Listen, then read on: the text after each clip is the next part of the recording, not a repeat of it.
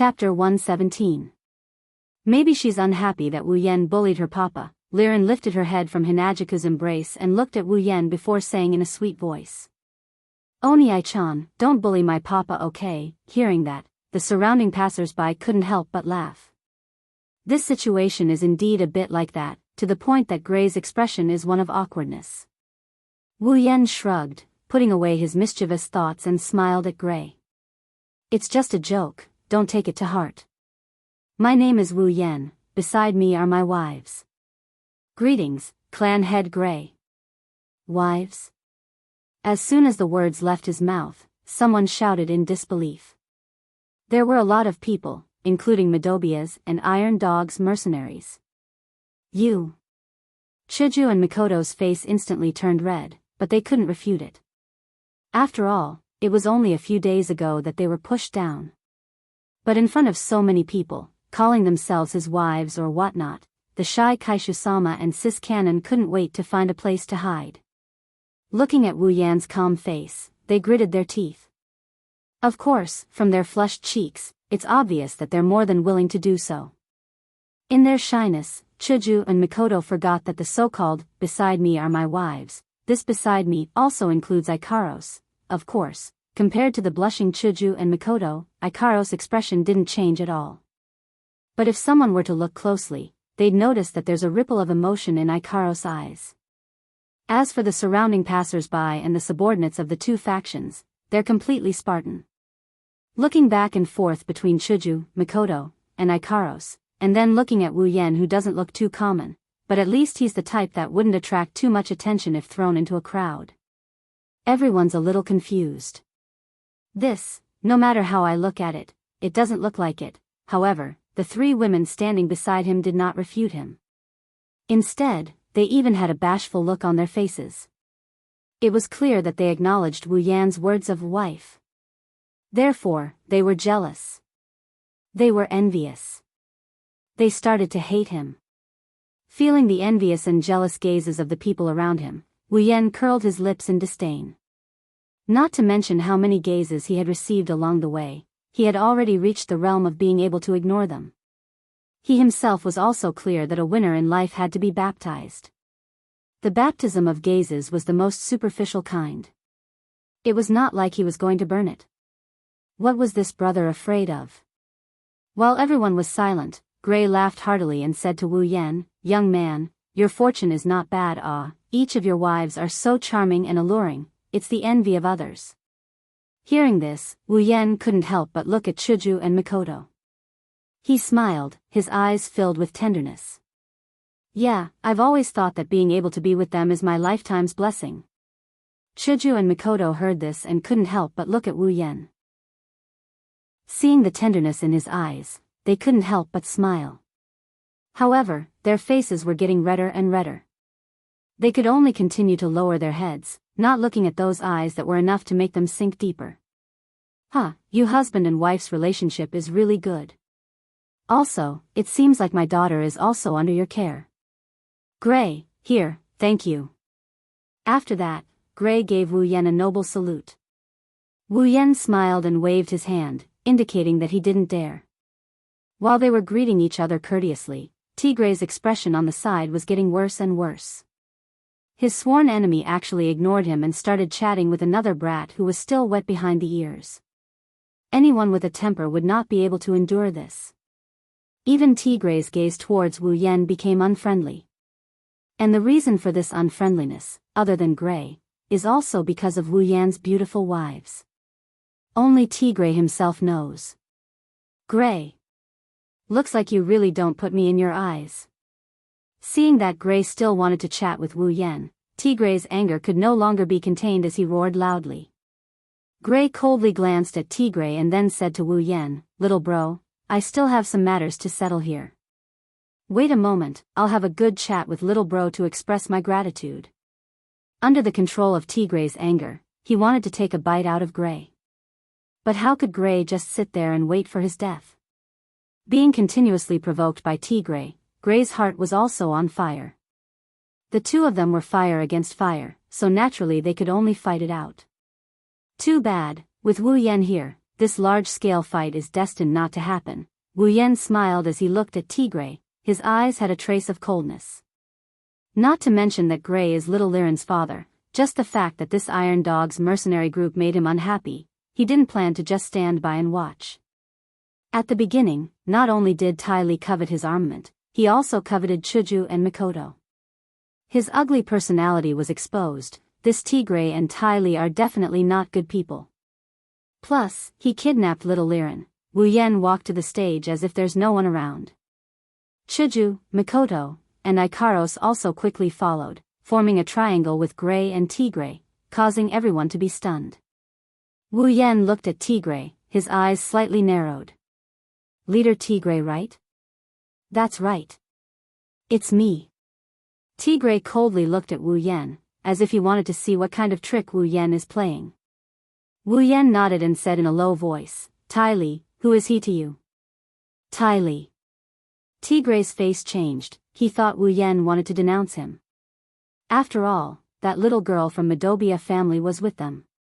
Then, it's very likely that it was Wu Yan's group who saved her from Tai Li's hands. But, there's no proof. What can Gray do to me? You're just a kid, what can you do to me? Tai Li is my little brother. Oh. Is that so? Wu Yan smiled.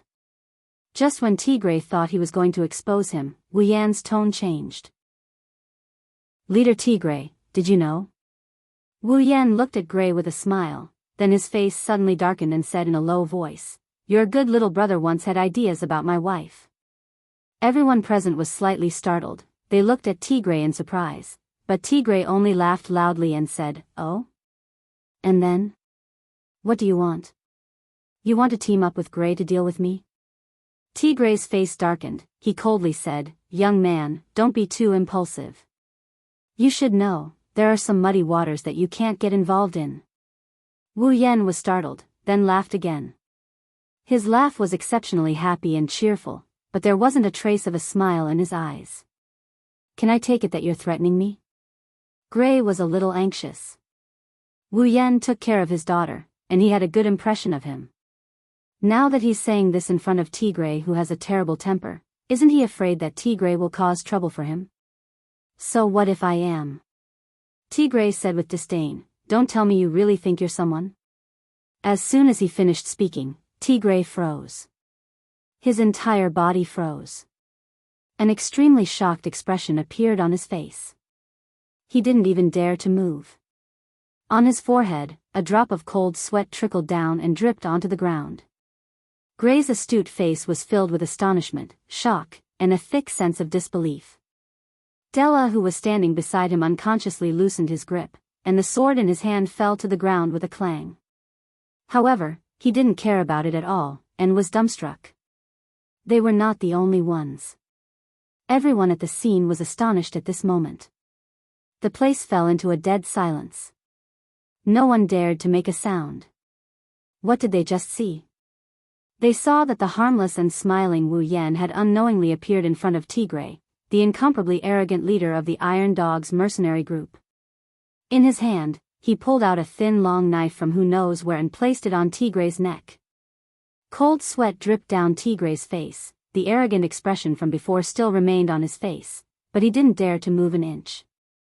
Feeling the cold sensation on his neck, and the faint killing intent coming from the smiling Wu Yan, Tigray could only maintain his stiff appearance and stand there. He's scared. The scene was so quiet that you could hear a pin drop. Chapter 118.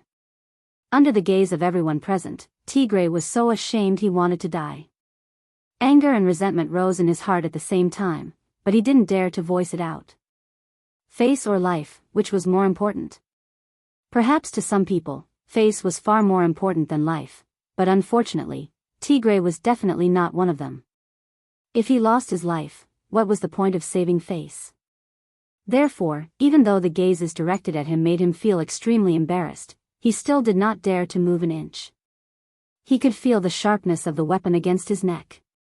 It was so sharp that he could feel the pain on his skin just by pressing it against his neck. He could feel the killing intent of this guy called Wu Yan standing in front of him. If he didn't cooperate, then he definitely wouldn't be merciful. When that time comes, what face, what Iron Dog's mercenary group, what leader, none of these would be able to protect him. Under the threat of death and the control of the anger in his heart, Tigray had completely lost his ability to judge. So much so that he couldn't see the meaning behind those gazes. What Tigray didn't know was that the gazes of everyone present didn't have any intention of mocking or ridiculing him. There was only shock and disbelief. Behurl, there were many big and small factions, but there were only two of the biggest, and that was the Madobia family and the Iron Dog's mercenary group. These two factions, in a region with hundreds of factions in Behurl, were still able to stand at the top. One could only imagine how strong they were. And among these two strongest factions in Behurl, the leader of the Madobia family, Gray, and the leader of the Iron Dog's mercenary group, Tigray, were undoubtedly the strongest existences in these two factions. In other words, Gray and Tigray were the two strongest people in Behurl. But today, the incomparably strong leader of the Iron Dog's mercenary group, Tigray, was taken down by a youth who looked to be in his 20s in a single exchange. Are our eyes playing tricks on us? This was the thought that rose in the minds of countless people present. Of course, if Wu Yan knew of this thought, he would definitely laugh out loud, and very happily. Incomparably powerful? If it was me a few days ago, it might have been a bit troublesome, but it definitely wouldn't be a problem to take him down, let alone now that I'm at the 7th step. The so-called strongest faction in Behurl is just that they have a lot of strong people under them. After the trip to the treasure room and seeing the tens of thousands of stone spiders and humans, Wu Yan didn't even put them in his eyes. Even if they can't, he wouldn't mind letting them play with Ikaros for a while. Looking at the sweaty Tigray standing in front of him, Wu Yan curled his lips in disgust. Even Chuju, Mikoto, and the others who were still normal were disgusted. Just a moment ago, he was still so arrogant. But now, with a knife on his neck, his performance was so unbearable. Sure enough, with such an elder brother, there would be such a younger brother. If the upper beam is not straight, the lower beam will be crooked. Those who came from the same nest were really not good people. Commander. Recovering from their shock, the group of mercenaries behind Tigray finally realized what had happened. They held their weapons in their hands as they cried out in alarm, accompanied by the barking of the sharp-toothed hounds. Don't act rashly. Tigray hurriedly shouted at the mercenaries behind him. Hearing their commander's words, the mercenaries could only take a few steps back, helplessly accepting the fact that their commander was being held hostage. Commander, hang in there, we're coming to save you. Tigray didn't feel relieved hearing that, instead, he was furious. Why didn't you guys shout so loudly when the enemy charged over? I'm being held hostage and all of you were stunned, only reacting after the sun came up. I'd rather count on Gray to put in a good word for me than count on you guys to save me. Tigray was making things difficult for them. Other than Chuju, Mikoto, and Ikaros, no one else could see Wu Yan's movements clearly. Even he himself couldn't react, let alone these mercenaries who only have a few 5th tier. Wu Yan very elegantly waited for them to finish chatting before he moved the shana in his hand. Looking at Tigray, who was shocked by his own actions, Wu Yan smiled. What's wrong? Commander Tigray, didn't you say that I'm not a big deal? Why aren't you continuing? Tigray secretly sighed in relief. Since Wu Yan didn't make a move immediately, it meant that he didn't intend to do anything to him. This more or less calmed him down. But when he heard Wu Yan's words, he pursed his lips and forced himself to say, Lil, what do you want? How could Wu Yan not see through Tigray's act of calmness? Disdainful and amused, he tilted his head and said, It's not what I want, it's what you want, isn't it? You were the one who said it yourself, so what if you threaten me? Tigray choked and glared at Wu Yan hatefully. The situation was beyond his control, he could only say, It's my bad luck that I'm not as good as you. He was just threatening Wu Yan not to get involved in this mess and now he's compromised under Wu Yan's threat. It's ironic, but it's only to the point where Tigray can only admit that he's unlucky. It's impossible for him to say, it's my fault to Wu Yan. Unless Wu Yan really threatened Tigray directly, Tigray could only compromise in order to save his life. But Wu Yan didn't intend to push him too hard. A dog would jump over a wall when cornered. This dog-rearing mercenary group must have understood this principle. Wu Yan smiled and waved his empty hand at Tigray. This casual gesture made Tigray feel strangely angry. Tigray suppressed the anger in his heart and said sullenly, "Can you let me go now?" Wu Yan nodded indifferently and looked at Tigray's face. "I didn't intend to offend Commander Tigray.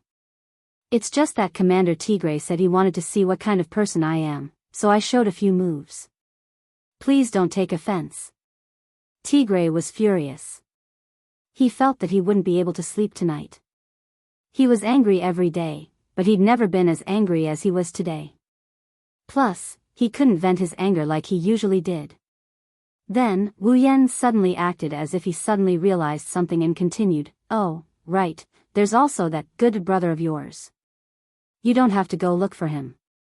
Even if you go look for him, you'll probably only find his corpse." "You killed him?" Tigray cried out involuntarily. Wu Yan laughed mockingly. "Ah, yes. He had designs on my wife. If I didn't kill him, was I supposed to keep him around and waste food?" "You." Tigray gritted his teeth and stared at Wu Yan. All he saw was Wu Yan's cold gaze. He could only turn his head dejectedly. If he died, then he died. He failed the mission, so he was just a piece of trash.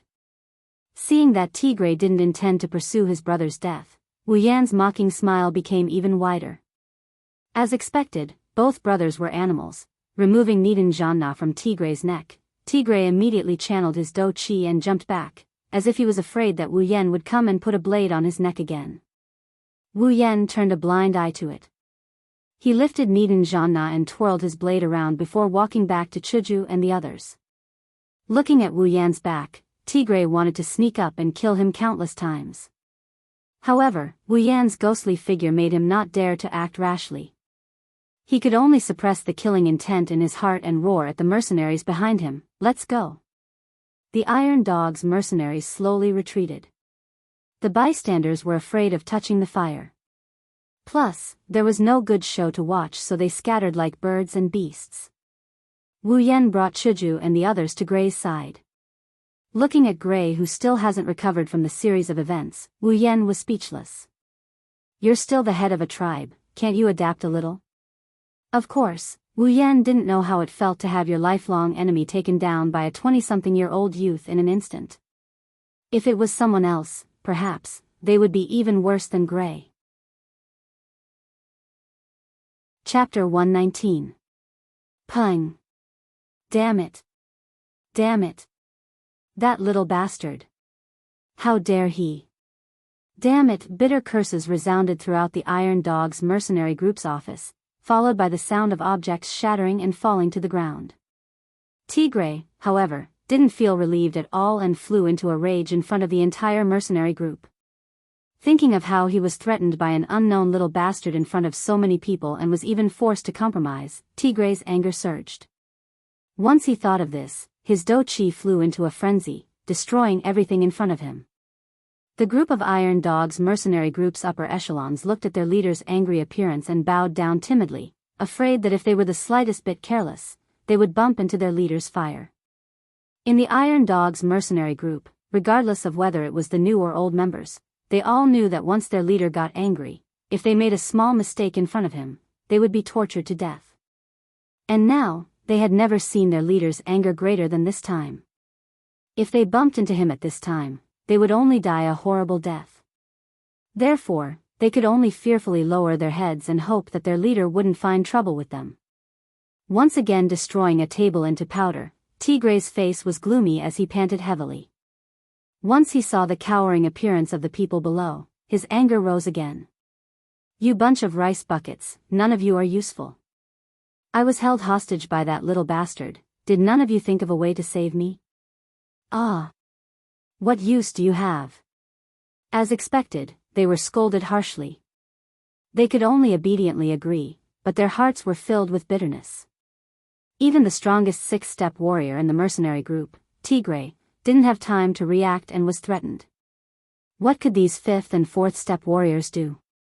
Of course, this could only be said in their hearts. No one dared to complain out loud. They could only face Tigre's saliva and be fiercely scolded by him, hoping that this period of time would pass quickly and not let them suffer anymore. After venting his anger on his subordinates, Tigre finally felt a bit better. However, his expression is still as dark as ever. Without a doubt, he's holding a grudge against Wu Yan. Sitting at the head of the table, Tigre took a sip of water to quench his thirsty throat. He said in a low voice, "How is it? Have you found out the background of that brat?" Hearing this, the group of higher-ups looked at each other and looked at one person. This person could only brace himself and take 2 or 3 steps forward. "See, Commander, we tried everything we could think of to find out where he came from, but not a single person was able to find out where he came from. It was as if he appeared out of thin air. There was no trace of him at all. We could only find out that he had lived in the supply town for 2 or 3 months, and then recently came to Behurl." The more Tigre listened, the darker his expression became. In the end, he simply waved his hand and sent him flying with a palm strike. He crashed into the wall and coughed out a few mouthfuls of blood before fainting. Tigre didn't even look at him as he coldly snorted. "Rice bucket." The higher-ups swallowed their saliva and laughed bitterly. They had already guessed this result when they received the investigation report from their subordinates. They could only rejoice that no one had died yet. At this time, the atmosphere in the Iron Dog's mercenary group's office was extremely stifling. Everyone looked at the gloomy Tigre sitting at the head of the table and could only lower their heads in silence, fear in their hearts. Tigre's eyes flashed with a trace of venomous resentment. He was not willing to accept this. He had fallen so hard in front of this abominable brat who came out of nowhere. By now, the entire Behurl probably knew that he, a warrior of the 6th step, had become a powerless character. With Tigre's temper, of course he wouldn't let it go so easily. If he didn't vent this anger, he felt that he would never be able to eat or sleep well for the rest of his life. But what could he do? Even if he was furious, he had to admit that he hadn't discovered the opponent's strength. He had been taken down in the blink of an eye. From this, it could be seen that the opponent was definitely stronger than him. Tigre was confident that even if a peak 6th rank warrior was in front of him, he would still have the confidence to fight him. He himself was only a little bit away from the peak 6th rank. And since the opponent could take him down in an instant, even if he had been careless and the opponent's sneak attack, there was no doubt about the opponent's strength. Then, that brat was most likely a 7th rank warrior. Tigre's face turned extremely ugly at this thought. He didn't want to admit that a 20-something-year-old had actually reached the level he himself hadn't reached yet.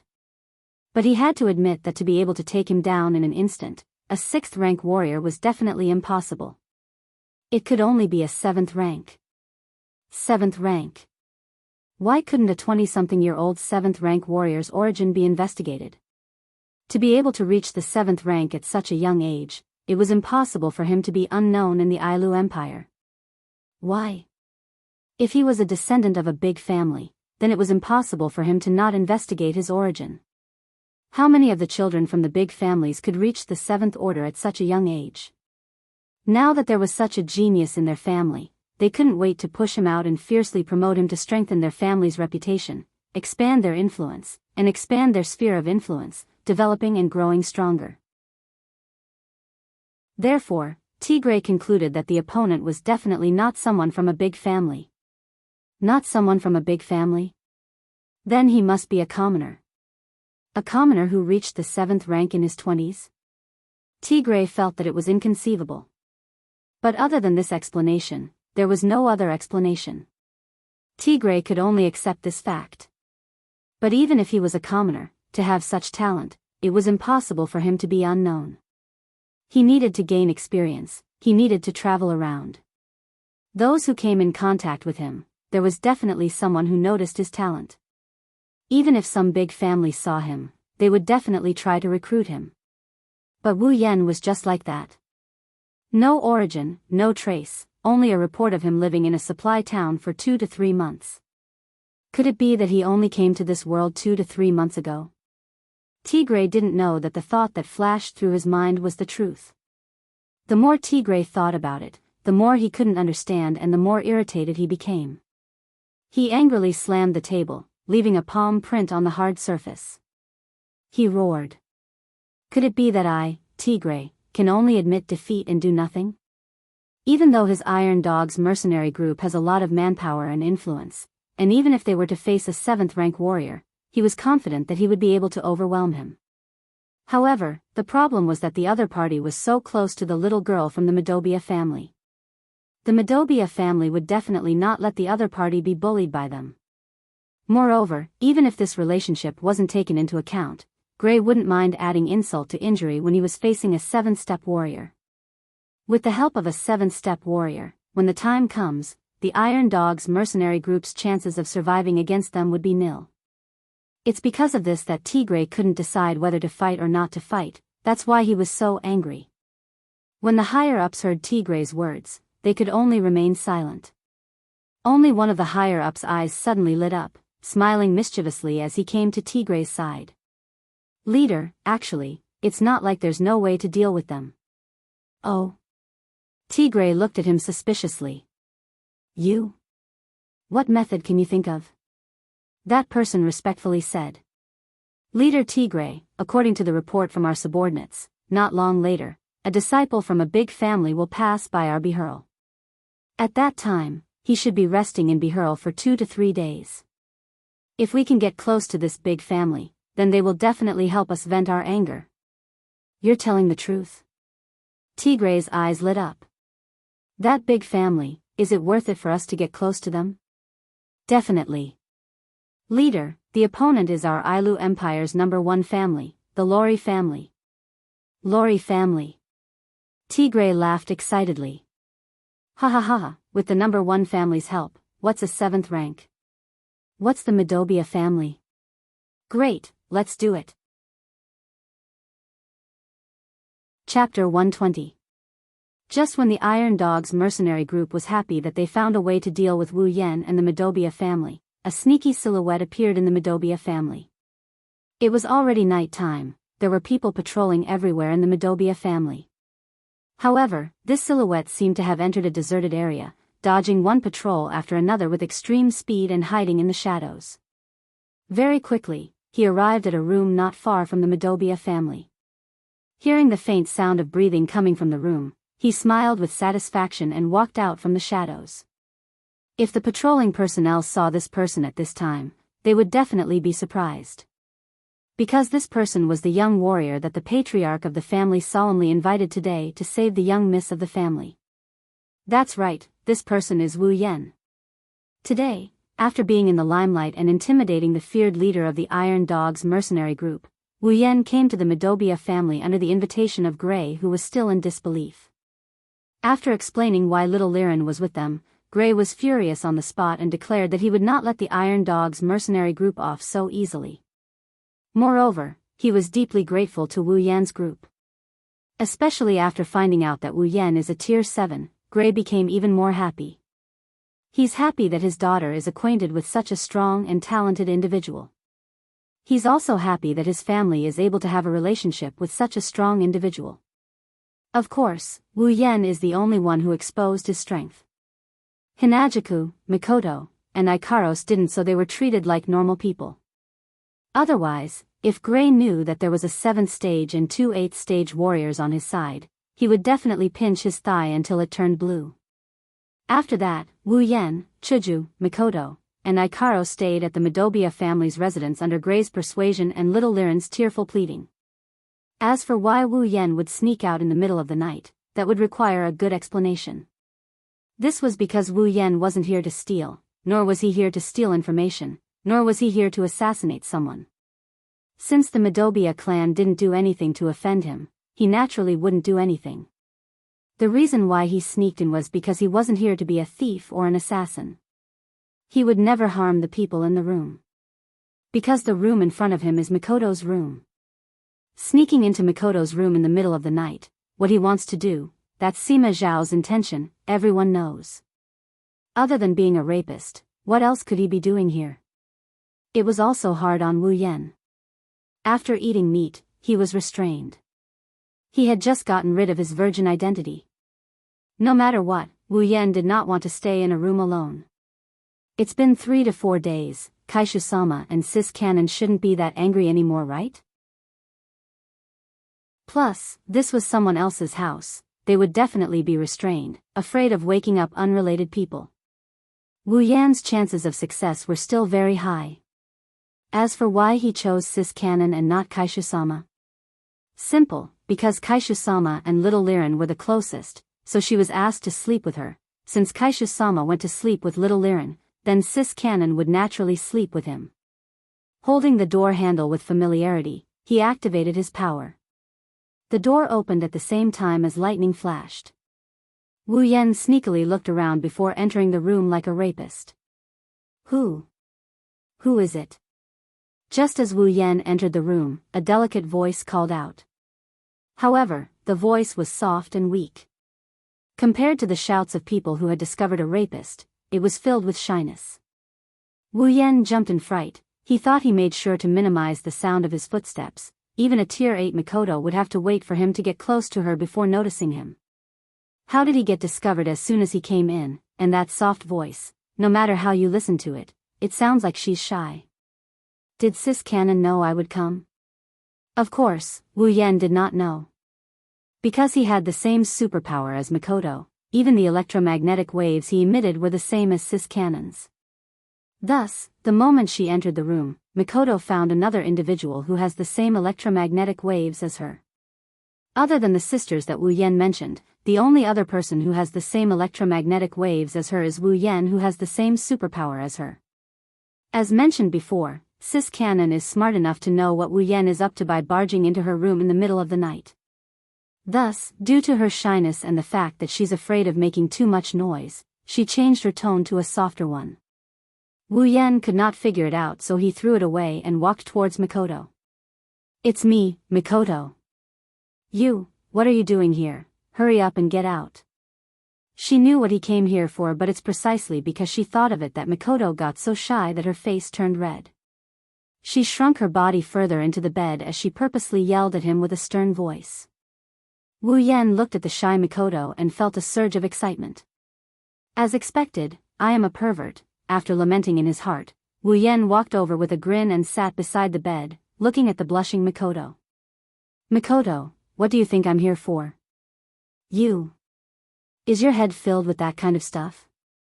This is someone else's house. She just lost her virginity 3 days ago, which means this is Mikoto's second time. Tsundere Sis Cannon naturally couldn't get used to Wu Yan's teasing no matter what. Besides, this is someone else's house. How could she get used to it? However, Wu Yan had made up his mind to ignore Sis Cannon's words. Looking at Mikoto's bashful face, Wu Yan could no longer hold it in. Mikoto screamed in surprise as he flipped her over and pressed her under his body. Caught off guard by the sneak attack, Mikoto felt the weight on her body and her whole body soften. Stop. Don't. Wu Yan chuckled and ignored Sis Cannon's pleas, blocking all her words with one action. Ugh. Although it was not the first time she kissed Wu Yan, Mikoto still felt dizzy. She could feel her tongue being captured quickly. She could only make ugh sounds, forgetting all about her superpowers and subconsciously acknowledging Wu Yan's actions. Wu Yan did his best to carry out his task. Tears were streaming down his face. Finally, there is meat to eat. Very quickly, under Mikoto's feeble resistance, Wu Yan took off all of Sis Cannon's clothing and stripped her down like a little lamb. Then, under her feeble resistance, he caressed her soft breasts and started massaging them. Ugh. Mikoto couldn't help but moan when her private parts were being grasped. She was so embarrassed that she wanted to die. She could only raise her hands to cover her face, but her moans continued. Wu Yan practiced Tai Chi on Mikoto's body while taking off his own clothes.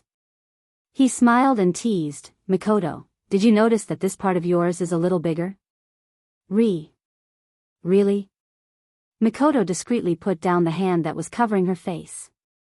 She blushed and asked in a small voice. Looks like Wu Yan's words gave her a pleasant surprise. Looks like all girls care about their size, especially flat-chested girls like Sis Cannon. Although, no matter the size, Wu Yan likes them all the same. Of course, it's all thanks to me. Wu Yan tried his best to recommend himself. So, we should do this more often, that way it can become bigger. Who wants that, to become bigger? Ugh. I don't want to. Ugh. Do it with you. Ugh. You're not being honest. Wu Yan reached a hand under Mikoto's body and the sound of water could be heard. Your body is more honest than you, Mikoto. No. Mikoto pleaded weakly. Then, she felt Wu Yan enter her body forcefully. She moaned softly and immersed herself in the pleasure that Wu Yan brought her. The night is still long. Chapter 121. On this day, there were quite a number of people standing at the entrance of the Midobia family. There were both men and women among these people, but the aura on their bodies was quite strong. It was obvious that without exception, all of them had unique skills, and were either warriors or mages who had achieved success in their cultivation. There are 4 people, 2 men and 2 women, standing in front of these people. One of the women has a beautiful head of long silver hair, wearing a short-sleeved shirt and shorts. Her voluptuous breasts hold up her clothes, as if they would burst out of her clothes at any time. Her figure is very tall and hot, her delicate face is gentle and serious at the same time. She holds a long sword in her hand, with one look you can tell she is a female warrior. The other woman is not as mature as the former. Her pretty face has a hint of immaturity, she still looks very young. Her long black hair is like a waterfall that hangs behind her head. Although her voluptuous breasts are not as big as the former, they are still quite large. Although she is wearing a long robe, it can't cover it up. Both women are equally beautiful. As for the man, he is wearing a magician's robe, standing behind the 2 women. His handsome face also has a hint of immaturity, he also looks very young. However, his eyes are on the black-haired woman in front of him. There is a blurred look in his eyes, as if there is nothing in this world that can attract his attention more than this girl in front of him. As for the other man, it was obvious that he was the oldest of the 4. Compared to the 3 who were still in their youth, this man was a middle-aged man. His appearance was not considered ugly, but there was a trace of viciousness between his eyebrows, which greatly ruined his image. Moreover, he had a bald dog by his side, which made him the one with the worst image among the 4. And he is Tigray. If Wu Yan was here, then he would realize that among the 4 leaders, other than the pretty boy, he knows the other 3. The silver-haired beautiful woman with a long sword is Fei Fei. The young girl with long black hair dressed as a magician is Wu Yan's first friend in the Spalier world, Lulu. At this moment, under the protection of a large group of people behind her, Lulu pouted her lips and puffed up her cheeks. She muttered something unhappily and did not restrain her voice at all. What is this? So many people are blocking my door. It's as if they're here to bully me. It's really uncomfortable. Hearing this, Fei Fei, who was standing beside Lulu, could not help but frown. It seemed that she was also rather unhappy with such actions. I don't like this kind of thing either. Hearing Lulu and Fei Fei's words, the young man standing behind them could only helplessly say, I know that Miss Lulu and Miss Fei Fei don't like such big movements, but in any case, they did fulfill their duties as the host yesterday and treated us in every possible way. Since that's the case, it's only right for us to help them with a small request. Anyway, it's just a small family. If the 2 misses don't like it, it's fine if you don't participate. Ah, you said it. Lulu immediately said happily, then I won't participate. That's only natural. At this moment, Tigray, who had been sneering at the Midobia family's door, finally spoke up. He walked in front of Lulu fawningly and smiled, Miss Lilu Plum is of noble status. Naturally, you can't act together with us servants. Originally, the Iron Dog's mercenaries thought that the one who came to be Hurl was just a small figure from the Lori family. Who would have thought that after seeing the person, they would be shocked to find out that the one who came was actually the only daughter of the Lori family, the daughter of the head of the Lori family. How is this a small figure? It's clearly a big deal. Thus, after the initial excitement, Tigray worked even harder to curry favor with Lulu.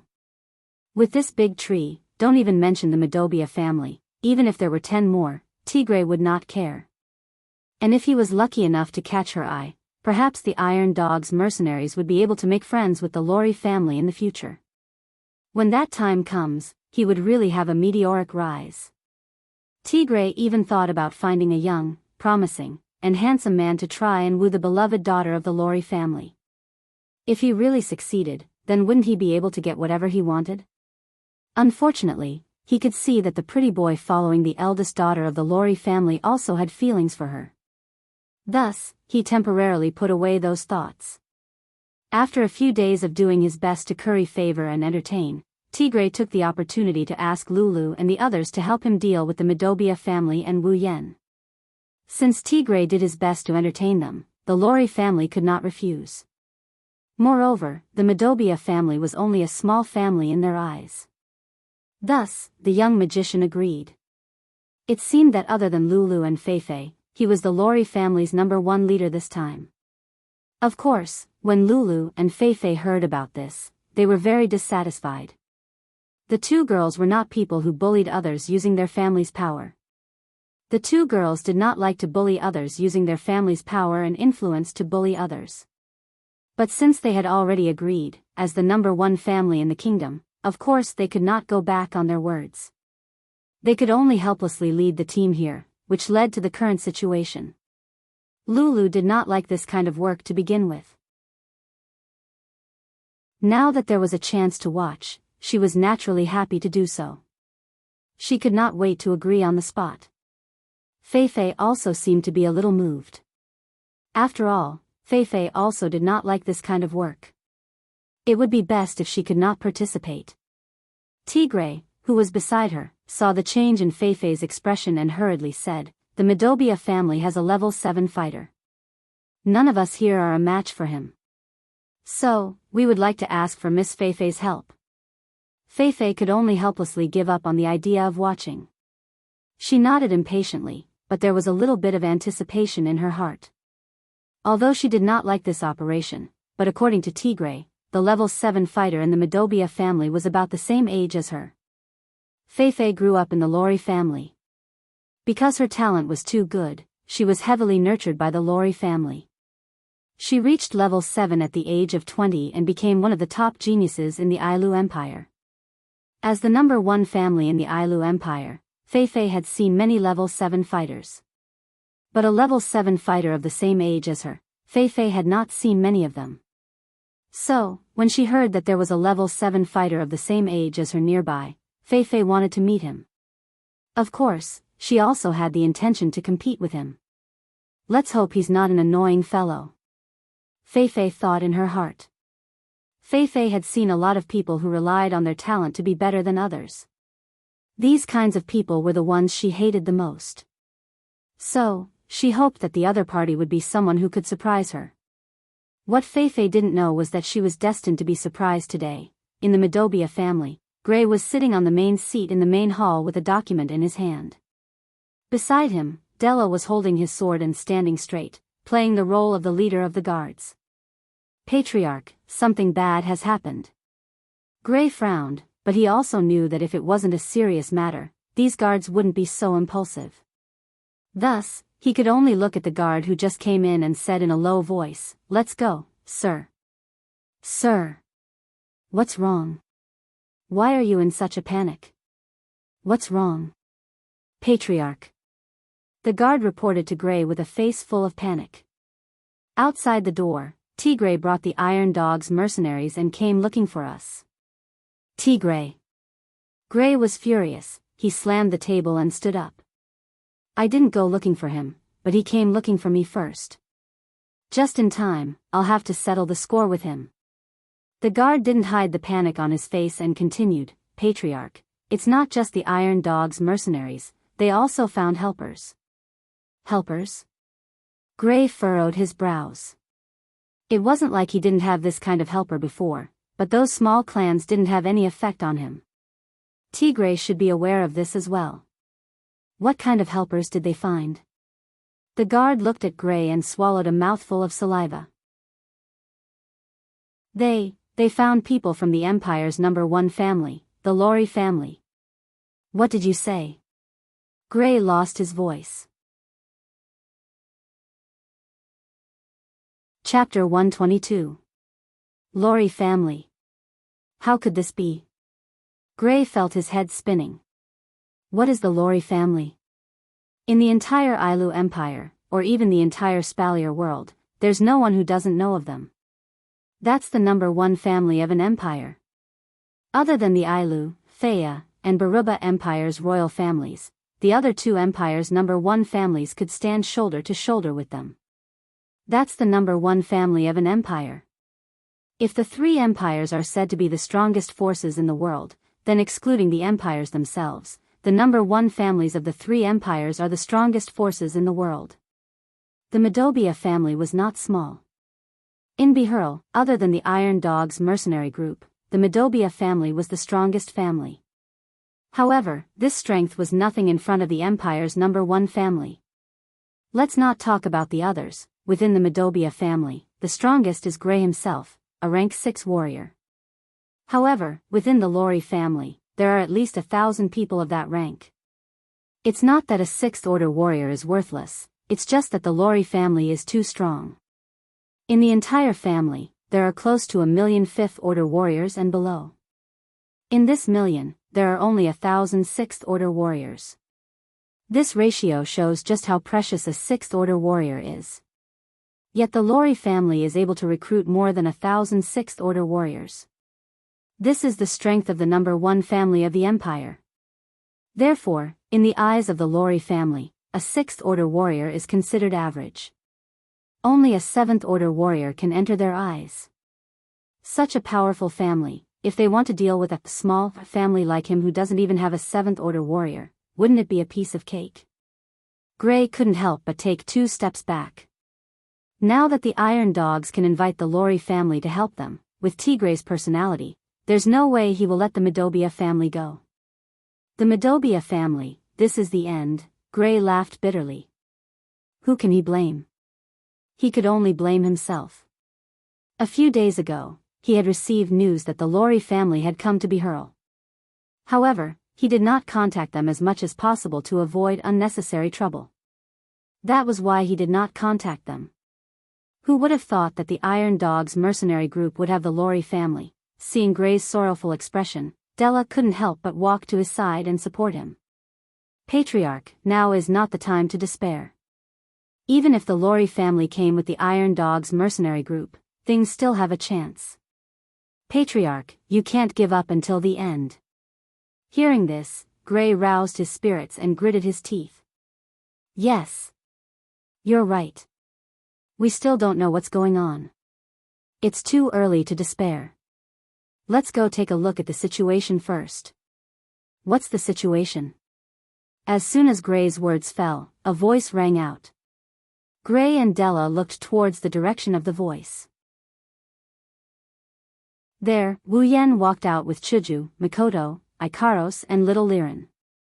Feeling that the atmosphere in the hall was not right, Wu Yan curiously looked at Gray and asked. What's wrong? Patriarch Gray, it seems like you're not in the right mood. Gray went silent and suddenly grabbed Wu Yan's hands. Little brother Wu Yan, I, Gray, would like to ask you for a favor. The sudden action startled Wu Yan. If it wasn't for Gray's serious expression, Wu Yan would have sent him flying with a kick. Hearing the meaning behind Gray's words, Wu Yan frowned. Patriarch Gray, what's going on? What is it that made you beg me for help? Gray bitterly smiled and shook his head. My Medobia family might be facing a great calamity soon. So, I want to ask you, little brother Wu Yan. Gray hesitated for a moment, then looked firmly at Wu Yan and said. If something happens later, please take Liren and leave this place. Wu Yan and the rest were shocked. Little Liren was even more shocked. She flew to Gray's side and clutched his clothes tightly. Daddy, Liren won't go. Listen to me. Liren. Gray scolded. Today, you must listen to me. No, no. I won't go, I won't go. Wu Yan raised his hand to stop the father and daughter duo from acting out such a scene. He looked straight at Gray. Patriarch Gray, what's going on? Gray sighed deeply. The Iron Dog's mercenary group came to our door. Hearing this, Wu Yan didn't move. He continued to look at Gray. He knew that just the Iron Dog's mercenary group wouldn't be able to make Gray act so unbearably. There must be more to it. They found help from the Ailu Empire's #1 family, the Lori family. This time, they might really want to eradicate my Midobia family. Lori family. Wu Yan frowned. This so-called Lori family, isn't it Lulu's family? That's right. Gray said to Wu Yan. Although I don't know if the Lori family is here to help the Iron Dog's mercenary group, but, just in case. That's why I want you to help me take care of my daughter. Please, little brother Wu Yan. Gray wanted to bow to Wu Yan, but Wu Yan grabbed his shoulder and stopped him from bowing. He smiled and said, Patriarch Gray, you said it yourself, they might not be here to help the Iron Dog's mercenary group. So, let's not talk too early. How about this, I'll accompany you to take a look. What? No. Gray quickly objected. If you guys go out and something happens, what should we do? Don't worry, if something really happens, even if we can't win, we'll still be able to escape. Although Wu Yan didn't want to offend the Lori family, after all, it's Lulu's family.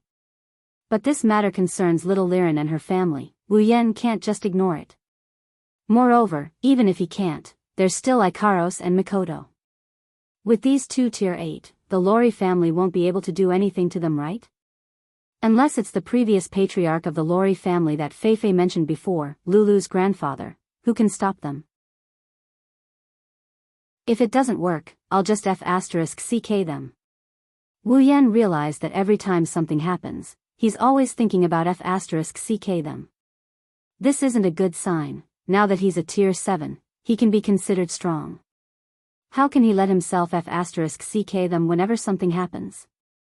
If it becomes a habit, then it'll be troublesome because it means that he doesn't believe in his own strength. If a person doesn't believe in his own strength, then what courage does he have to face stronger opponents and take another step forward? Although there's the system and he can level up as long as there's monsters to kill, but this is an issue of mentality and state of mind.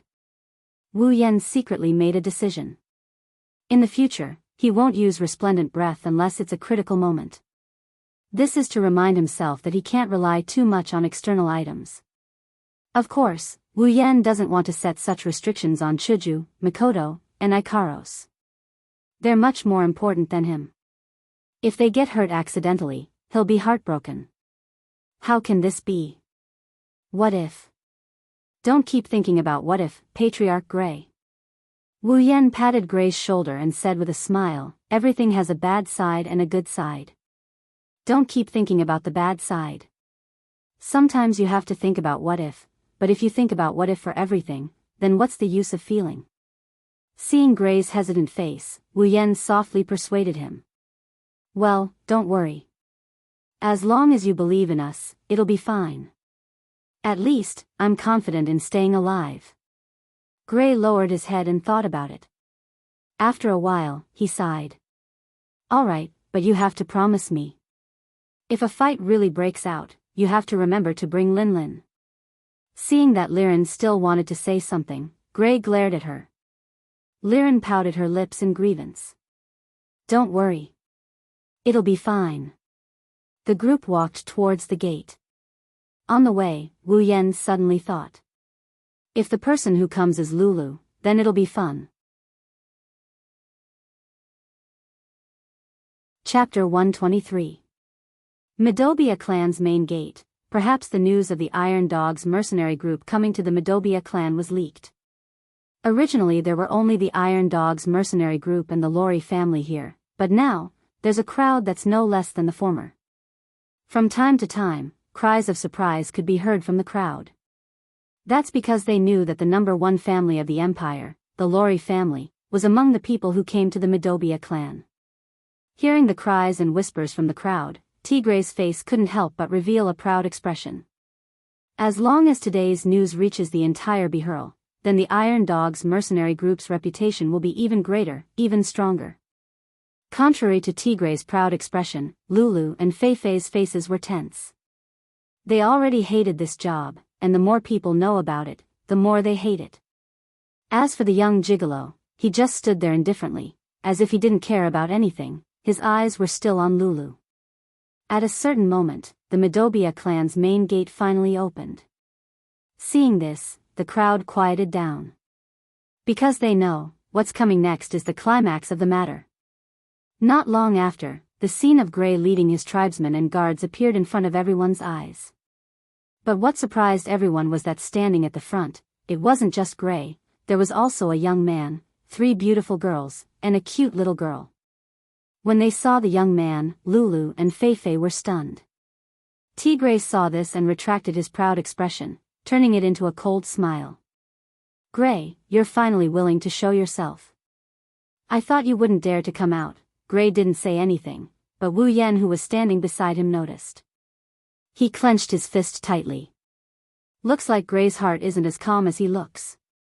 If it was anyone else, the result would be the same, as long as they see the lineup in front of them. As for the number of people, there's no need to count.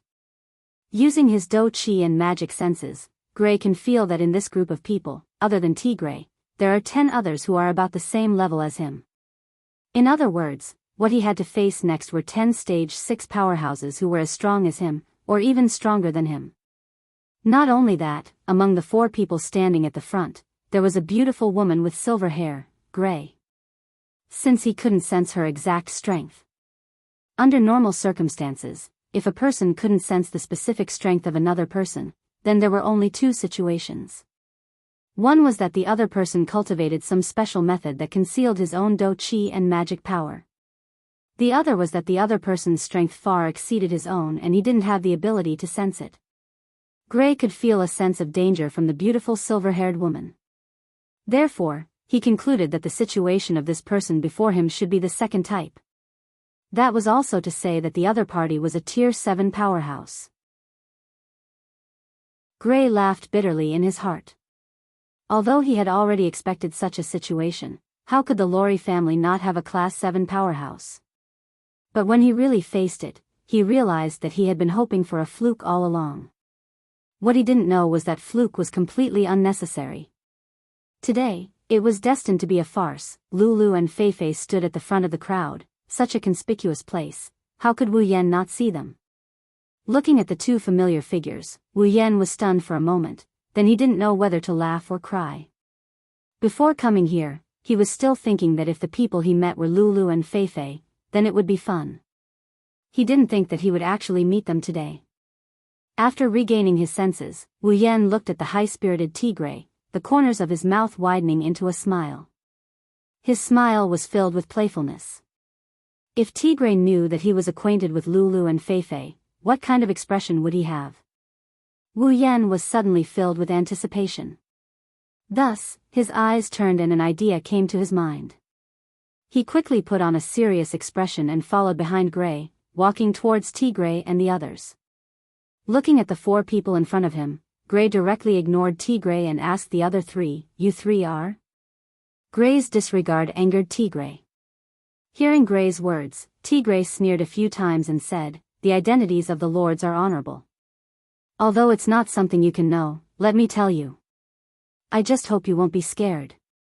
After saying that, Tigray pointed at the young pretty boy. This one is the direct disciple of the Lori family head. He's also a genius that the head of the Lori family personally bestowed with the surname Lori, Lord Hughes Lori. Gray's body trembled slightly. At first, he thought that the one who came was just a small figure from the Lori family. He didn't expect it to be the direct disciple of the head of the Lori family. On this point, he had the same thought as Tigray. Gray's expression changed. Of course Tigray saw it. After a triumphant smile, he pointed at Feifei. This one is also the direct disciple of the head of the Lori family. She entered the family earlier than Lord Hughes. She's also the guardian of the head of the Lori family's only child, Lord Feifei Lori. Tigray continued to point at Lulu, the smile on his face widened. As for this one, she's the only daughter of the head of the Lori family, the eldest daughter of the Lori family, Lilu Mei Lori. As Tigray introduced them one by one, Gray's heart started to feel bitter. When he heard the words the only daughter of the Lori family, the bitterness in his heart intensified. The direct disciple of the Lori family? Only daughter? Forget about him, even if it was any other family in the Ailu Empire, they wouldn't dare to offend her. This kind of person wants to touch the Madobia family. Gray felt bitter inside, but he still bowed to Feifei, Lulu and Hughes. The head of the Madobia family, Gray Madobia, greets the three of you. Tigray was about to use Gray's authority to scold him for not addressing them as Lord when Feifei and Lulu noticed that the Wu Yan standing beside Gray was the Wu Yan they knew. Whether it was Lulu or Feifei, both of them were overjoyed to see Wu Yan. Especially Lulu. As the only daughter of the Lori family, Lulu could be said to be the center of attention. In the entire Ailu Empire, other than the princesses of the royal family, who else could compare to her life? But it was this kind of life that allowed Lulu to transcend the ranks of the commoners. The people around her, regardless of gender, all of them had some sort of interest in them, especially the men. Lulu may be a little young, but her looks are truly devastatingly beautiful. Even Chuju and Mikoto paled in comparison to her. Only Ikaros could surpass Lulu in terms of looks. With this kind of appearance and background, who wouldn't want to embrace Lulu in their arms? As long as they could win Lulu's heart, then not only would they would also gain the Lori family. After all, the Lori family only has one direct descendant. In the future, if Lulu doesn't become the head of the Lori family, then it would be Lulu's husband becoming the head of the Lori family. The head of the empire's #1 family, just thinking about it is enough to make people drool, right? Because of this, Lulu didn't have a single true friend. Other than the few people who could compare to her in the world, there wasn't a single male among them. However, a few months ago, Lulu got to know the first person in her life who is worthy of being her friend. That person is Wu Yan. Lulu will never forget that day in the Behemoth Forest, when she met Wu Yan for the first time. In his eyes, other than admiration, there wasn't any greed or lust that other men have. That's why Lulu treated Wu Yan as a true friend. Of course, it's only at the level of a friend. Seeing Wu Yan again, Lulu's surprise is unimaginable. Seeing Lulu's expression, Wu Yan suddenly jumped out, pointed at Lulu and shouted. Which? Are you the one who wants to mess with our Madobia family? This guy is messing around again, that's Chuju and Mikoto's first thought. Chapter 124. Which? You're the one who wants to mess with our Madobia family? Time came to a standstill as Wu Yan continued his speech. Lulu was stunned, her originally happy face froze just like that. She didn't know what Wu Yan was trying to do. Feifei was stunned, she didn't know what was going on, she didn't know why things would develop like this, she didn't know how to react for a moment. Gray was stunned, then he started to get anxious. He didn't know what Wu Yan was trying to do, but he knew that Wu Yan's words definitely offended the other party. Tigray was stunned, he kept his expression and didn't say anything, but there was only one thought in his mind, he's dead for sure. Hughes was stunned, he threw all his indifference into the trash can, his eyes were filled with killing intent as he looked at Wu Yan. Chuju, Mikoto, Liren, and even Ikaros were stunned. Even if they were with Wu Yan day and night, they didn't know what to do with Wu Yan's sudden outburst. Everyone present was stunned, even though they didn't know what was wrong with this person who defeated the Iron Dog's mercenary group leader a few days ago, but they knew that if he offended the Lori family, no matter how strong he is, he's dead for sure, unless he's a tier 9. But, is that possible? At least, no one in the audience would believe it. So, they can only think that Wu Yan is young and frivolous, thinking that he's invincible after defeating the Iron Dog's mercenary group leader, and now his Chinibu syndrome is acting up. Lulu, who didn't react for a long time, even though she didn't know why Wu Yan acted like this, but when she heard Wu Yan call her a witch, she got angry. Lulu put her hands on her hips and puffed out her chest, her pair of full breasts became even more prominent, blinding Chuju and Mikoto's eyes. But she didn't notice, she pointed at Wu Yan and loudly retorted. What witch? How do I look like a demon? Wu Yan sneered and waved his hand. He pointed at Lulu and said confidently, then tell me, which part of you doesn't look like a demon? I don't look like a demon in any way. I'm a real human. Lulu shouted angrily. Wu Yan suddenly felt a sense of powerlessness. Not only him, but everyone present felt the same way. This is not the place to refute, is it? No one doubts that you are not human. Wu Yan smiled embarrassedly and shrugged. All right, let's just say you're a human. What do you mean by even if? I am a human, a real human. Lulu immediately retorted loudly, as if the so-called witch was a great insult to her. Wu Yan coughed and continued with a straight face. Then, are you the human who wants to make a move on our Madobia family? Who wants to make a move? Lulu pouted and said unhappily, I don't like to bully people. It's all his fault, he forced me to come.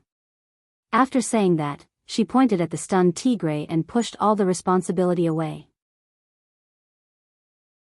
She even said it in a righteous manner. She didn't have any self-awareness that she dragged Tigray down with her. Wu Yan's face fell. He rolled his eyes at Lulu and said unhappily, aren't you the one with the most authority here? You're blaming others like that, aren't you a little too undisciplined? What, it's the truth. Lulu said angrily, I didn't want to bully people here at all. Then what are you doing here? Wu Yan looked at Lulu suspiciously. To be honest, this was the question in his heart. He really didn't know why Lulu would appear here. As for Lulu leading the way to Madobia family to pick a fight? It's not that Wu Yan looked down on her, but Wu Yan felt that if she was sold one day, he wouldn't even be able to find her, let alone pick a fight. Lulu directly opened her mouth and said 5 words. Wu Yan's face turned awkward and the others were stunned. I'm just passing by. Wu Yan looked at Lulu speechlessly and sighed. All right, then young lady passing by, what are you doing here? Hearing Wu Yan's question, Lulu started explaining to Wu Yan. She talked about how she's trying to please him, how she's trying to be a good host, how she's too embarrassed to refuse. She spilled everything out as if she's venting her dissatisfaction. While Wu Yan blushed with shame, it also confirmed another thought in his mind. Lulu was sold to help count the money, that's right. On the other hand, Tigray's face turned ugly. Let's not talk about the harmonious atmosphere between the young miss of the Lori family and that little bastard. Just the fact that Lulu told them about how he fawned over them was enough to embarrass him. In Bihurl, he was considered a person of status. Even though it wasn't something to be despised for currying favor with the empire's #1 family, but in an instant, the fact that he tried to curry favor with them to get their hands on the Madobia family was completely exposed. At the same time, when he saw how Lulu and Wu Yan were conversing with each other, as if they knew each other, Tigray had a bad premonition. Hughes also had a bad premonition. When he saw how familiar Wu Yan and Lulu were, he frowned and didn't let go for a long time. When Wu Yan finished listening to Lulu's explanation, he finally understood. Lulu really was just passing by and wanted to rest here. In the end, she tried to curry favor with them and acted as a host. Therefore, when Tigray asked the Lori family for help, they naturally couldn't refuse and came here together. In other words, you were tricked here. Wu Yan rubbed his chin and said with sudden realization. Yes, yes. Lulu nodded repeatedly, then suddenly thought of something and shook her head furiously. No, no, it's not a trick, it's not, it's a trick, it's not. I'm so confused. Lulu's face was distressed. Her pondering look immediately made everyone laugh. Of course, it was a very kind laugh. Only now did they realize that the high and mighty young miss of the Lori family in their hearts was actually just a cute little girl. Of course, in Wu Yan's words, she was just a little naive and muddle-headed, but could also be said to be natural. I think you should stop thinking about it. Just take it that you were really tricked. Wu Yan looked at Lulu and smiled. How can I just let it go? Lulu wrinkled her little nose. I don't want to admit that I was tricked. It's like I'm stupid. When Wu Yan heard this, he couldn't help but laugh. It's not like you're stupid, you're really stupid. You're the stupid one. Lulu shouted in dissatisfaction. The two of them quarreled as if there was no one around, but no one jumped out to stop them. How should I put it? Although they were quarreling, no matter how one looked at it, the two of them were so familiar with each other that even if they quarreled, there wasn't the slightest bit of tension. So much so that even though Wu Yan is being so unreasonable in front of their family's Missy, none of the Lori family members reacted in time to deal with the guy who offended their Missy. Fei Fei is the only one who is bitterly smiling at the side. Back when they were still in the supply town, back when they were still working with Wu Yan, this kind of scene happened almost every day. Fei Fei didn't object because even though it seemed like Lulu was being bullied by Wu Yan every time, Fei Fei, who raised Lulu since she was a child, how could she not know that Lulu was actually very happy to be able to communicate with Wu Yan like this? Wu Yan and Lulu don't know what other people are thinking, but the two of them are having a good time bickering with each other because they can feel that the sense of unfamiliarity they felt after their separation is gradually disappearing. The sense of familiarity from before is returning to them. At this moment, Gray finally recovered from his stupor. He thought that Wu Yan's offensive words towards the young miss of the Lori family would cause irreparable damage, but in the end, the situation developed in such a dramatic way. Just a moment ago, he was seen as a formidable foe, but now, he's happily chatting with Wu Yan. The bystanders can see that the two of them are very familiar with each other. Gray can also see that. Do they know each other? Gray looked at Wu Yan suspiciously and asked softly, "That? Do you know each other?"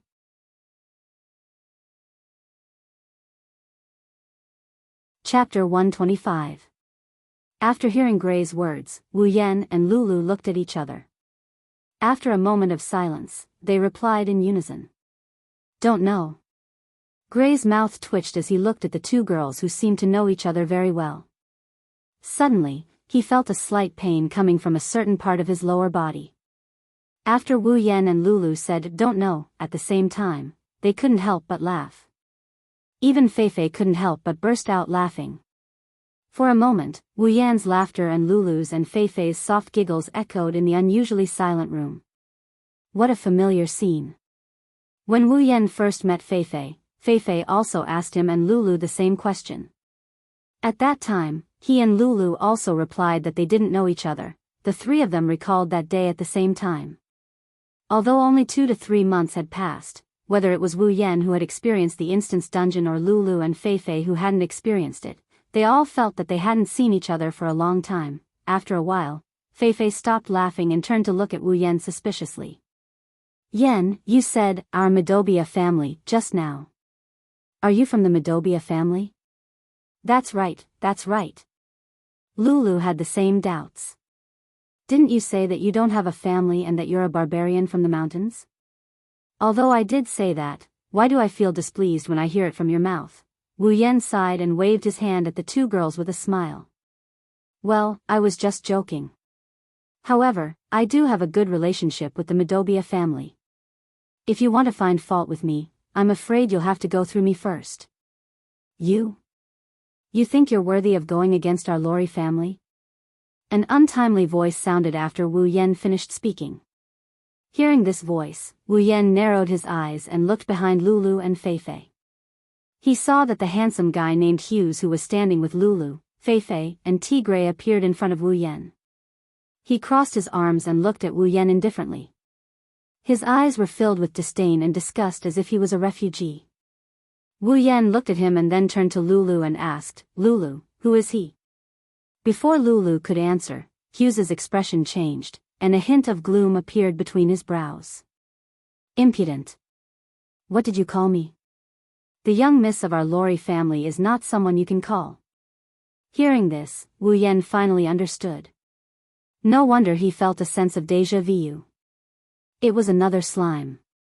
Hughes Lori, level 42, His strength is much stronger than that slime. He's at least rank 5, hey Hughes, what's the meaning of this? Lulu frowned and looked at Hughes with a trace of displeasure. She said to Hughes, "What does it have to do with you how my friend likes to call me?" "Friend?" Hughes paused and pointed at Wu Yan in disbelief. "You said he's your friend? Is there a problem?" Lulu snorted. Although it was a cold snort, it was still pleasing to the eye when Lulu did it. On the other hand, Hugh's face had completely sunk. Friend? If this word came out from someone else's mouth, it would be normal. However, when it came from Lulu's mouth, it was completely different. Hughes, who had been brought into the Lorry family since he was young, had practically grown up with Lulu. It wasn't that he didn't hear the word friend from Lulu, but it was pitifully few. Even if he used his fingers to count, it would still be absolutely clear. Hughes liked Lulu since he was young. It could be said that when he first met Lulu, he was infatuated with her. She had a high status, but she only had a kind and cute personality. She didn't have the arrogant and spoiled personality of other young misses. On top of that, her cultivation talent was even stronger than his, as well as her beauty that could cause the downfall of a city since she was young. When Hughes first saw Lulu, he silently said to himself in his heart, "She's mine." As Lulu's childhood friend, if Hughes wanted to pursue Lulu, it could be said that he had a much better chance than others. He had always worked hard, but for some reason, no matter how he pursued, Lulu didn't care. If Lulu didn't treat other men the same way, Hughes would have been anxious. However, Lulu, who used to be a stranger to all men, actually said today that a man was her friend. Hughes was silent. When he turned to look at Wu Yan, his gaze carried a shocking murderous aura. Tigray, who was standing beside him, was also shocked. Feifei frowned and fixed her gaze on Hughes. As for Wu Yan, he smiled and didn't say anything else. This caused Hughes' face to twist a little. This commoner with average looks, compared to him, low status, deduced from Lulu's words about coming from the mountains, and no strength, no do chi or magic, so he couldn't sense it. What right did he have to make his beloved young miss recognize him as a friend? When he thought of the family drama that Wu Yan and Lulu just put on, the murderous aura in Hugh's heart couldn't be retracted. Everyone present could feel Hugh's murderous intent. Ikaro's pupils shrunk. She wanted to change into her Sky Queen form. For her, anyone who wanted to harm Wu Yan must be eradicated. Chuju and Mikoto pulled Ikaros back and shook their heads at her, indicating that she shouldn't move. Ikaros hesitated for a moment and stopped what she was doing. Of course, Hughes, who only had eyes for Wu Yan, didn't know that just now, he had taken a trip around the gates of hell. In his heart, he only wanted to torture Wu Yan to death. But when he saw Lulu standing beside him, Hughes suppressed the impulse in his heart. Commoner, if you know what's good for you, leave the young miss side. She's not someone you can associate with. Hughes fixed his gaze on Wu Yan. His tone was full of threat. Wu Yan was about to say something to Hugh's threat when Lulu's face turned angry. She stood in front of Wu Yan and said loudly, "Hey! What right do you have to say that? If I say Yan is my friend, then he's my friend. It's not like I can't associate with him." Hughes didn't say anything. He only looked at Wu Yan with eyes full of anger and murderous intent. Lulu's protection of Wu Yan only made Hughes' desire to kill Wu Yan even more resolute. From the beginning to the end, no one said anything. Even Tigray, who was the one who came to cause trouble, and Gray, who thought that a disaster was about to befall them, couldn't get a word in. Right now, the development of this matter was no longer just a power struggle, but a personal problem. They didn't know what to do, so they could only observe the situation for now. Chuju and Mikoto were in the same situation. However, compared to Tigray and Gray who were looking at the development of this matter, the two girls were looking at Lulu. This girl, they had heard Wu Yan talk about her before. They were also curious about the first friend Wu Yan made in this world. Therefore, when they looked at Lulu, Chuju and Mikoto were already examining her. At this time, Wu Yan finally moved. With a move of his hand, Wu Yan rubbed Lulu's head, messing up her beautiful hair. Ignoring Lulu's dissatisfaction, he pulled her behind him. "Let go of your dirty hands." Wu Yan's series of actions caused Hughes to completely explode. Those intimate actions and Lulu's coquettish pouting expression were all challenging the bottom line of Hughes' heart. In a fit of anger, Hughes' noble and indifferent temperament completely disappeared. Anger filled his face. He took out a staff-shaped popular armament. With a raise of his hand, a wind blade shot out towards Wu Yan's hand on Lulu's body. Almost at the same time, an icicle met the wind blade and neutralized it. Lulu put down the staff in her hand and angrily glared at Hughes. She mobilized all the magic in her body. Lulu is angry, the consequences are serious.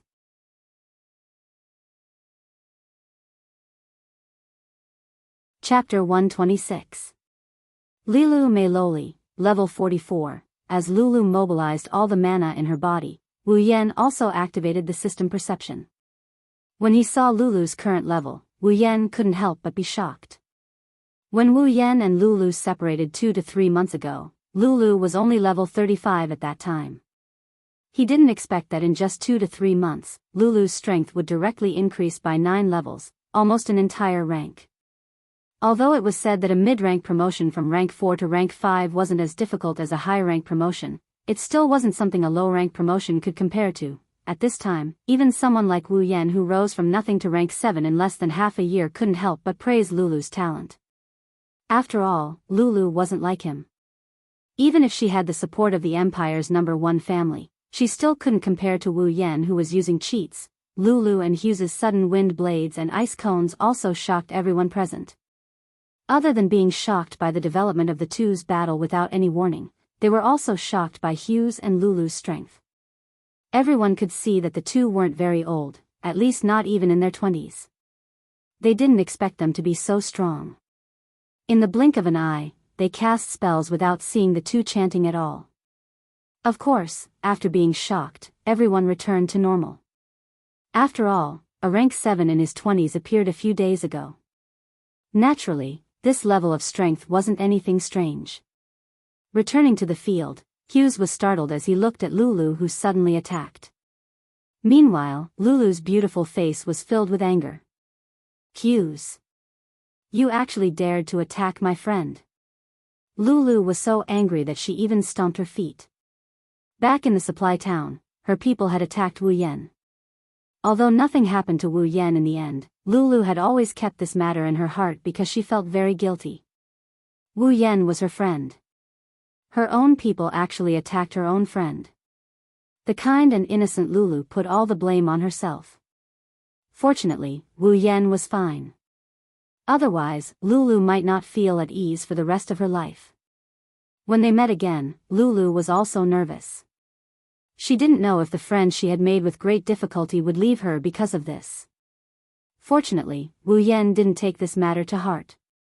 Although they felt a little unfamiliar when they first met, the two of them quickly returned to how they were when they were in the supply town. Lulu finally felt at ease. In the end, her own people attacked Wu Yan again. Since she was young, Lulu was good at observing people's expressions because of others' coveting of her status. How could she not know that the reason why Hughes attacked Wu Yan was because of her? Therefore, Lulu was angry. Her first and possibly only male friend in her life was attacked again and again by the people around her. Lulu felt guilty, but at the same time, her anger was completely ignited. It could be said that Hughes had hit the right target. "Yan, I'm sorry. I. Turning to look at Wu Yan, Lulu wanted to say something, but she really didn't know what to say. In the end, her eyes were wet. Wu Yan couldn't help but laugh. Looking at Lulu's wronged eyes, he said, "Lulu, you don't think that I will be angry at you because of someone I just met today and have a bad impression of, right? You won't?" Lulu tilted her head and said timidly. Wu Yan sighed. "Of course not. No matter how you look at it, left, right, horizontal, or vertical, it has nothing to do with you." "But, no buts." Wu Yan pressed Lulu's head again and rubbed it hard until Lulu's hair looked like a chicken's nest. Only then did he nod in satisfaction. "Anyway, you just need to know that this isn't your fault. That's enough." Lulu nodded blankly. Looking at Wu Yan's face, her tears turned into a smile. Then, she unhappily tidied up her hairstyle that Wu Yan had made into a chicken's nest. Bastard. Abominable bastard. Hugh's lifetime of self-cultivation had vanished into thin air today. Regardless of whether it was the way he addressed her as little Lulu, or the intimate act of touching her head, or the interaction between the two of them, it all made Hugh's heart turn black. Miss, the other party is just a bastard with no status. How can you lower yourself to befriend such a bastard? If the clan leader finds out, he will object. Hugh's hand was already turning blue from gripping the magic staff, but he didn't feel it. His face was gloomy as he looked at Wu Yan. He wanted nothing more than to tear him into pieces. I haven't settled the score with you yet. How dare you blame me? Lulu only felt that her mood, which had just gotten better with great difficulty, was once again ruined. Don't talk about whether Dad will think that I'm lowering myself. Even if he does, he won't blame me. When she said this, Lulu appeared to be full of confidence. This made Hughes finally remember that the clan leader doted on this precious daughter the most. Hughes gritted his teeth and looked coldly at Wu Yan. He said sarcastically, "Bastard. I don't care what methods you use to deceive Miss, but as a person, you must know your place. Putting aside your status, do you dare to stay by Miss' side without any strength? Aren't you afraid of being laughed at?" Joke. It was indeed a joke. When Hughes said this, it wasn't just the surrounding people who laughed in their hearts. Even Gray and Tigre's expressions were marvelous. A rank 7 warrior in his 20s was called not having any strength? If that was the case, then what were they, and what were you, Hughes? They didn't say anything. At this time, Hughes was in a fit of anger. They weren't like Wu Yan, who had the protection of the Lorry family's young miss. If they were to bump into Hughes's fire, they wouldn't be able to get away with it. Lulu didn't say anything. It was obvious that Lulu hated Hughes more and more. She didn't even want to talk to him. She just looked at Wu Yan. Yan, don't listen to him. Strength and whatnot, I don't care about that at all. Is that so? After being provoked again and again, and being called a bastard, Wu Yan didn't have the slightest bit of anger. For this to happen to the petty Wu Yan was simply inconceivable. I know that Lulu, you don't mind this. In front of everyone, Wu Yan slowly walked in front of Lulu and looked at Hughes. But I do mind. Yan, you. Lulu looked at Wu Yan in shock, as if she couldn't believe that he would say such a thing. Even Feifei was stunned and looked at Wu Yan in surprise. Hughes's face lit up and he sneered. At least you know what's good for you. Know what's good for me? Wu Yan spread his hands helplessly and said with a smile, "Sorry, people of my generation don't know what's good for them. You, hey, gigolo, what did you call me?" Hughes was so angry that he laughed. At this moment, he had already decided that no matter how the young mistreated him after this matter, this guy had to die. Whether it was because of her calling him a gigolo or because of his threat to himself, Wu Yan closed his eyes. When he opened them again, his gaze had completely changed. There was no longer any banter, no longer his usual playfulness, but a serious look. Just like you said, staying by Lulu's side in terms of status and talent, if I don't have a bit of strength, then not only would I be laughed at, I'm afraid even I would feel pressured. Yen. Lulu was already anxious. Yen can't be planning to cut ties with me because of this, right? Looking around at the expressions on everyone's faces, Wu Yan smiled faintly and spoke softly. Although his voice was soft, it resounded through the entire scene, as if it came from the horizon, calm and clear. So, in order to prevent any accidents from happening and to reassure Lulu, I'll let you all see if I, Wu Yan, have the qualifications to stand by Lulu's side. Ignoring the dumbfounded crowd, as well as Hinajuku and Mikoto behind him who are grinning, Wu Yan looked straight at Hughes and said with a smile. Make your move. As long as I take a step back, my life is yours.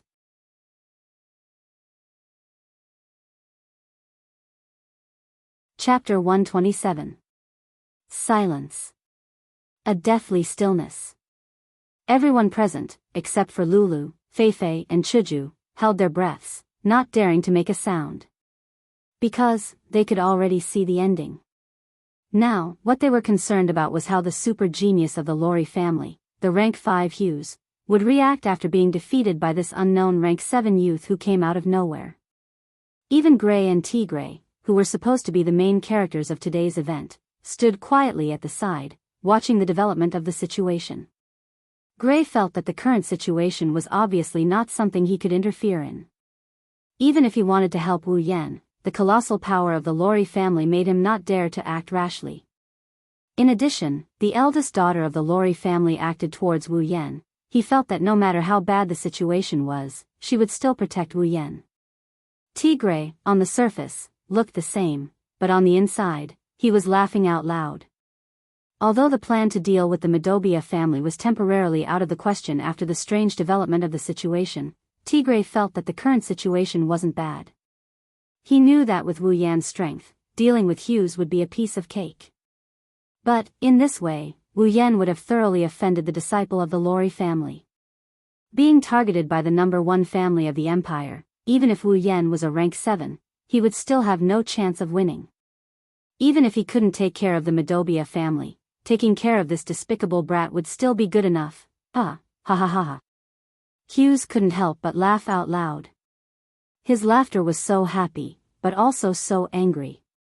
At this moment, he couldn't hold back the killing intent in his heart, releasing it all. Originally, he wanted nothing more than to tear Wu Yan into pieces, but Lulu had always been on Wu Yan's side, making it difficult for him to do so. Now, the opponent actually came looking for death. How could Hughes hold back his laughter? How could he hold back and let Wu Yan go? Good. Very good. Hughes laughed loudly. He looked at Wu Yan as though he were looking at a dead man and suddenly said coldly, "Since that's the case, let me see how you're going to prove your so-called qualifications." Yan. How can you be so reckless? Lulu was so angry that she stomped her feet. She was very anxious. Wu Yan's words had indeed moved her. However, Lulu wasn't sure how strong Wu Yan was right now, but Lulu was very clear. 2 to 3 months ago, when they were still in the supply town, Wu Yan was a stage 2. 2 to 3 months had passed, and she had advanced by almost 1 level.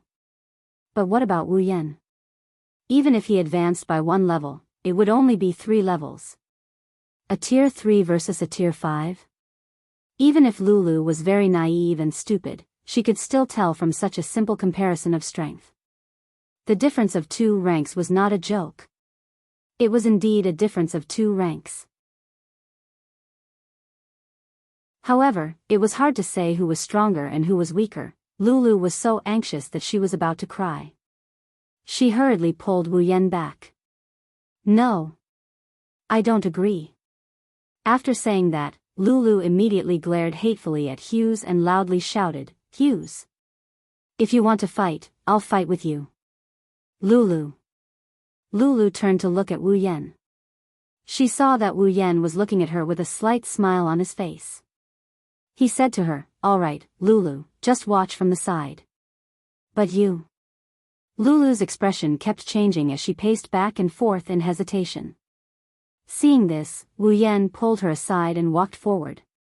Lulu's expression changed. Just as she was about to chase after him, she felt her clothes being pulled. The person who pulled her was Fei Fei. Fei Fei held Lulu's hand, but her face was always looking at Wu Yan. She said, "Lulu, let's just watch, Fei Fei." Lulu looked at Fei Fei worriedly. "Aren't you going to stop him?" Fei Fei smiled and said, Don't worry. Even though I haven't known Yan for long, I feel that he's not the kind of person who would make a foolish decision. So, let's just watch the situation first." Seeing that Lulu's expression was still very worried, Fei Fei sighed in her heart. It seemed that Lulu really treated Wu Yan as a very important friend. She then said to Lulu, "Don't worry, if necessary, I'll go up and stop him." Lulu finally let go of some of her worries and nodded. She looked at Wu Yan in front of her and Hughes who was facing Wu Yan. She muttered to herself, "If you can win, I'll treat you to ice cream." On the other side, Chuju and Mikoto. It seems that girl named Lulu really cares about Yan. Mikoto smoothed her hair and said with a hint of jealousy, "It seems that this jealous girl is jealous of Lulu." Chuju shook her head. "That pretty girl really cares about Yan, but I don't think it's to the extent that she likes him. how do you know? Mikoto turned to Chiju and asked in confusion. Chiju smiled. Because when she looks at Wu Yan, there's no love or affection in her eyes. How can you tell? Mikoto laughed dryly as if she was surprised by Chiju's opinion. Chiju suddenly blushed and rolled her eyes at Mikoto. She didn't say anything. Did she have to say that she looked at Wu Yan like that? If she did, she wouldn't be the Kaishu-sama. On the stage, Hughes had already swapped out the staff in his hand. Compared to the previous one, this one is much thinner and the craftsmanship is more refined. Other than that, there's nothing else that's different. However, Wu Yan knew that the difference between the two isn't something that can be compared to one another. The staff in front was a common armament, but the staff in Hughes' hand was a rare armament.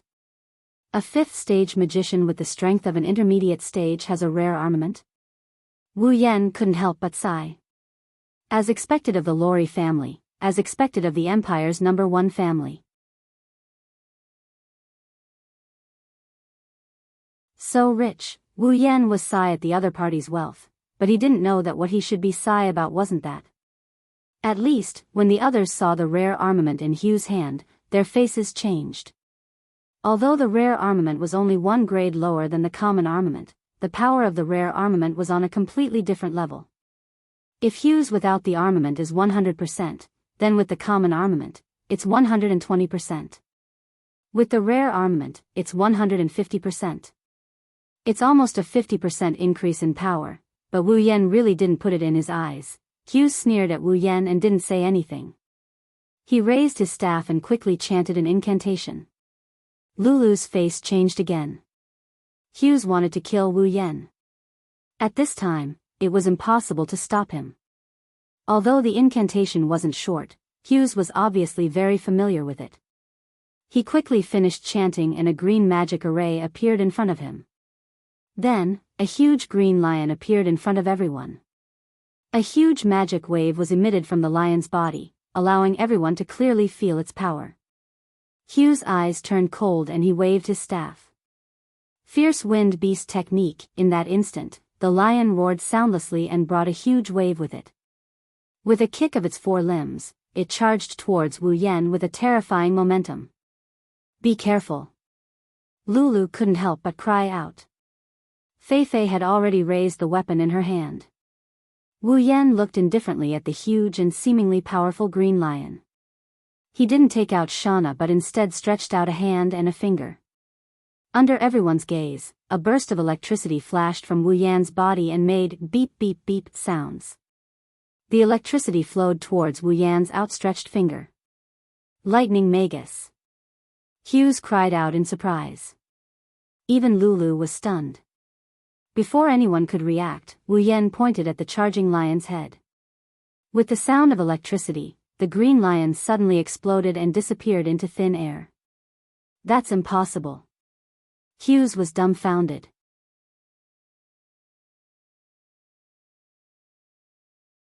Chapter 128.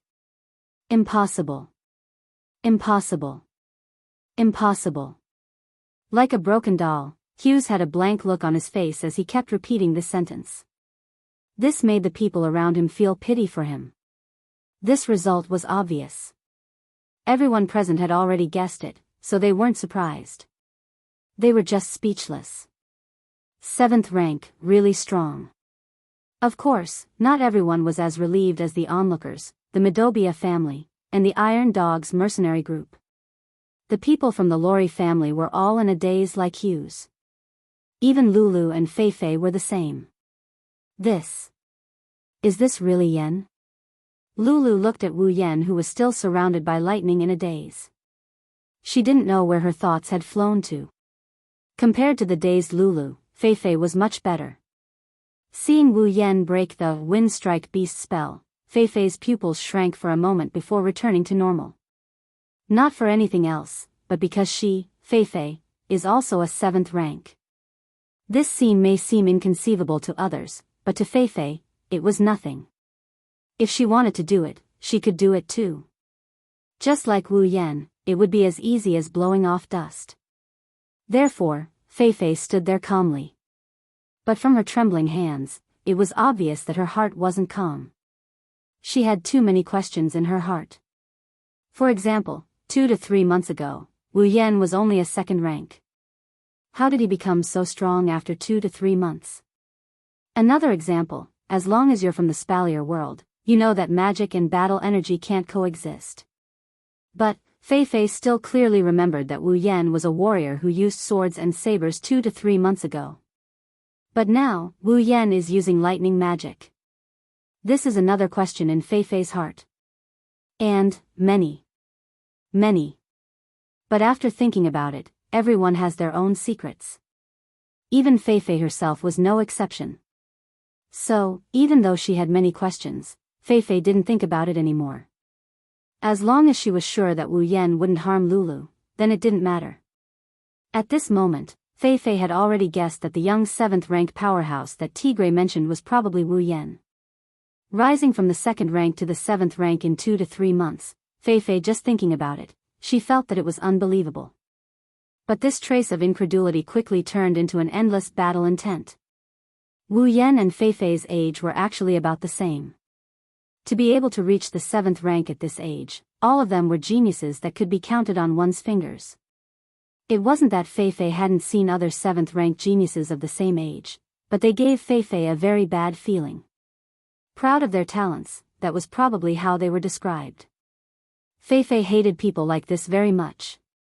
So, before coming, she was incomparably anticipating that this 7th rank genius wouldn't have such a detestable personality. This expectation had now become a reality. Without a doubt, Fei Fei, who had interacted with Wu Yan before, knew that Wu Yan wasn't that kind of person. This made her very happy in her heart. At the same time, she was very happy. She was happy that there was finally a genius of the same age that she didn't hate to have a battle with her. Fei Fei's lips curled into a smile. Her hands were still trembling uncontrollably. She only hoped that Wu Yan on the field would quickly finish off Hughes so that he could battle with her. By the way, Hughes was also among the so-called detestable people Fei Fei mentioned, even if the other party was from the same sect as her. On the field, Wu Yan had already retracted the electric current in his body. Looking at Hughes, who had a face full of shock, he laughed. "Young Master Hughes of noble status, are you satisfied with my ability?" Hearing that, Hughes was still in a daze. He didn't come back to his senses for a long time before answering Wu Yan's question. This was also understandable because the fierce wind beast technique was Hughes' strongest magic. In order to make sure that Wu Yan couldn't be more dead, Hughes could be said to have used all of his power.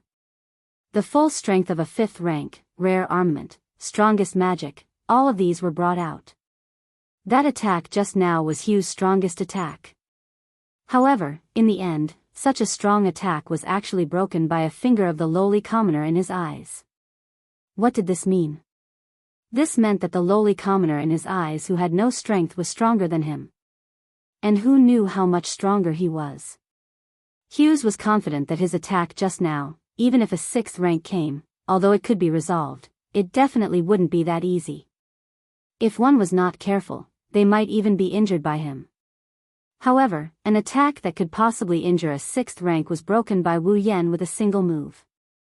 Didn't this mean that Wu Yan's strength was much stronger than a 6th rank? Stronger than a 6th rank, without a doubt, he was only a 7th rank. Wu Yan was a 7th rank.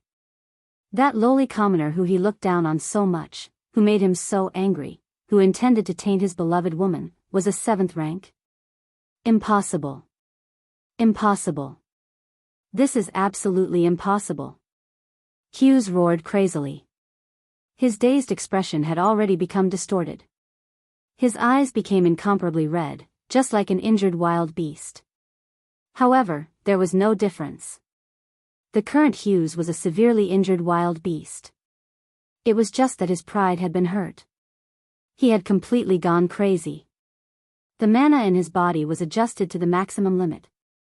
A huge mana fluctuation rose from his body, causing the air around him to become thick and heavy. Suddenly, Hughes waved the armament in his hand again. 5 wind blades formed around him. With another wave, they advanced dauntlessly and cut at Wu Yan's body.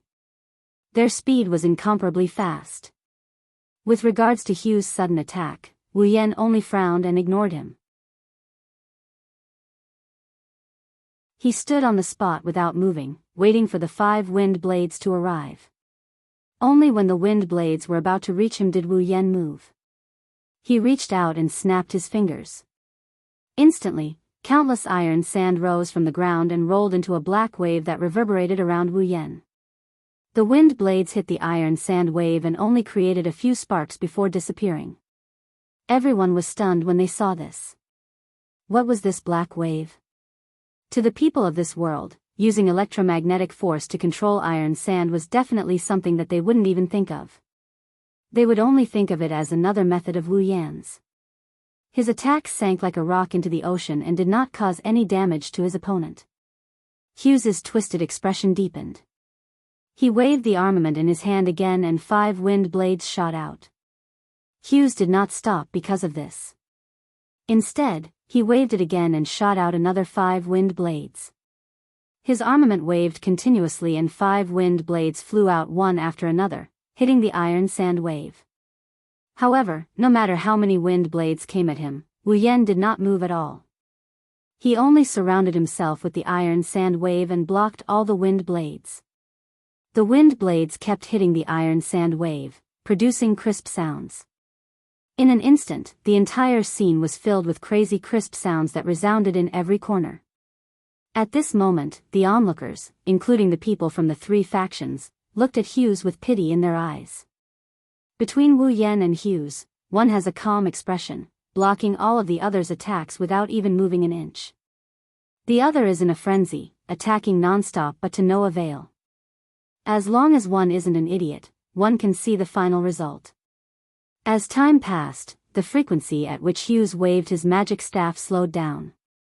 The mana fluctuations on his body also gradually calmed down. The wind blades also became fewer and fewer.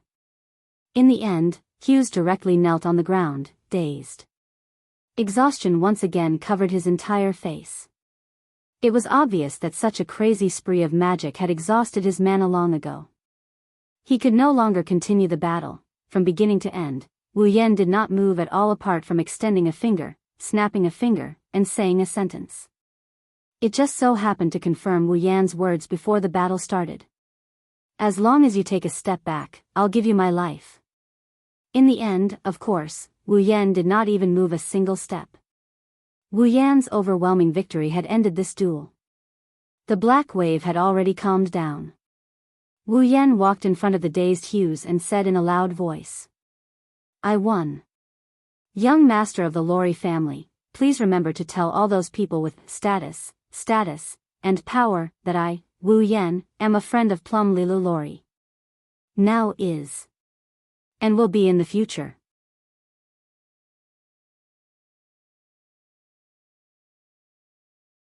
Chapter 129. Lulu stared blankly at Wu Yan. Her nose turned sour and tears almost flowed out. However, she quickly wiped her eyes and tried her best to hold back her tears. It wasn't that Lulu didn't have any friends.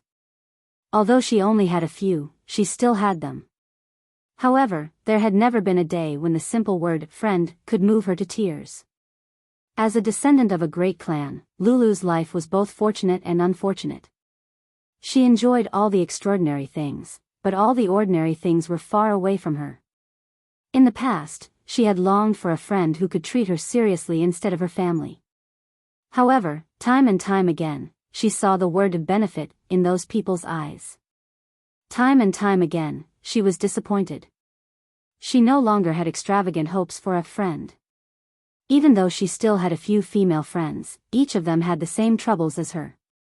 Therefore, their friendship was not heart to heart. It could be said that no one could walk through the door of friendship in her heart. Feifei could, but Feifei was her guardian. It was more like family than friendship. However, it didn't matter anymore. The past had become the past. Now, there was someone who had enough weight to walk through the door of friendship in her heart. Of course, whether or not he would walk through this door and enter another door in the future, that would depend on the future. Looking at Wu Yan straight back, Lulu smiled. Her smile was so moving and so beautiful. Even Fei Fei, who was standing beside her, could say with certainty that this was the most beautiful moment of Lulu's first half of her life. Big brother is so handsome. Outside the arena, little Liline's eyes were full of stars as she looked at Wu Yan. Obviously, for a child, being strong and handsome was indeed very attractive. "TSK, you only know how to act cool," Chuju muttered in dissatisfaction. However, she quickly sighed. Because she had to admit, Wu Yan at this moment was indeed very attractive. Still using someone else's ability to act cool, damn it, I suddenly feel like beating someone up. A bolt of electricity similar to the one on Wu Yan's body flashed through Mikoto's forehead, illuminating its owner's face that is tense due to her displeasure. "Master. This is Ikaros, who has no sense of presence." On the stage, Hughes glared at Wu Yan, who is standing in front of him with a venomous expression. Due to the depletion of his mana, he didn't have the strength to stand up anymore. He could only look up at Wu Yan like a stray dog. Seeing Hughes defeated, Tigray smiled sinisterly. This time, Wu Yan has thoroughly offended Hughes. Based on the tolerance Hughes showed just now, Tigray is sure that he will madly retaliate against Wu Yan. Wu Yan smiled indifferently. Of course, he knew he had thoroughly offended this pretty boy. However, he really didn't care. If Hughes wants revenge, Wu Yan is looking forward to it.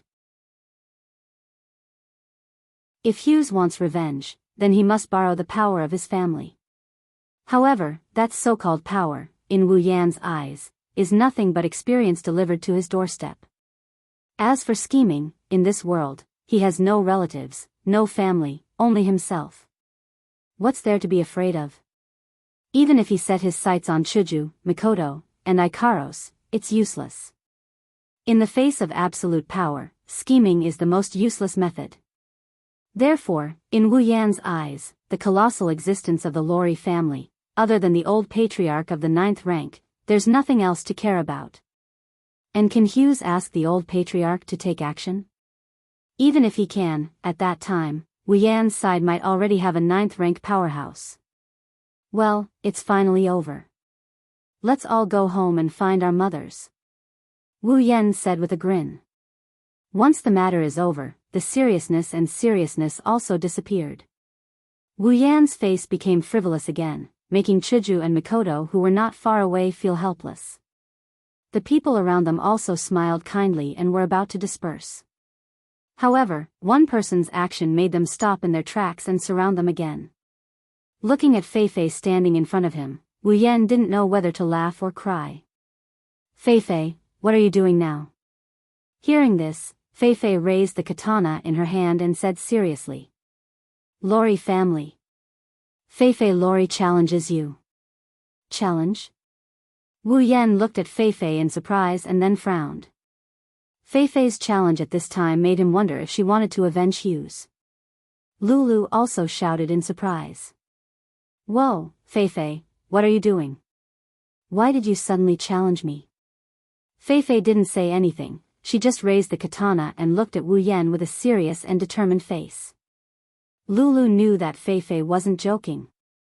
This made Lulu anxious. Her friend was fighting with her family, how could she not be anxious? Wu Yan originally thought that Fei Fei felt that he had tarnished her family's reputation, so she wanted to get back at him. But when he saw the intense fighting spirit in Fei Fei's eyes, he didn't think so anymore. The Fei Fei he knew wasn't that kind of person. Seeing the fighting spirit in her eyes, if Wu Yan still couldn't guess why, then all the hot-blooded anime he watched were wasted. Fei Fei is itching for a fight. Wu Yan shook his head with a smile, he didn't expect Fei Fei to have such a fighting spirit. But in the blink of an eye, he also became excited. Recently, if he wasn't being ganged up on, he met an opponent that he couldn't handle, or the opponent was too weak. Wu Yan also considered that it's been a long time since he had a good fight. Today, Wu Yan is no longer a weak newbie, he is now rank 7.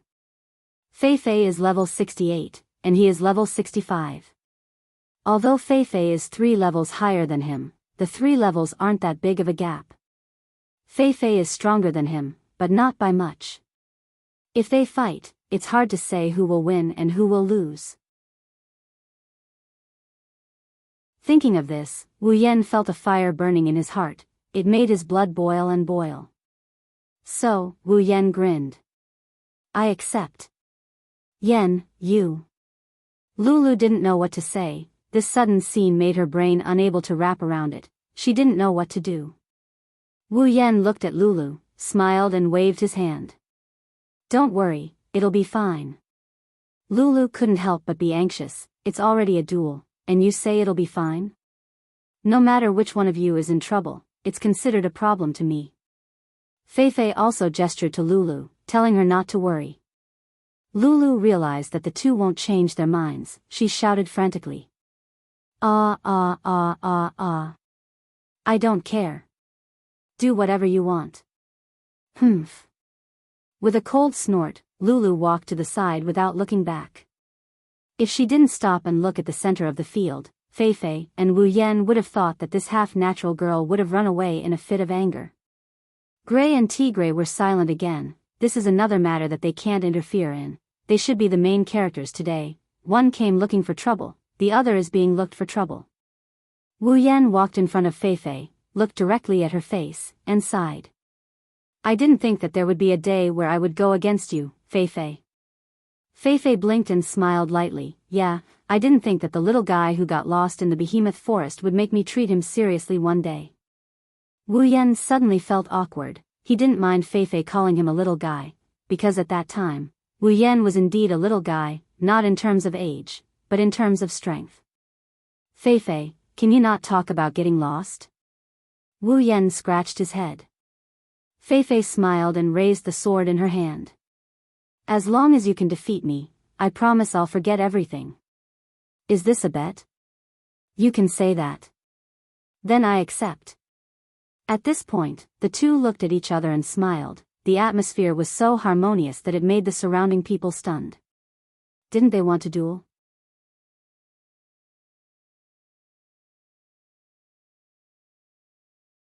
Chapter 130. The distance between them wasn't too far, but it wasn't too long either. The two of them stared at each other and didn't make any movements.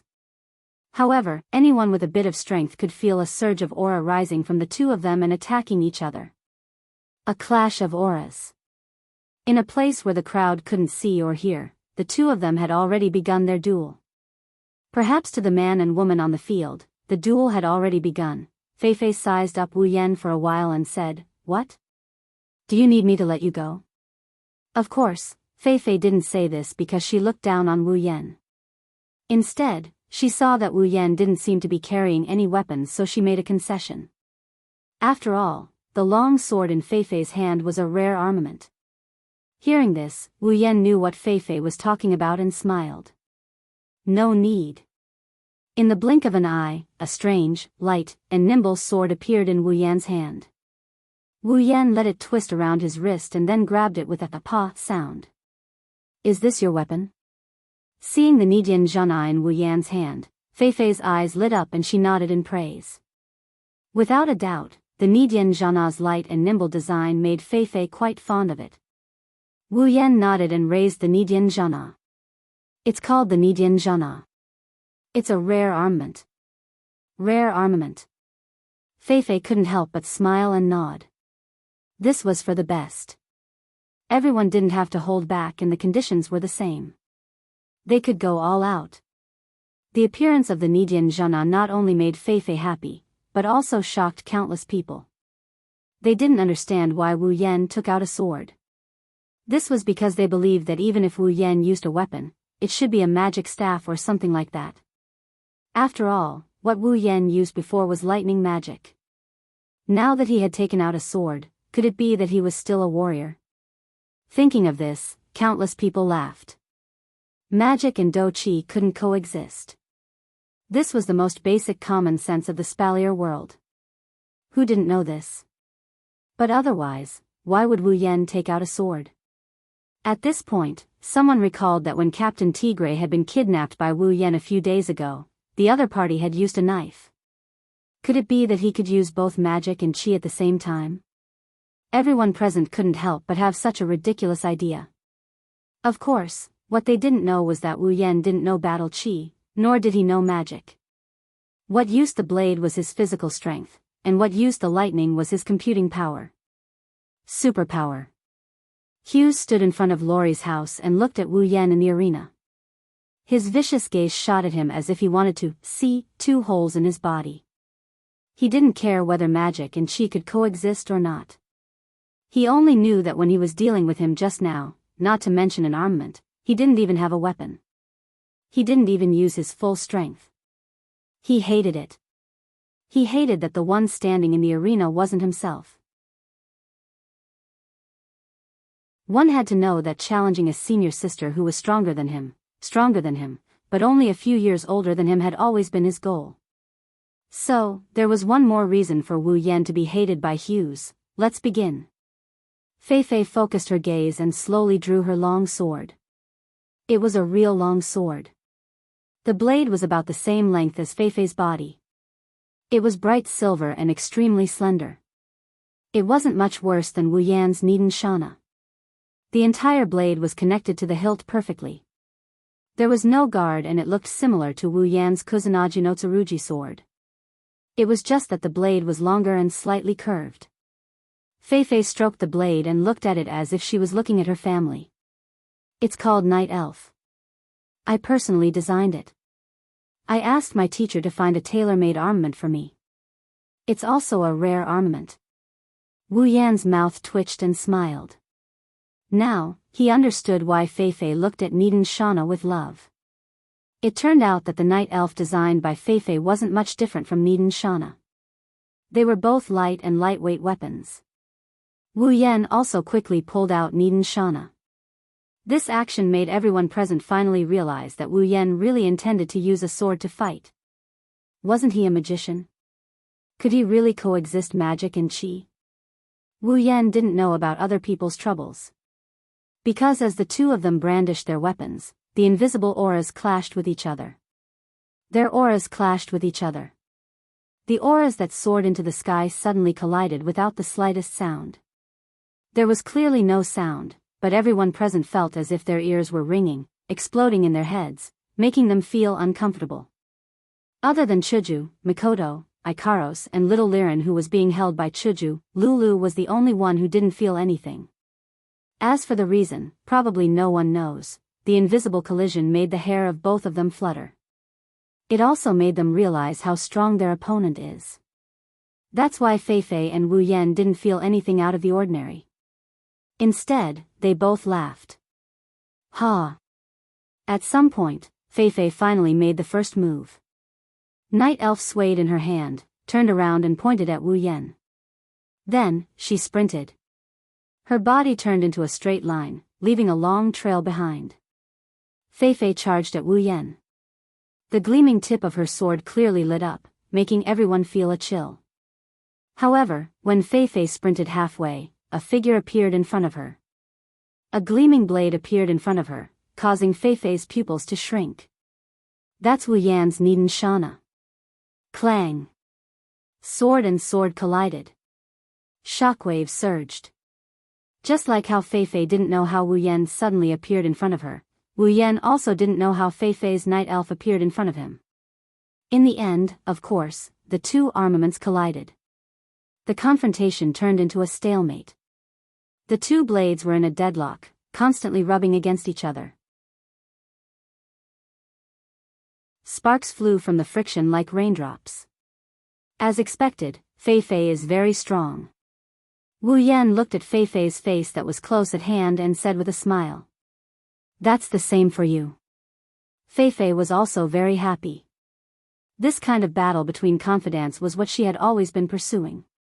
Perhaps, this was what her teacher meant when he said that on the road forward, there must be an opponent, a confidant. Thinking of this, Fei Fei smiled again. Then, her eyes sharpened. She shouted and began to exert strength on Night Elf. Feeling Fei Fei's strength, Wu Yan also began to exert strength. Soon, Fei Fei was suppressed by Wu Yan. In terms of level, Fei Fei was a little higher. In terms of strength, Wu Yan was also a little higher. After all, a girl's strength wasn't always comparable to a boy's. In terms of strength, it was still unknown. Knowing that she couldn't win against Wu Yan in terms of strength, Fei Fei twisted the blade and pulled the Nyamano Shana to the side. With a pull, the two armaments were pulled to her side. Then, Fei Fei turned around and slashed at Wu Yan with Night Elf. When Fei Fei turned around, Wu Yan turned his blade and held it to his side to block Fei Fei's slash. Then, he used his other hand to push Fei Fei away. With a smile, Wu Yan turned the Nyamano Shana again and pointed the tip of the blade at Fei Fei, who was retreating. Fei Fei dodged to the side and the Nyamano Shana brushed past her cheek. A small strand of hair fell down and floated to the ground. Seeing that his attack failed, Wu Yan swung the Nyamano Shana at Fei Fei. However, it only hit Night Elf. With a flick, the Nyamano Shana was pushed away by Fei Fei. Instantly, Wu Yan's front was exposed. Fei Fei raised the blade with both hands and fiercely slashed at Wu Yan's chest. Without enough time to pull the Nyamano Shana back, Wu Yan could only move his feet and retreat. Night Elf slashed the ground while Wu Yan was retreating. Whoosh! Night Elf opened a hole in the ground, telling everyone that this attack was no joke. In response, Wu Yan only pulled back the Nyamano Shana and charged. Body movement. Blade cry.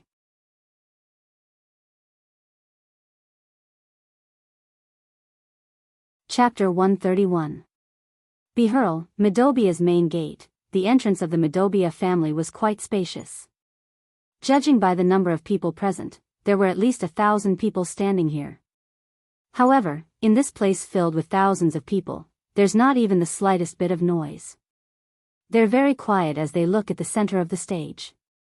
Even their breathing is soft, as if they're afraid of disturbing something. The only thing that can be heard is the sound of blades clashing against each other, as well as the sound of wind whistling due to the huge amount of energy being squandered. Occasionally, there's a shout. The male and female figures on the stage are constantly clashing. After clashing, they'll quickly separate. Then they'll meet again, clash again, separate again, and meet again. They're repeating the same action, but it's not boring at all. Bang! After another clash, the two separated. Looking at their opponent, they both smiled at the same time. It's been a long time since I've had such a good fight. Sure enough, fighting with you was the right decision. Fei Fei sighed. Although it's a sigh, anyone with a discerning eye can see the joy on her face. Wu Yan shrugged and didn't say anything. He only waved his hand at Shana. It's rare for him to be hot-blooded. Naturally he doesn't want it to end like this. When Fei Fei saw this, she still had a smile on her face, making her already beautiful face even more charming. Suddenly, she said, "Don't worry." Then, was that your full strength just now?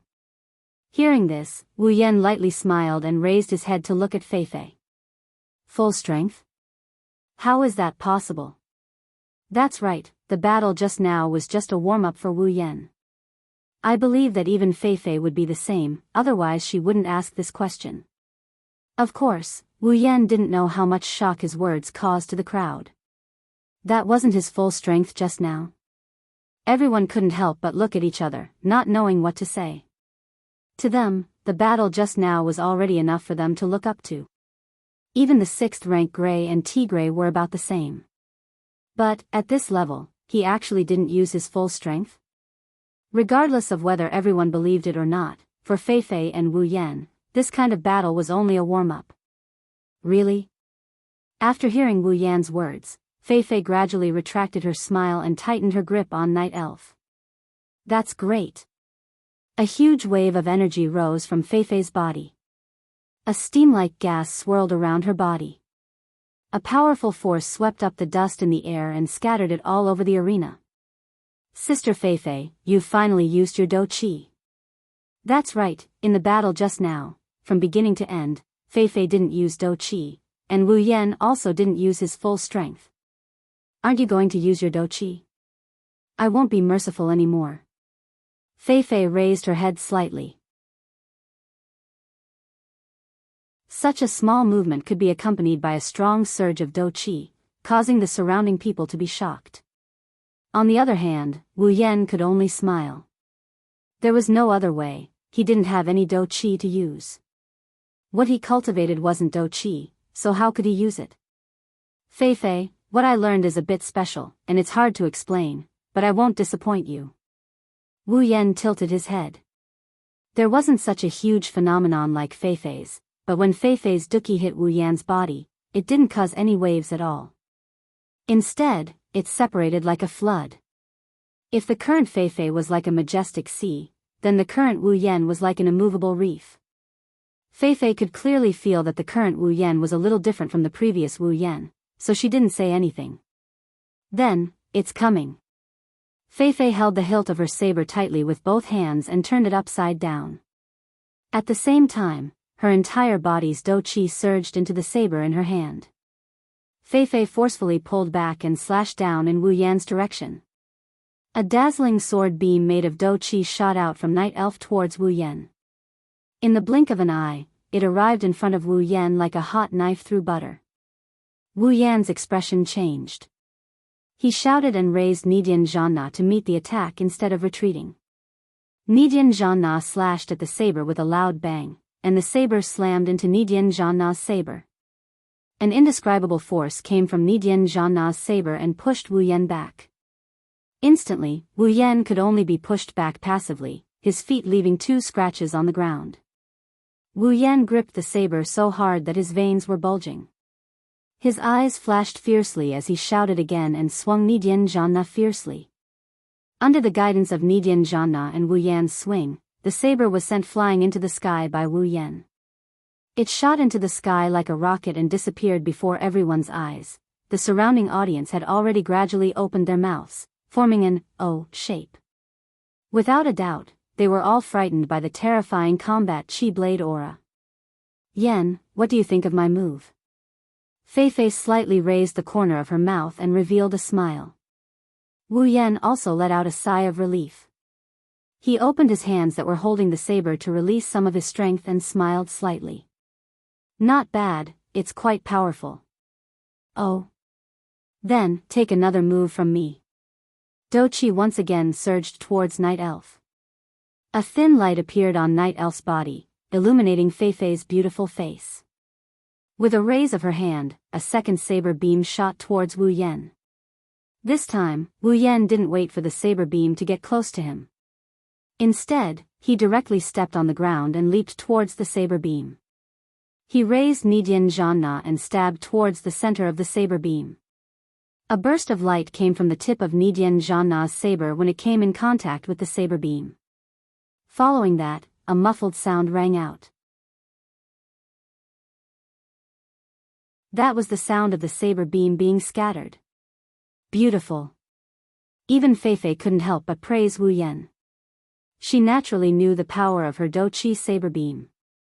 With Wu Yan's strength, although there was no doubt that he would be able to block it, it would be quite difficult for him to do so. However, she didn't expect Wu Yan to actually use a single point to break the surface, greatly increasing the power of his attack and neutralizing it. After breaking the saber beam, Wu Yan didn't retreat. Instead, he used the remaining force to continue rushing towards Fei. After all, he wasn't someone who could only take a beating. Clang! Nidian Zhanna and Night Elf clashed once again. However, this time, Wu Yan had no way of suppressing Fei. Fei had the help of her dou qi and her strength had increased by a lot. Even if Wu Yan had also held back earlier, just relying on strength alone wouldn't allow him to gain the upper hand. Looking at Night Elf wrapped in dou qi, Wu Yan's expression turned solemn. However, he quickly relaxed. If Fei continued to be suppressed by him, she wouldn't deserve to be level 68. However, now that he was close to her, then, are you thinking that if I get close, I won't be able to use my dou qi saber beam? Fei's voice rang in Wu Yan's ears, startling Wu Yan. He saw a mysterious smile on Fei's face as she slowly said to him, if that's what you're thinking, then you'll be surprised. As soon as she finished speaking, Night Elf and Fei's hand lit up, causing Wu Yan's pupils to shrink. Fei coldly shouted and Night Elf suddenly shone brightly. The familiar dou qi saber beam appeared on Night Elf and instantly exploded. Boom! Light flashed and dust rose. Following the explosion of the dou qi saber beam, Wu Yan and Fei Fei's figures were enveloped by the dust and completely disappeared. Fei Fei. Yen. Lulu anxiously shouted towards the center of the dust cloud, hoping that someone would answer her. She was most afraid that someone would get hurt. Unfortunately, no one answered her. This made Lulu even more anxious. However, soon, a slender figure flew out from the dust cloud, causing her to relax a little. Fei Fei forcefully stopped herself and stood on the ground. She raised her head and looked at the dust cloud with a stunned expression. A silver-white saber extended out from the dust cloud.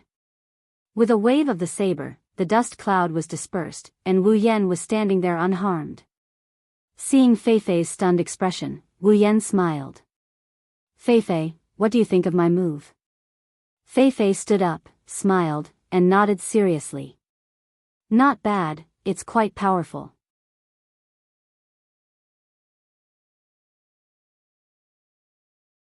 Chapter 132. What the hell happened? That's the question that popped up in everyone's mind. Fei Fei clearly had the upper hand, so how did Fei Fei get sent flying? Why does it sound like Wu Yan is the one taking advantage of the situation?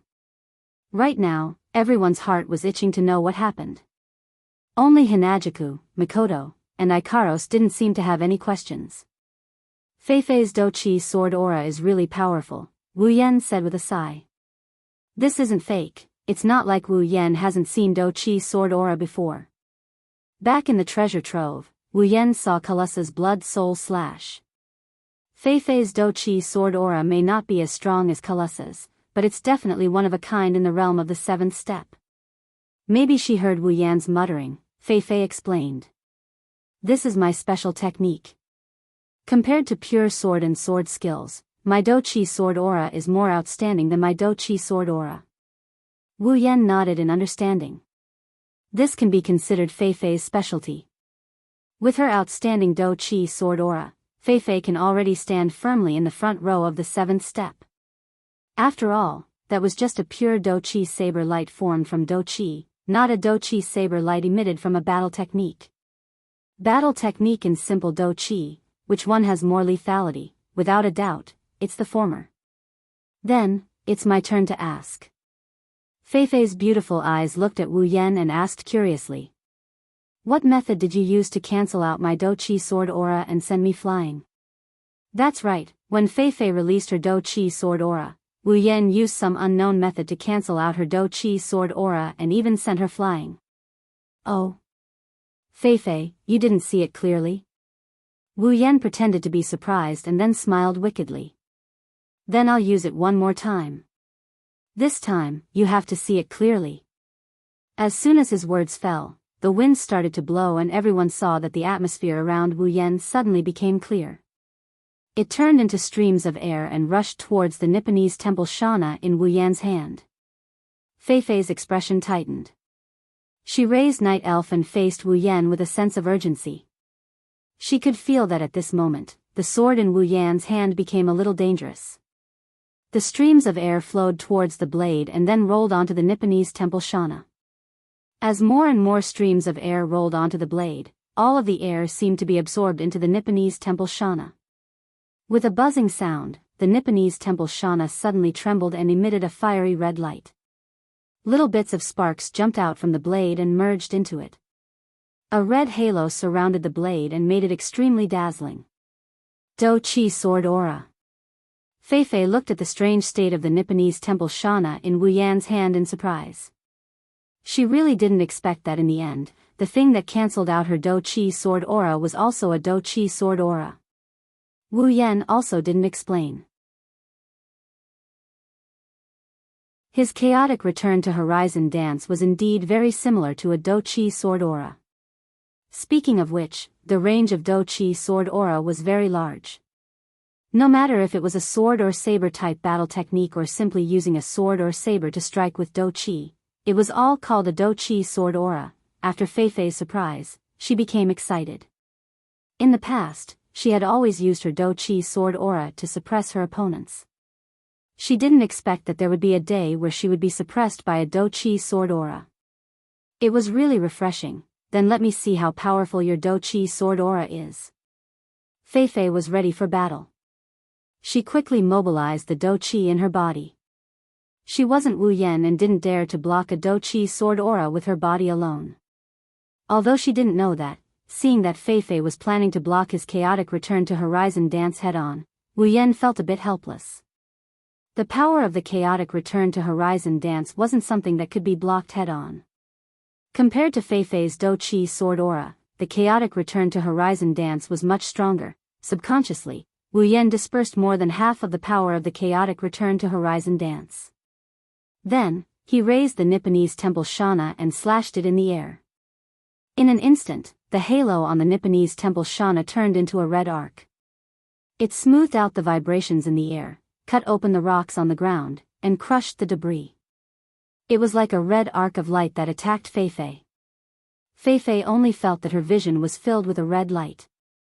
That was the sword aura of the chaotic return to Horizon Dance.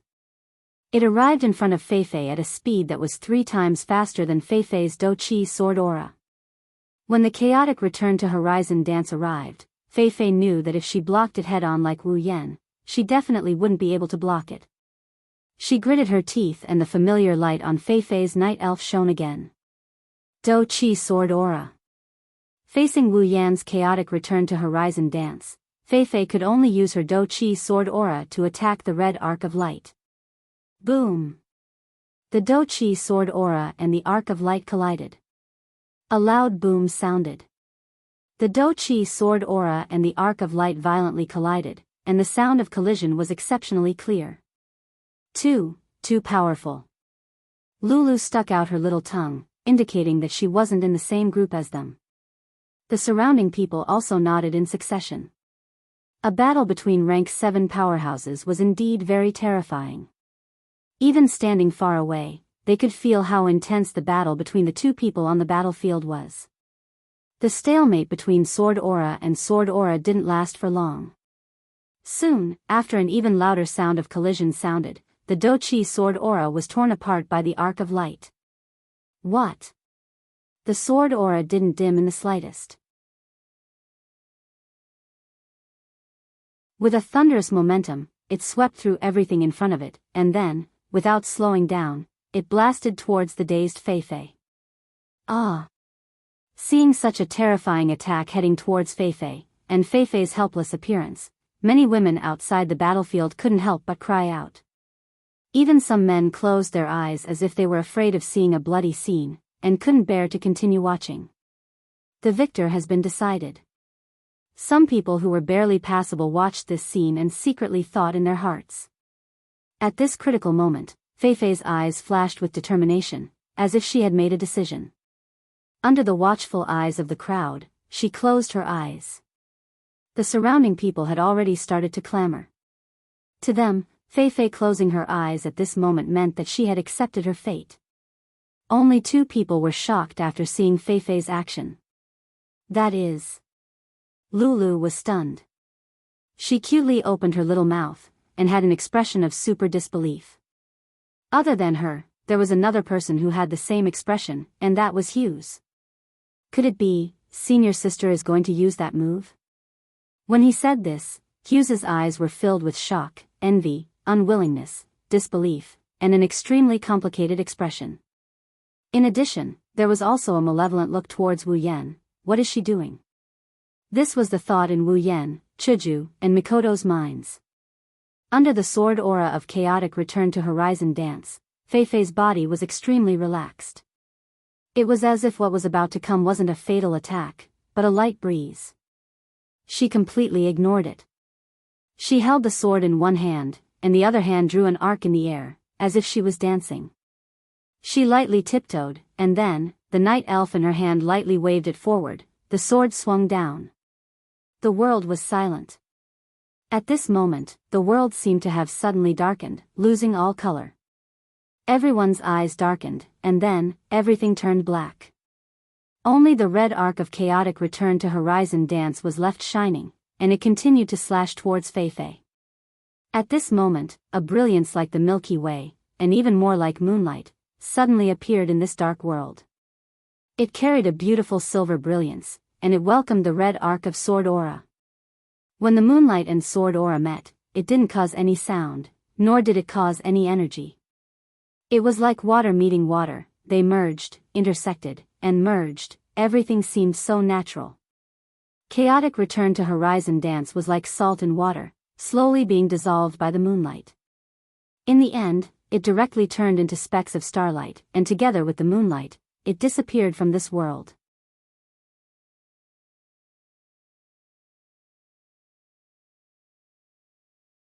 Chapter 133. Everyone couldn't help but be immersed in the beautiful scenery, unable to return to their senses for a long time. Wu Yan's eyes almost popped out of their sockets. Even though the chaotic return to horizon waltz didn't even have half of its original power, it was still dissolved in an instant. It's night moon flash. Outside the arena, Lulu exclaimed. She looked as if she saw a ghost, as if Fei using this skill was something unbelievable. Damn it. I didn't think that lowly commoner could force Senpai to use night moon flash. Hughes hatefully glared at Wu Yan for a while, even his teeth were chattering. What an unbelievable attack. Chiju praised. After all, she's also someone who fights with swords. Mikoto nodded beside her. Night moon. Flash. Hearing Lulu's exclamation outside the arena, Wu Yan muttered a few words and remembered the name. Fei opened her eyes and looked at Wu Yan, who still hasn't recovered from the shock. She sighed softly. Yan, you're really strong. That Do Chi sword slash was also very powerful. If I hadn't used Night Moon Flash, I really wouldn't have been able to do anything other than admit defeat. Night Moon Flash, is that a battle skill? Wu Yan muttered hesitantly, as if he was still thinking about the attack from before. Fei nodded. Night Moon Flash is my strongest combat skill. Other than my teacher, there has never been anyone who could make me use this move before. Of course, it has finally appeared today, that's an honor. Putting on a fake smile, Wu Yan realized that he lost his composure a little. He quickly adjusted his expression and put on a serious face. But, that's really a powerful battle skill.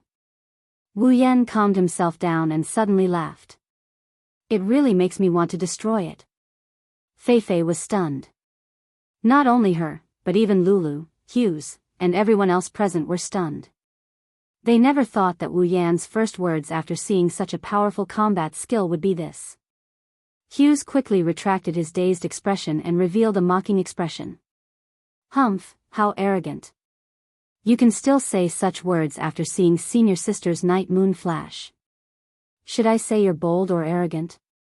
Do you think you're so great just because you want to move? It was understandable for Hughes to think this way. After all, even his and senior sister's teacher had praised senior sister's Night Moon Flash. How could a lowly commoner like you be able to withstand it, much less defeat it? Even Lulu was looking at Wu Yan with a hint of suspicion. But she had to admit that after hearing Wu Yan's words, Lulu was also looking forward to it. Fei looked at Wu Yan with a different expression. She seemed to be praising him, affirming him, and disbelieving at the same time. She parted her lips and she started speaking. Can you do it? Hearing this, Wu Yan smiled but didn't say anything. However, the air around him shook at this moment, as if it had shattered, turning into a frenzied flow of air. Wu Yan raised the sword Dianshana lightly.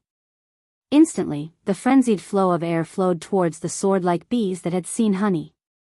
How would you know if you don't try? A violent aura emanated from the small blade. Fei finally became serious. Obviously, from the phenomenon caused by Wu Yan's battle technique, Fei was certain that Wu Yan wasn't joking. Everyone else also noticed this. Wu Yan did the same thing not too long ago. This means that Wu Yan is still using the same move as before. However, the same move brought about an even more intense phenomenon. They were shocked to find out that Wu Yan is using the same move as before. Wu Yan didn't use his full strength in the previous move. The Tier 6 experts who were closest in strength to Wu Yan and Fei were already numb. It wasn't that they didn't know how big the gap was between them and a Tier 7 expert. However, the battle happening in front of them had already exceeded their scope of understanding. Of course. After all, the battle between Wu Yan and Fei Fei was considered a peak existence among Tier 7 experts. As a level 68 Fei Fei, coupled with her powerful combat aura blade and night moon flash, it wasn't surprising for her to be able to fight at such a level. However, for a level 65 Wu Yan to be able to fight at such a level, even someone of the same level as him might not be able to do so. With the support of sword mastery and chaotic return to Horizon Dance, Wu Yan had already become one of the top existences among Tier 7 experts. Interesting, the sky darkened again. Day turned into night. Under the colorless night sky, a ray of moonlight descended from the sky and turned into a beautiful Milky Way. It was a Milky Way, but it emitted moonlight. At this moment, it seemed to have turned into a rope. Under the influence of an invisible force, it slowly wrapped around Night Elf and Fei Fei's hand, causing Night Elf's crystal clear blade to be dyed in moonlight. If this is a challenge from you, then I accept it. Fei Fei raised Night Elf and looked at Wu Yan with a serious expression. Even she didn't realize that under that serious expression of hers, there's a joyful heart. This should be the last. Wu Yan also raised his Nietan Temple Shana and pointed it at Fei Fei. The surrounding atmosphere was constantly replenishing the light, making it brighter and stronger. On one side is the moonlight, on the other side is the flame under the wind. They are facing each other from afar, displaying their power to the sky and the earth. Do your best. Lulu had already forgotten her original intention. Seeing this scene, she couldn't help but cheer. To her, she felt proud that her family and friends could be this strong. Hughes, Gray, and Tigray all gulped. Although they had their own thoughts, they couldn't deny that they were all looking forward to what would happen next. Ikaros, Mikoto, if you see Yen in danger, save him immediately. Hinajiku said to Mikoto and Ikaros. She couldn't take her eyes off the shocking scene on the stage. Ikaros didn't say anything, but her pupils had already turned deep red. As soon as she sees Wu Yan in danger, she'll go up and stop him. Only she and Mikoto, who are both Tier 8, have the ability to stop a duel between two Tier 7. That bastard, he doesn't know how to restrain himself. Isn't he afraid of throwing his life away? Mikoto gritted her teeth, but her brown eyes were also staring at the stage. The two on the stage didn't have the spare energy to observe what was happening outside the stage. They had to admit, the more they fought, the more their blood boiled. Gradually, they had to use their full strength in this duel. If they couldn't fight to their heart's content, it'd be a pity for them and for others. Come. Yen. Fei Fei shouted excitedly. Her fighting spirit shot through the clouds. As you wish. Wu Yan roared. He took a step forward and rushed towards Fei Fei. Wherever he passed, the air trembled and dust was extinguished. The red glowing Ni Diansho cut through the wind and waves. Under Wu Yan's guidance, it was surging violently. Fei Fei lowered her head and shouted. She also rushed towards Wu Yan. Like the queen of the night moved with her movements. Moonlight danced with her movements. The elves of the night chirped excitedly. In an instant, or maybe 10,000 years, the two met in the middle of the stage. Looking at each other's faces, they swung their swords and moonlight towards each other without mercy.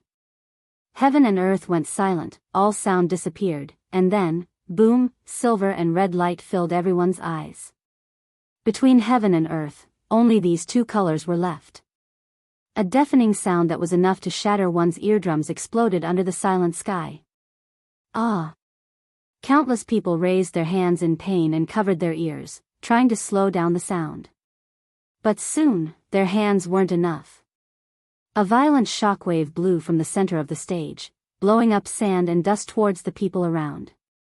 They wanted to raise their hands to block it, but they were afraid of shattering their eardrums.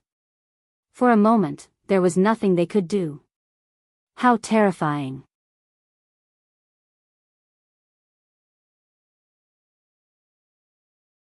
Chapter 134. The sky was no longer blue and the ground was no longer covered. At this moment, There were only red and silver lights shining between the heavens and the earth. The sandstorm blew on everyone's bodies, causing them to sway from side to side.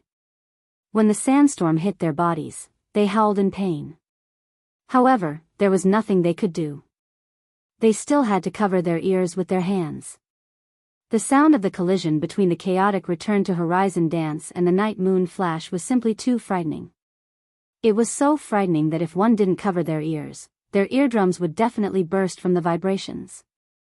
Only those warriors and mages who had cultivated warrior energy and magic power could mobilize some of their warrior energy and magic power to protect themselves from the loud noise, the sand, and the wind. However, they couldn't stop the shock in their hearts. After an unknown amount of time, the howling wind gradually calmed down. The loud noise no longer ravaged their ears. Only then did they slowly straighten their battered and exhausted bodies. They raised their heads with lingering fear and opened their eyes to look at the scene. At the same time, shock and horror climbed up their faces. In the field, the people disappeared. The ground also disappeared. Countless rocks and sand were lying on the ground. The only thing left was a nearly 5 meters deep hole. Everyone looked at each other in dismay. Those who were closest to them, or those who were close to them, looked at each other in tacit understanding. Their faces and eyes were filled with dumbfounded expressions. It was unknown what method Lulu had used, but compared to the battered and exhausted people around her, her body was in perfect condition. Even her clothes were not disheveled. However, at this time, she was staring blankly at the scene in front of her with a frightened expression on her face. Where are they? Where's Yen? Where's Feifei? Where did they go? Lulu was like a puppet that lost its soul. She didn't know what to do. She was afraid. She was most afraid that the two people who were very important to her would be smashed into pieces under the terrifying attack just now. Nothing was left behind. Beside her, no one wanted to go up and comfort her. Perhaps, even they thought that Wu Yan and Feifei were already dead under such a terrifying attack. Lulu clenched her teeth and kept looking around, trying to find the two figures. As time passed, the silence and despair began to creep into her heart. Don't worry, they're fine. A voice as gentle as a breeze suddenly sounded in Lulu's ears. The content of the voice made Lulu's eyes light up. She looked over with a face full of hope. She saw a very beautiful girl with long pink hair. She was holding the hand of a cute little girl with blonde hair. She came in front of her and said to her, "Really? Then where are they?" Lulu said timidly. Her pitiful look made Chuju love her. She spoke softly to Lulu as if she was coaxing a child. At the same time, she pointed to a direction. "Look, they're over there." Everyone's eyes immediately looked in the direction that Chuju pointed. What appeared in front of them were rocks and rocks. There was no one at all. They looked at Chuju suspiciously and confusedly. Let's observe carefully. Hinajiku was both annoyed and amused at the same time. From the looks of it, she couldn't do anything about the way the people around her looked at her like she was some kind of fraud. Hearing that, people began to look for it seriously. Soon, someone exclaimed and shouted loudly. "Look over there." In a very inconspicuous corner, behind a rock, people saw that there was a black wall and a crystal-clear transparent blue wall of light. Just as everyone was wondering what that was, the black wall started to slowly shatter and scatter. At this moment, everyone could clearly see that those were black granules. The black wall scattered and turned into black particles. At the same time, the blue light wall gradually disappeared. Then, the main characters who caused this scene, Wu Yan and Feifei, appeared in front of everyone. "Yen! Feifei!" Lulu shouted and ran towards the two. She seemed to be in high spirits. Chuju couldn't help but smile. This girl is too cute. However, Lulu stopped running quickly. Her eyes bulged slightly. She looked behind Wu Yan and Feifei and shouted again. Everyone's heart skipped a beat. Of course, they were like Lulu. Their eyes almost popped out of their sockets as if they were looking at a dead ancestor. Chuju, on the other hand, could only smile bitterly. let's not talk about them making a fuss over nothing. Although today's events have already left them with a lifetime of shock, the scene in front of them still shocked them. Oh my God, is that an angel? Yes, the one who made everyone's eyes pop out is Ikaros. A pair of blue light wings fluttered behind her back and suspended her in midair. A pure white halo was inverted above her head, making her look so holy and beautiful. Some people were stunned. They felt like the good thing of their life was finally revealed to God. That's why an angel came to visit them. Some people were infatuated. They felt like they have no more regrets in their lives.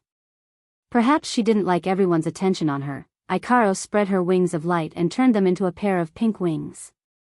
The circle of light disappeared and her crimson eyes turned back to an indigo color. What she didn't know was that this image was closer to an angel than her previous image of Sky Queen mode.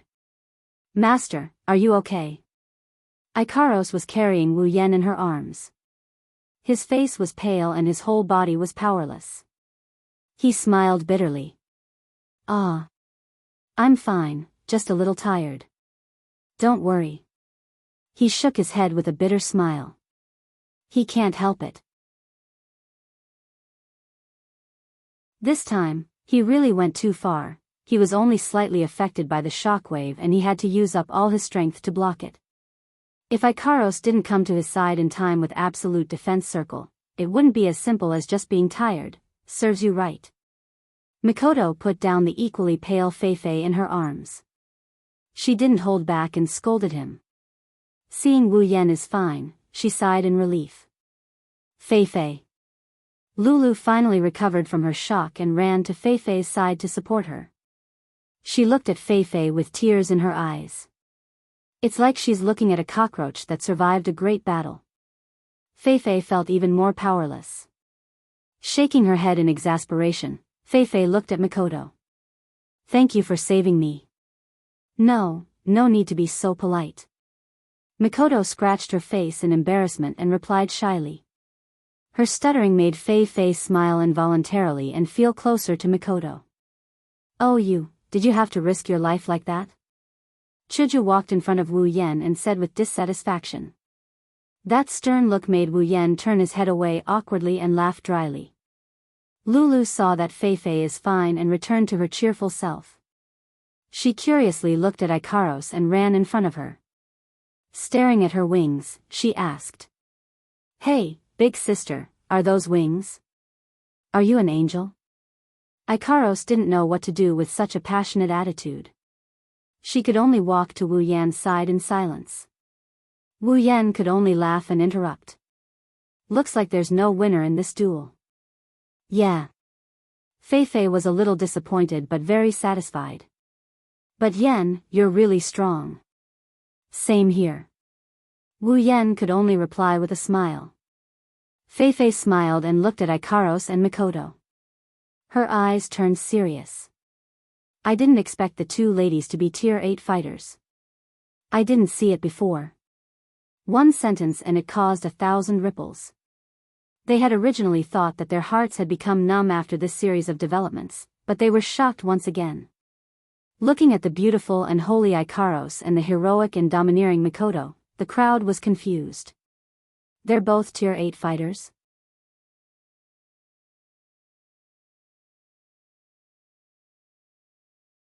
Chapter 135. There's no way they wouldn't be suspicious. One had to know that for Feifei to reach the 7th level at her age, she was already an amazing genius. Looking at the entire continent, there weren't many geniuses like her. In this tiny Bihurl, it's already unbelievable that two geniuses reached tier 7 in their 20s. But she's saying these two super young girls are actually tier 8? How is that possible? Appeared in everyone's mind. Only Wu Yan and Chuju smiled bitterly. Feifei, Sama, you're saying they're tier 8. Tigray had an ugly smile on his face as he walked up to ask with a trembling voice. Almost everyone, at this moment, magnified their ears, which had been tightly covered just a moment ago, several times over, fearing that they would mishear a word or two. Feifei looked at Ikaros and Mikoto with a small smile. To be able to save me and Yen so effortlessly when my night moon flash collided with a battle skill of the same level, other than my teacher, I don't believe that there is anyone at the 7th tier who can do that. Feifei's meaning is clear, a tier 7 can't do it but her sensei can. Everyone knows the head of the Lori family is a tier 8. In other words, Feifei is indirectly answering the question. These two girls are indeed tier 8. Everyone sucked in a breath of cold air. Looking at Ikaros, who's about the same age as Wu Yan and Feifei, and Mikoto, who's domineering and heroic but still a little childish, they felt like the world was surreal. A tier 8 isn't a cabbage. Just look at Lulu's father, Feifei's sensei, the head of the Lori family. A tier 8 is enough to become the head of the empire's number 1 family. One can imagine how high a tier 8 is in people's hearts. Don't look at how Ikaros killed 3 tier 8 powerhouses in one go and think that tier 8 powerhouses are easy to reach. In fact, that's not the case. Out of the countless forces that went out to hunt for treasures, only 3 of them managed to reach tier 8. This just goes to show how powerful and precious a tier 8 powerhouse is. Because of this, everyone felt a bit unnatural. After all, such a character was right next to them. Especially Gray and Tigray, both of their hands were trembling. It was easy to see how unsettled they were. One of them felt like he was floating. 2 tier 8s stayed in his house for a few days and they even have such a good relationship with his daughter. My Midobia family sure is strong. The other one felt fear in his heart. Before this, he had his eyes on them. Not only did he want to kill Wu Yan, he also wanted to take these 2 beautiful girls into his arms. But now, the 2 girls he had his eyes on are actually tier 8? Thinking up to here, Tigray sweated profusely. He's not afraid of a single Wu Yan. Even if Wu Yan is a tier 7, with the power of the Lori family, Tigray would still dare to try. But if it's a tier 8, forget about him. Even if he did, the Lori family wouldn't agree to it. As the number 1 family in the empire, the Lori family definitely has more than one rank 8 warrior. However, the number of them can be counted with one hand. Offending 2 rank 8 warriors for a person like him, even an idiot would know what to do. Someone that even the number 1 family doesn't want to offend. If Tigray had any ideas, wouldn't that be courting death? In his fear, Tigray could only try his best to reduce his presence and not let anyone notice him. Aside from him, there's another person who had some strange thoughts in his heart. That person is Hughes. Of course, he's not afraid. Even though he can't afford to offend a tier 8, if they want to touch him, his sensei would never agree. So Hughes isn't afraid of himself, he's just jealous. Based on what? Based on what can that lowly commoner get the attention of 2 such beautiful tier 8s? Looking at Mikoto, who's younger than him but full of charm, and Ikaros, who's older than him but prettier than the Missy in his heart, Hughes's face was full of jealousy. How could Hughes not see that the feelings of these 2 exceptionally beautiful tier 8 women in front of him towards that lowly commoner were definitely not ordinary? Such beautiful and powerful women, why don't they belong to me, Hughes, but to that lowly commoner instead? Under the influence of this thought, Hughes's hatred for Wu Yan increased by a few notches. Of course, even if you hate, people look down on you. Tier 8. So strong. Lulu's eyes were practically sparkling as she looked at Ikaros and Mikoto. She doesn't have as many complicated thoughts as the others, she only knows that they're as strong as her father. Hey, this older sister, and this younger sister, how did you train?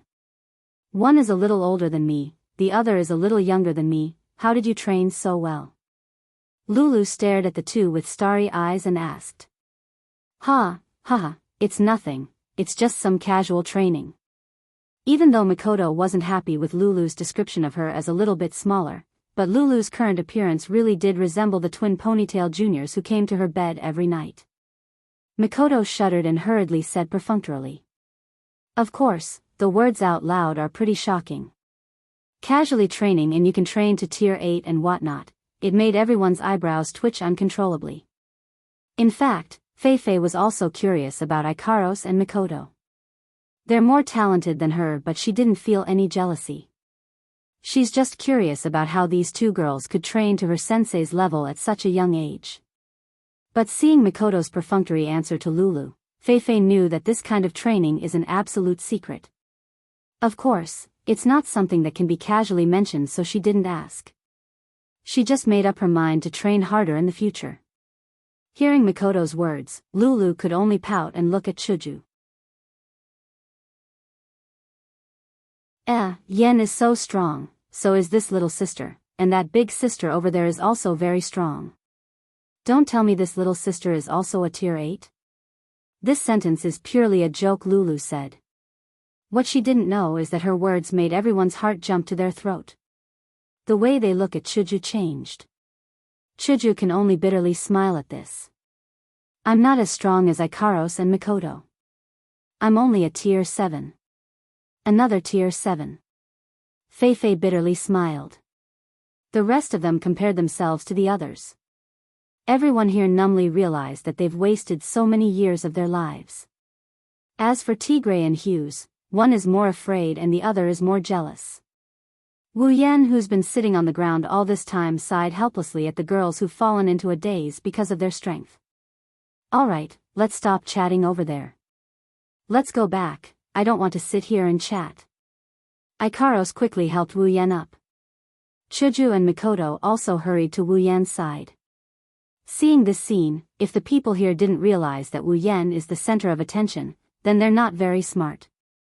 This scene also made Tigray's heart drop. Looking at the person he's been trying to get rid of for the past few days, Tigray's heart is filled with fear. So, he quietly retreated, planning to leave without saying goodbye. Wu Yan, who's being supported by Ikaros, saw this scene. So, he suddenly thought of something. Oh right, Commander Tigray, you're here to look for us, right? Is there anything you need? With a swoosh, everyone's gaze landed on Tigray. Tigray's face stiffened, under everyone's gaze, he stuttered. And nothing. I am just here to pay a visit. Oh, a visit, of course, Wu Yan grinned as he said this in a weird tone. Then Commander Tigray, why don't you come in and have a seat? And no need. I still have things to do, I'll take my leave first. After saying that, he ran away with a swoosh. Wu Yan, Chuju, Mikoto, Lulu, Feifei and Gray looked at each other and laughed out loud.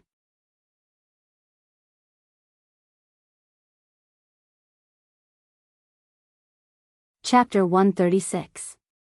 Behurl, Floating Plaza, sob, everyone remember to miss me. Lulu held her hand, looking at Wu Yan, Chuju, Mikoto, Ikaros, and her dad standing in front of her. Lulu waved at them with a face full of reluctance. It's been a few days since Wu Yan and Feifei's battle. In these few days, everyone has gotten closer to each other. Lulu and Feifei have become very close to Chuju and Mikoto. Even Ikaros, under the lead of the other girls, is getting closer to Lulu and Feifei. Speaking of which, Lulu and Feifei are very easy to get along with. If it wasn't for the fact that they're from a big family and have seen too many hypocrites, their social circle would have been pretty good. In these few days, the two girls also found out that Chuju, Mikoto, and Ikaros are very worthy of being friends. So in a short time, the girls became familiar with each other and are just short of calling each other sister and sister. Now, it's time for Lulu and Feifei to leave. After all, they're just passing by Behurl. If it wasn't for the Iron Dog's mercenary group's hospitality, they would have left long ago and none of this would have happened. Under the two girls' explanation, Wu Yan and the rest found out that Lulu and Feifei were originally going to bring the rest of the Lori family back to the academy. Wu Yan's expression was weird when he heard this. It's hard for him to imagine that people like Lulu and Feifei still have to go to school. Only later did he find out that the so-called academy doesn't teach books, but Do Chi and magic. Of course, after hearing this, Wu Yan's expression became even weirder. He kept sighing. Sure enough, a different world can't be separated from a magic Do Chi academy. As for why Liren would follow Lulu and Feifei to the academy, it's actually Gray's decision. Something like cultivation, if it's too young, it's definitely harmful. Even though Liren is still young, it's time for her to cultivate. Education has to start from a young age, cultivation is also the same. That's why Gray asked Lulu and Feifei to bring Liren to the academy. Lulu and Feifei also liked this cute little girl from the bottom of their hearts, so they agreed without hesitation. As for Lulu and Feifei, Gray and Liren trusted them quite a bit, so this matter was settled just like that. In fact, at the beginning, Lulu and Feifei also invited Wu Yan and the rest to go to the academy. Wu Yan was also quite interested in this world's academy, so he agreed. But for some reason, Mikoto hinted for him to stay first. This made Wu Yan confused, so he could only agree to go after a period of time. Liren, when you get to the academy, remember to listen to Miss Lulu and Miss Feifei, okay? Gray couldn't help but walk in front of Liren and give her a hug. I know, Dad. Liren rubbed against her dad's chest, then turned to look at Wu Yan and the rest. Big brother, Chuju Jijia, Mikoto Jijia, Ikaros Jijia, you must remember to come find me. Chuju ruffled Liren's hair and said with a smile, we'll come find you soon. Little girl, I hope that by that time, you'll already be a great warrior or magician. Wu Yan glanced at Liren and said with a chuckle. Liren nodded vigorously, then ran to Feifei's side and grabbed her clothes. Lulu watched Liren run away, dissatisfied, then looked at Wu Yan. Hey, I'm also leaving, why don't you talk to me about something else? Hearing this, Wu Yan immediately pulled out a friendly smile and said with concern to Lulu, then, Lulu, remember not to be sold by others again, you're the one who was sold. So annoying. Making a face at Wu Yan, Lulu angrily ran to Feifei's side, making Feifei feel helpless. Feifei looked at Wu Yan and said with a smile, then we'll be leaving, when you guys get to the academy, we'll spar again. Well, spar is fine, as long as you don't exhaust yourself. Wu Yan laughed dryly, making Feifei burst out laughing. Actually, both of them know that even though the battle a few days ago was really intense, but against someone they know, even if they use their full strength, they still have something to hide.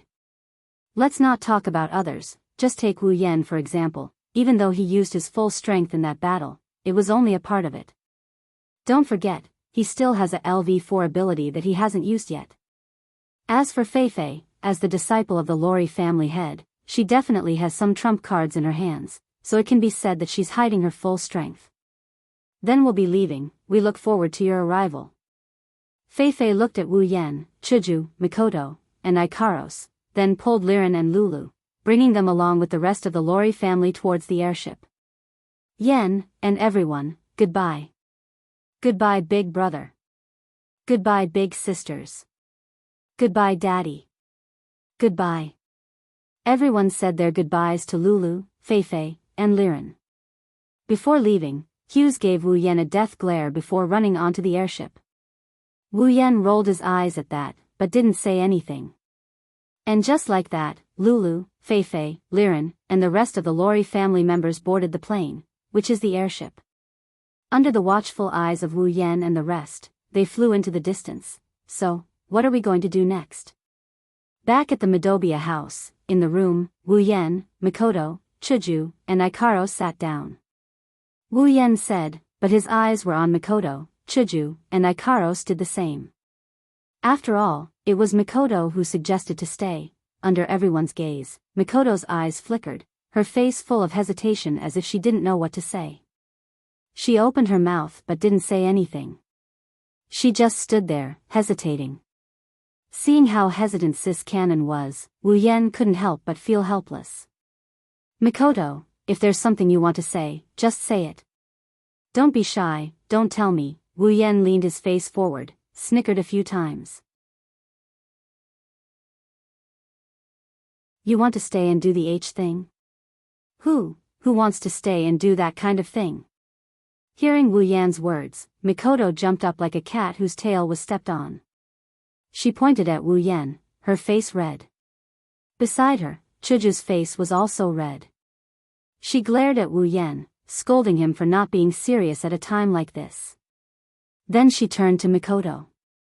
Mikoto, what's the matter? Mikoto snorted coldly at Wu Yan before sitting back down. She hesitated for a while before looking at Wu Yan. Yan, I'm already level 8 now. Shouldn't we go back to Academy City? Hearing this, Wu Yan and Chuju were stunned. Now they understood that Mikoto was thinking about her sisters. It's no wonder. Her sister's safety has always been on her mind. Under Wu Yan's persuasion, Mikoto understood that she still wasn't strong enough. She had no choice but to give up on the idea of going back and focus on increasing her own strength. Now, Mikoto is level 8. Although she just reached level 8, she has the power to fight. She can't wait to go back to Academy City and save her sisters. Wu Yan frowned, looking at Mikoto's worried face. He sighed. To be honest, if he could, he really didn't want to go back to Academy City so soon. After all, there's not only Accelerator, there's also the Angel AI Was. She. Her strength is at least level 8, not to mention, the enemy this time, other than these two bosses, there's also the final boss, Alistair. Alistair's strength is probably about the same as that angel. In terms of strength, Wu Yan isn't afraid. With Ikaros, as long as it's not level 9, it's fine. What Wu Yan is afraid of is his monstrous mind. But it's obvious from Mikoto's expression that Wu Yan knows that she can't sit still anymore. If they don't save her sisters, she won't be able to rest easy. Under Mikoto's surprised expression, Wu Yan finally nodded. All right. Let's go to Academy City.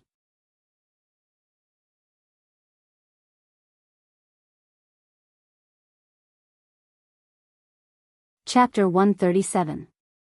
Night, in a room in the Midobia residence. Wu Yan was sitting alone on his bed, his hand constantly gesturing something in the air. Only Chuju, Mikoto, and Ikaros knew that Wu Yan was looking through the system list.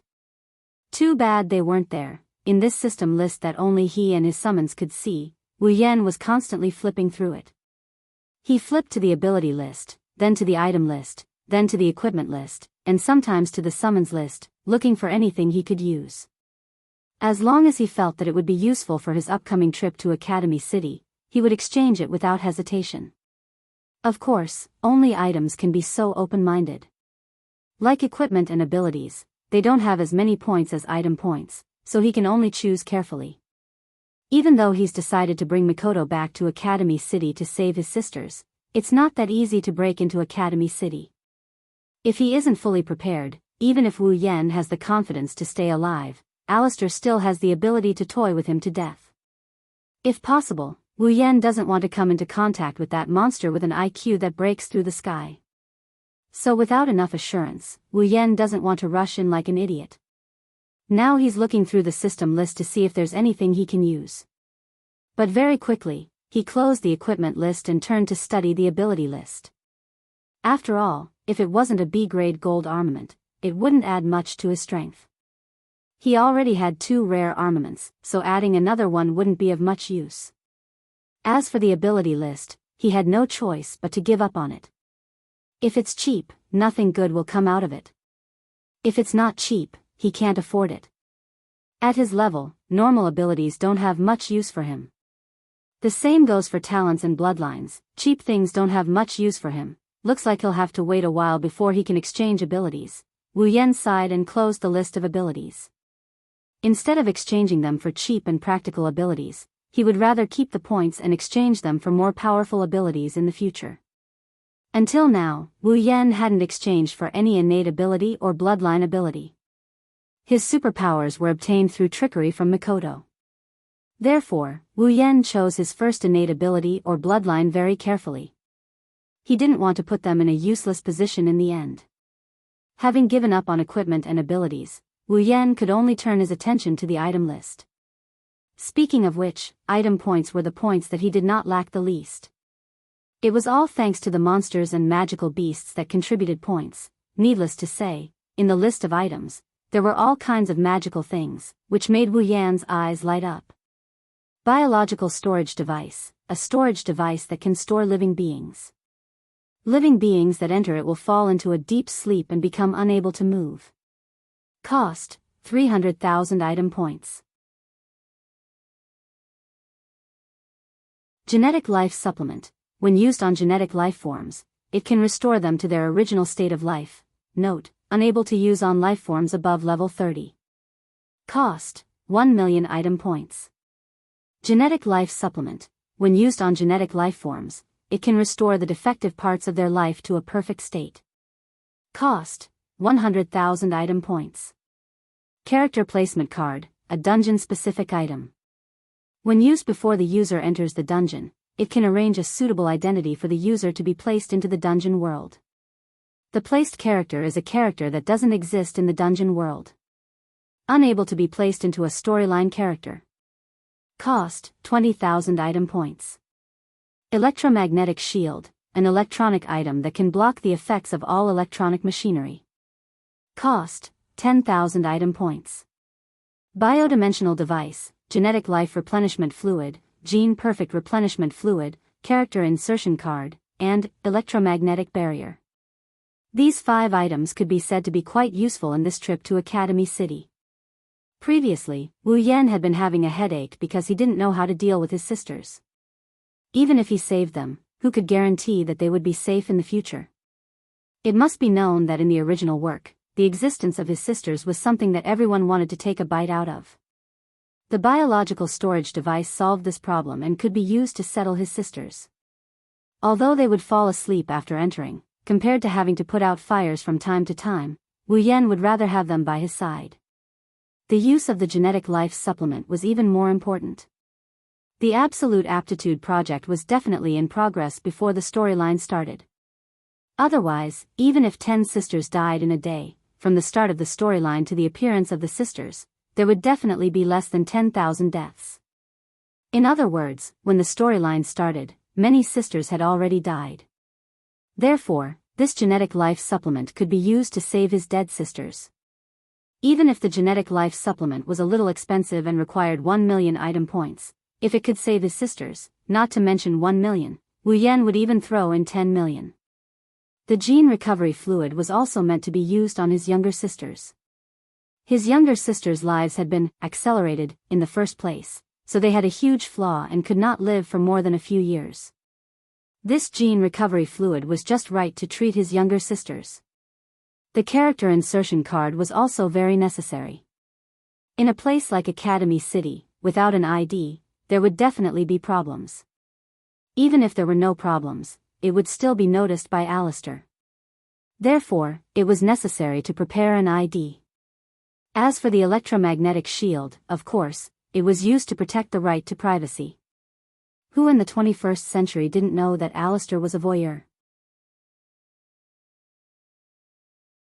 The thought of those ubiquitous suspension loops made Wu Yan's hair stand on end. Therefore, the electromagnetic shield was absolutely necessary. Wu Yan's hand tapped the void a few times. After a while, a black bracelet, 2 bottles filled with golden and green liquid, for cards, and 2 necklaces appeared in front of him. Wu Yan took them into his arms. The black bracelet was the bio-storage device, the golden bottle was the genetic life supplement fluid, the green bottle was the genetic perfection supplement fluid, and the card was naturally the character insertion card. As for the 2 necklaces, they were naturally the electromagnetic shield. Because Ikaros was an omnipotent angel, her body was originally equipped with a system that could block electronic devices. Therefore, the electromagnetic shield was enough for Wu Yan and Chuju to use. As for Mikoto, there was no need to use it. Wu Yan and Chuju's characters were not from the original novel. Alistair definitely didn't have the free time to observe everyone. Therefore, if Wu Yan and Chuju blocked the suspension loops, it wouldn't attract any attention. But Mikoto was different. As one of the only 7 LV5 in Academy City, and the original version of his sisters, how could Alistair not use the suspension loops to observe Mikoto? If Mikoto suddenly disappeared from the suspension loops, it would definitely attract Alistair's attention. Then, everyone would be exposed.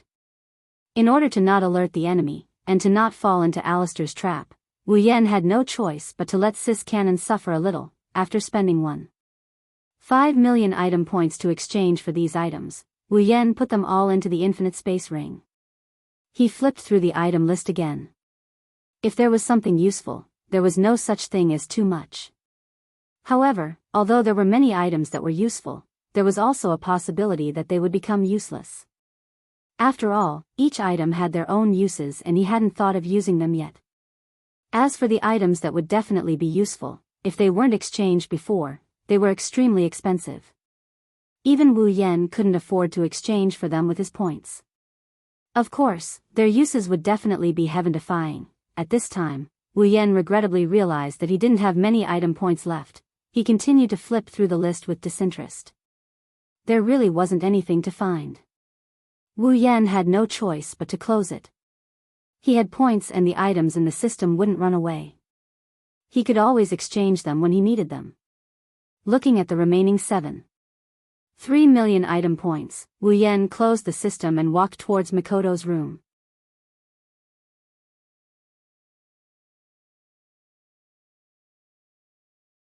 Chapter 138. Mikoto, open the door. Wu Yan knocked on Mikoto's door. However, Mikoto let out a cry of surprise and Wu Yan heard a series of palipala sounds as if something dropped and Mikoto's frantic footsteps. Wu Yan's expression turned awkward but he soon found it strange. What is Mikoto doing? Why is she so flustered? Is there something shameful? Wu Yan used his superpower to open the door and walked in. Wu Yan saw Mikoto's flushed face. Her face was filled with panic and when she saw him enter, her face turned even redder and her expression became even more panicked. What are you doing in here? Get out. Mikoto retreated 2 steps back in a fluster and pointed at the door while shouting. She looked like a flower girl who just saw a flower thief. Wu Yan was stunned. Why are you so nervous? It's not like I haven't entered your room before. Wu Yan rolled his eyes at Mikoto. Mikoto clenched her teeth as her face turned redder and redder. In the end, she lowered her head and stammered, we're going back to Academy City tomorrow. Can we not do it tonight? Tonight. Looking at the shy railgun and listening to her words, Wu Yan was completely speechless. No wonder she looked so flustered. She thought he was here to do something intimate with her. I say, what are you thinking? I'm just here to give you some instructions. What are you thinking? Although it was very tempting to have sex, it was better to tell them about his plans. Who would believe you? Mikoto's cheeks were pink as she looked at Wu Yan from the corner of her eyes. She said indignantly, you said that every time you snuck into my room. I can't refute her, this time, I'm really here to hand over some things. Under Mikoto's scrutiny, Wu Yan could only weakly raise his hand to express that his purpose for coming here is really pure. Really? Mikoto's suspicious gaze immediately landed on Wu Yan. This caused Wu Yan to cry out in his heart. If he wanted to push her away, he would have done so already. Why would he still be standing 8 feet away from her? All right, I'll believe you this time. If you dare to mess around later, Mikoto forcefully suppressed the shyness in her heart and threatened Wu Yan. She wanted to use electricity to increase her deterrence, but then she remembered that Wu Yan wasn't afraid of her electricity at all. So she changed her hand and made a scissors gesture. This made Wu Yan's back shiver and he hurriedly nodded in agreement. Then, what are you doing here? Mikoto's face was still a bit red as she forced herself to ask Wu Yan. About that, call Chuju and Ikaros over. Let's talk about it together. We're already here, no need to call them. Just as Wu Yan finished speaking, a voice came from behind Wu Yan, startling Wu Yan. Chuju and Ikaros were standing at the door. When they saw him looking over, they walked in with Ikaros. Why are you guys here? Wu Yan asked suspiciously. Good thing he didn't come here to have sex with Sis Cannon or else he would have been caught. When she heard Wu Yan's question, Chuju rolled her eyes at him. Mikoto's screams were so loud. Ikaros and I were in the room next door, how could we not hear it? So we came over to check on the situation. As soon as we arrived, we heard you say that. Not only did Wu Yan not feel relieved, he was sweating all over. If he could hear Mikoto's screams, then wouldn't he be able to hear Mikoto's moans at night? Good thing Kaishu-sama didn't show any signs of uneasiness or else he'd be in trouble. Even though both girls had been pushed down by Wu Yan, because Kaishu-sama always sleeps with Liren, Wu Yan hasn't touched her a second time. On the contrary, in the past few days at Midobia's house, Sis Cannon would be pushed down by him n+1 times every night.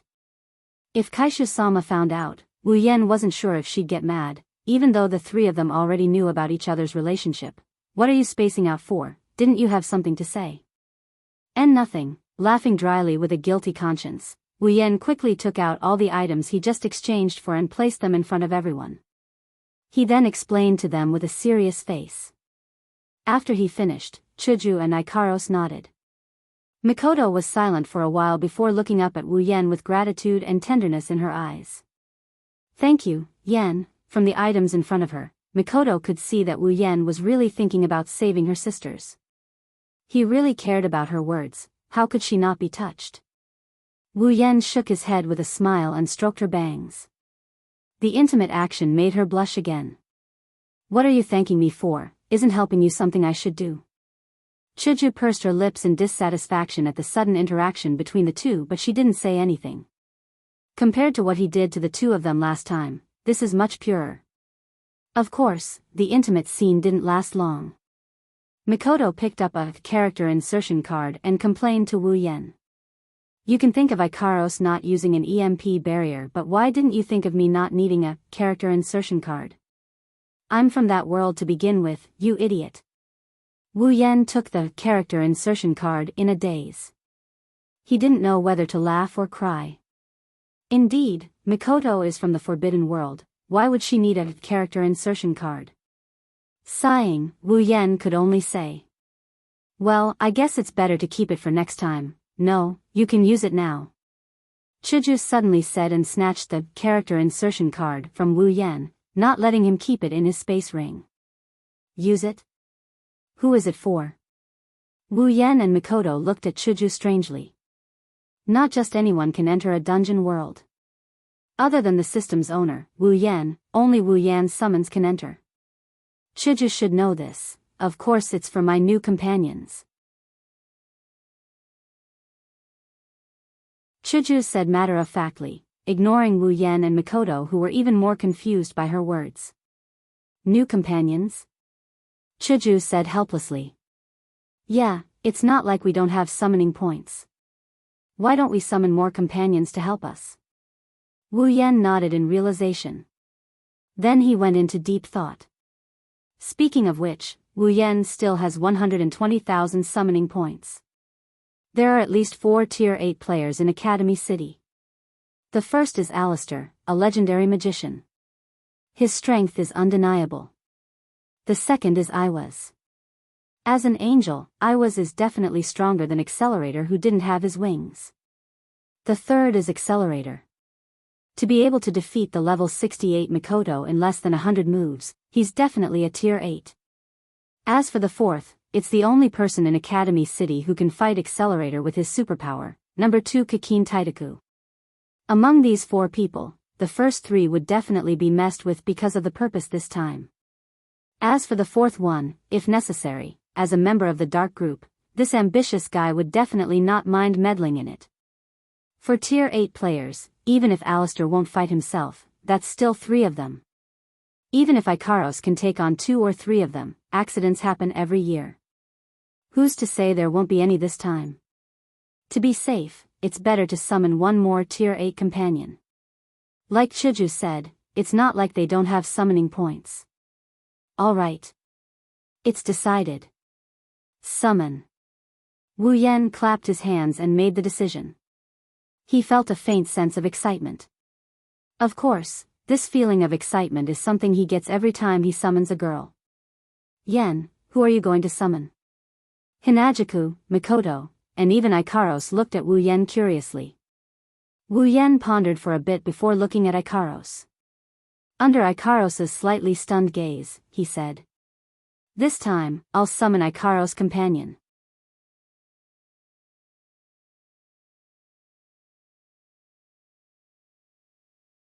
Chapter 140. Is everyone ready? Wu Yan, Chuju, Mikoto, Ikaros, and Astria stood in a circle. Other than Mikoto, all 4 of them raised their character insertion cards.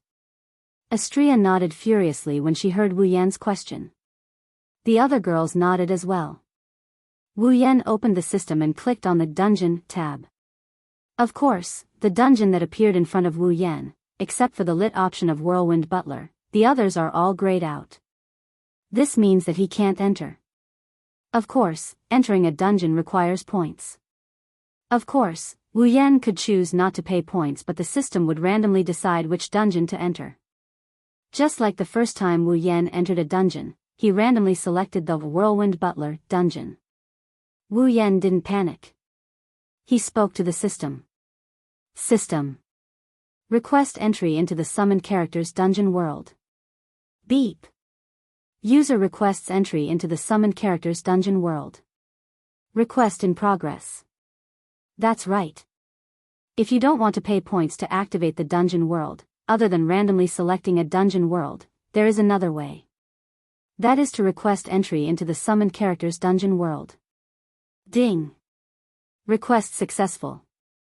Just as the system's voice rang, Wu Yan's options lit up in his dungeon list: magic, asterisk asterisk asterisk, catalog and heavenly gift. Seeing this, everyone's spirits were lifted. Then, they raised the character insertion card in their hands and chose to use it. The card turned into several rays of light and blended into the list of dungeons. Ding. Characters Wu Yan, Gue Chuju, Ikaros, and Astria have used character insertion cards. When the characters enter the dungeon, the system will randomly assign them an identity and place them into the dungeon world. The girls nodded at Wu Yan. Wu Yan let out a sigh of relief. He looked at the magic tab and clicked on it. Wu Yan, Hinajaku, Mikoto, Ikaros, and Astria all vanished into thin air. They disappeared without a trace. Academy City. It's a place isolated from the outside world. It's a place of its own because it's 30 years ahead of the outside world in terms of technology. This is a paradise for espers. Espers receive research and development from various research institutes to obtain their own abilities. They live here and use abilities that normal people can't get. They have special privileges that normal people can't get. This is hell for espers. Maybe in places unknown to others, there are 1 or 2 people who were happily shopping yesterday, but today they're being dissected on a dissection table. They're the guinea pigs of those so-called scientists. There are also humans without abilities here. They're known as the powerless. In this academy city where abilities are paramount, they live a life of complacency and self-destruction. In the eyes of a group of powerless people who were jealous of the world, powerhouses were hateful people. They would often gather together and entertain those who looked weak and powerless. If you are a cute girl, then please be careful. Perhaps when you walk in some deserted alleys, some people will stay and interact with you. For example, at this time, in a certain alley, there was such a cute girl who was forced into a corner. She looked at the boy in front of her who had his eyes closed and was thinking about something. She stood there trembling. Even though she called the disciplinary committee for help, who knows if the guy in front of her will make a move on her when the committee arrives? She could only pray in her heart that the guy in front of her will continue to meditate and won't wake up. However, the hope in her heart was quickly dashed. After a bout of dizziness, Wu Yan felt his body return to his control. He quickly opened his eyes and tried to see the scene in front of him. What appeared in front of Wu Yan stunned him. It took him a while to come back to his senses. A girl, a very cute girl. Even compared to Hinajaku and Mikoto, she wasn't too far off. At this time, her eyes were filled with tears, trembling less than 10 centimeters away from him. When she saw him open his eyes, her face was filled with shock and fear. What's going on? Before Wu Yan could figure out what's going on, the system beeped like crazy, knocking Wu Yan's head so hard he felt dizzy. Dungeon World, Magic Catalog. Dungeon Mission, Rescue. Mission 1. Save 20,000 Misaka sisters. Revive all the dead Misaka sisters and heal all the Misaka sisters who are still alive. Collect all 20,000 Misaka sisters and store them in the biocontainment device. Mission Reward, Equipment Points, Item Points, Ability Points, Summoning points, 100,000 each. Mission 2, yet to be activated. Mission 3, yet to be activated. Beep. User, you will only be able to leave this instance dungeon after completing all the quests in this instance dungeon. When Quest 1 is completed, Quest 2 will be activated. When Quest 2 is completed, Quest 3 will be activated. When Quest 3 is completed, user will be able to leave this instance dungeon. Before entering this dungeon world, the user used the character insertion card. The system has set the user's identity. Name, Wu Yan. Ability, incompetent age, 22. Character introduction, a permanent resident of Academy City. Currently, he has no friends, no girlfriend, and no parents. The most valuable thing in his family is a small house that can only accommodate a kitchen, bathroom, table, and bed.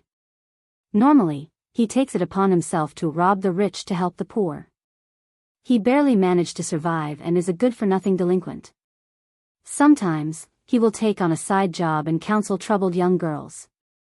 So, apart from being a delinquent, he is also a complete scumbag. Identity setup complete. Reminder, the time ratio between the dungeon world and the real world is 100:1. Therefore, the user can train in this dungeon world without any worries.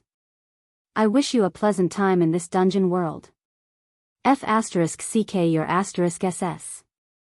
After accepting the identity that the system inserted into him and the memories of his life in the Academy City, Wu Yan started cursing without hesitation, scaring the girl in front of him so much that she didn't cry out loud. No, she was already crying. Woo woo woo, I beg you to let me go. I will give you all the money I have. I beg you, woo woo woo. The young girl's tears flowed down. Moreover, she kept begging. Her appearance was very pitiful. Wu Yan's body stiffened. His face was stiff as well. He cursed the system's entire family. Even he wasn't sure if the system had that many. Please don't cry, okay? Squeezing out a stiff smile, Wu Yan dryly laughed. He doesn't know the other party, but he can't do anything about a girl crying and whatnot. Let me go, sob sob sob. The young girl didn't seem to hear Wu Yan's words. She kept crying and mumbling as if she was wronged. Please don't cry, okay? Although Wu Yan really wanted to let her go, his reputation would be ruined. Even though the system's introduction showed that Wu Yan's reputation was ruined beyond repair, Wu Yan still wanted to salvage something. He really didn't want to be treated as a scum. Therefore, Wu Yan could only soften his tone and gently persuade the young girl. At least give him a chance to explain. Sob sob sob. The young girl completely ignored Wu Yan. She didn't care what Wu Yan said and continued crying. Wu Yan's head was about to swell. However, Wu Yan didn't know that he would soon regret it.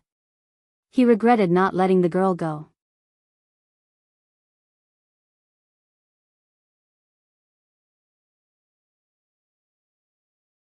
Chapter 141. A young and powerful man and a delicate and cute girl were in an empty alley. Moreover, the delicate and cute girl was crying pitifully. Anyone who saw this scene would automatically imagine a scene of molesting an innocent woman. Needless to say, young Lady Justice of the Justice Organization who had just arrived and witnessed this scene, she would definitely think the same way. I'm a disciplinary committee member. I received a report and came here. Please don't make any unnecessary resistance. Hearing this delicate voice, Wu Yan and the girl's reactions were different. The girl raised her tear-stained face and looked at her in surprise. Wu Yan's face stiffened again. Please don't be her. Please don't be her. Please don't be her. Please don't be her. Please don't be her. In his heart, he prayed to all his ancestors from the ape age to his great-grandfather and great-grandmother. He only hoped that this voice that he heard in front of the screen 8,800 times was an illusion. Wu Yan slowly turned his head like a machine, his neck even made a kaka sound. But when he saw the owner of the voice, Wu Yan knew that his ancestors also wanted him to accompany them, a beautiful girl with a height of only 1.5 meters and pink ponytails appeared in front of him. She was wearing the Tokuwadai uniform and the discipline committee's armband was pinned on her hand. She had a serious expression on her face. She was just short of writing the word justice on her face.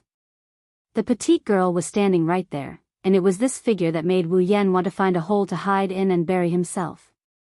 The sooner he dies, the sooner he can reincarnate. Of all the people, why did it have to be her? How could Wu Yan not recognize the girl in front of him?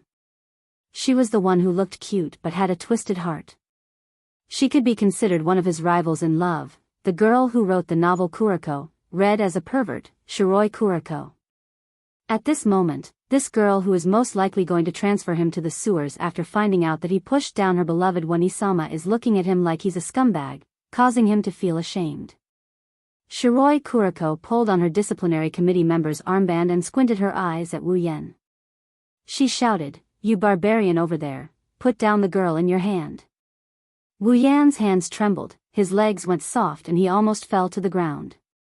He finally understood how that bastard Tai Li felt when he shouted, "Put down the loli in your hand." Even the girl who was looking at Shiroi Kuroko in surprise was startled. She wondered if she asked for help from the wrong person. Shiroi Kuroko didn't realize what she said at all. She just stared at Wu Yan and her hands started to move under her skirt. Of course, Wu Yan definitely didn't think that she was trying to give him benefits. Looking at the girl and then looking at Shiroi Kuroko, Wu Yan smiled very brightly. Wu Yan looked at Shiroi Kuroko and said softly, "If I said that it was all a misunderstanding, would you believe me?" As soon as he said that, Wu Yan saw that Shiroi Kuroko's expressionless face had a pair of eyes full of contempt. Her bright expression immediately turned into depression. This really is a misunderstanding. Wu Yan felt like he was about to cry. "If you want to appeal, please go to the disciplinary committee's branch office." Shiroi Kuroko took out a pair of handcuffs. Her eyes flashed with a dangerous light. It was obvious that she wanted to arrest Wu Yan first. Maybe it's because of Shiroi Kuroko's imposing manner. The girl timidly glanced at Wu Yan before running over to Shiroi Kuroko's side. She hid behind Shiroi Kuroko's back. Although, Shiroi Kuroko's height is not enough to cover her. "Oh? You didn't stop the hostage from escaping." When the girl ran to her side, Shiroi Kuroko put down her other hand that was reaching for the steel nail and looked at Wu Yan with some surprise. "I already told you, it's a misunderstanding." Wu Yan felt wronged. Who else can he blame? He could only blame the system. He couldn't report the system, so he could only swallow his anger.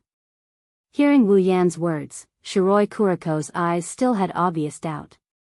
But perhaps because Wu Yan didn't stop the girl from escaping, she believed him a little. So she didn't say anything and directly walked in front of Wu Yan. "Then, please come with me to the disciplinary committee's branch office." "Must it be like this?" Wu Yan looked at Shiroi Kuroko with a pained expression.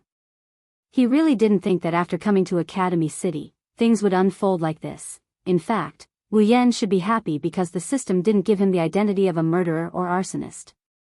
It's already good enough. If you really want to prove your innocence, you must go. Shiroi Kuroko's meaning was clear.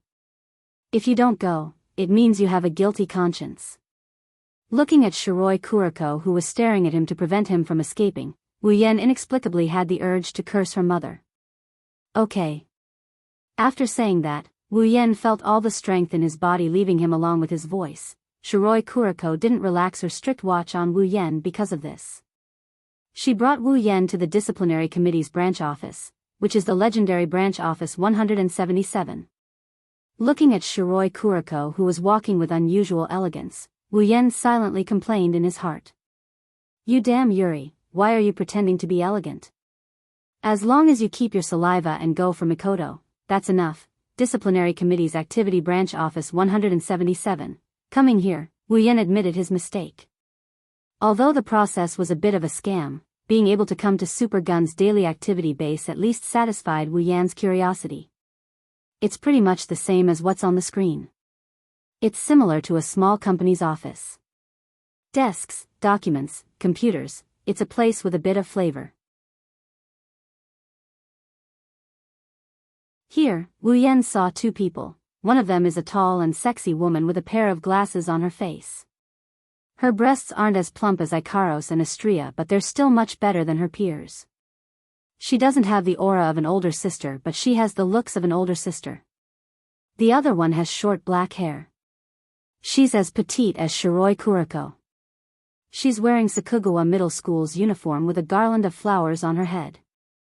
She's known as the guardian angel and walking vase. Ueharu Hikari. She's a celebrity. Wu Yen sighed as Shiroi Kuriko invited him in.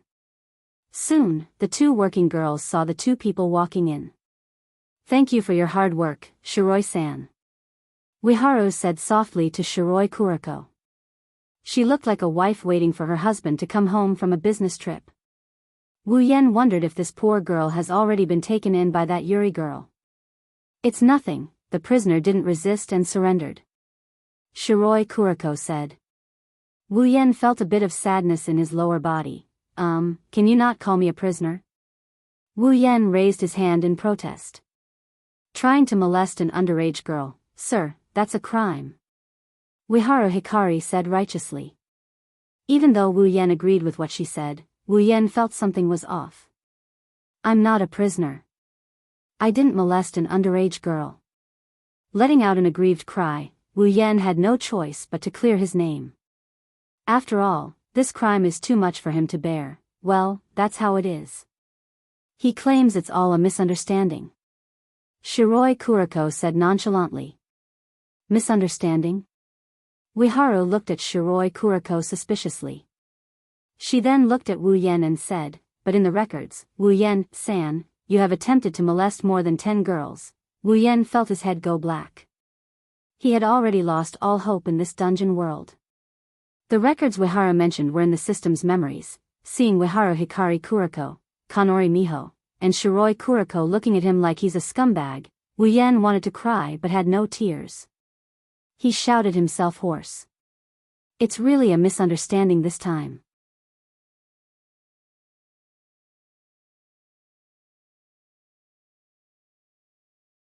Chapter 142. No matter what Wu Yen said, the three girls were suspicious of him, making Wu Yen want to cry, but no tears came out. Perhaps it's because of Wu Yan's frivolous personality, the three girls were a lot nicer to him. Of course, the nicer words coming out of that Yuri girl's mouth weren't so nice. In the end, under Wu Yan's efforts, they didn't add another record to his record. They only gave him a warning, especially Shiroi Kuriko. She said something like she won't let him go the next time she sees him. She's just like a bad girl.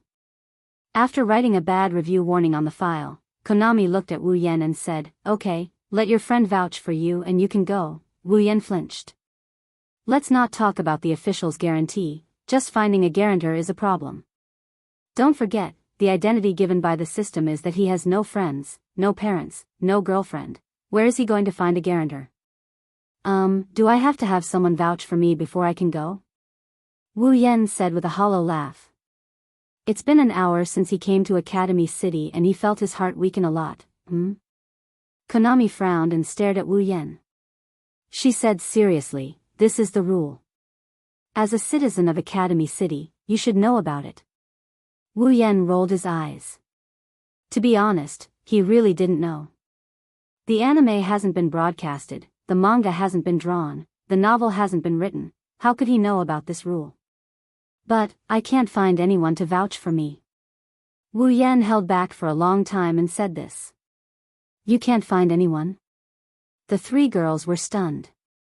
Shiroi Kuriko looked at Wu Yen strangely. That look was exactly the same as when Wu Yen met Lulu in the Behemoth Forest. Lulu looked at him with the same look. That look of looking at a mountain savage. Don't tell me your relationships are so bad that you don't have a friend who can vouch for you, although I don't want to admit it. Wu Yan's mouth twitched. His resentment towards the system deepened. Shiroi Kuriko stared at Wu Yen seriously for a while, then sighed and spread out her hands. Looks like you'll be detained here for a few days. Must it be like this? The three girls nodded in unison. Even Chu Chun was no exception. Wu Yen raised his head and looked at the ceiling. His face was filled with grief. He was speechless for a long time. In Academy City, it's not that Wu Yan doesn't know anyone. On the contrary, he knows a lot of people. He even knows that damn otaku Alistair. It's just that they don't know him. The only people who know him are the girls who came with Wu Yan. But who knows what identities they were given and where they are now. This time, Wu Yan's intestines are turning green from regret. He didn't expect them to be separated. He changed so many items. Why didn't he think of a different method of communication? Even though they can sense each other's presence due to the intertwining of life force, they didn't expect him to be arrested the moment he arrived. Without a way to contact them, by the time they come looking for him, he would have already been detained to the point where he can be released. Sigh, I wonder how they are doing.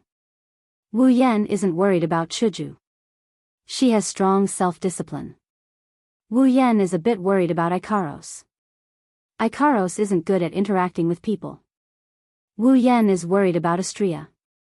Who knows if that idiot can survive in this place. There's also Mikoto. Wu Yan isn't worried about her. After all, she's a resident of this place. She's probably in her dorm right now, waiting for this Yuri girl to go back to Yuri. Suddenly, Wu Yan's eyes lit up and he shouted excitedly. I got it. The sudden shout startled all the women present. Early Spring screamed as her head hit the computer. It was so painful that she was about to cry. What are you shouting for, all of a sudden? Shiroi Kuriko shouted in dissatisfaction. Her two pink ponytails stood up. Even Kanori Mi was dissatisfied. Seeing the three girls glaring at him, Wu Yan smiled awkwardly. He quickly said to Shiroi Kuriko. Oh right, I found someone to vouch for me. Kuriko, lend me your phone. Shiroi Kuriko jumped up and glared at Wu Yan. She gritted her teeth and shouted. Don't call me that. I'm not familiar with you at all. Wu Yan just remembered that in Japan, only people who are very familiar with each other can call each other by their names.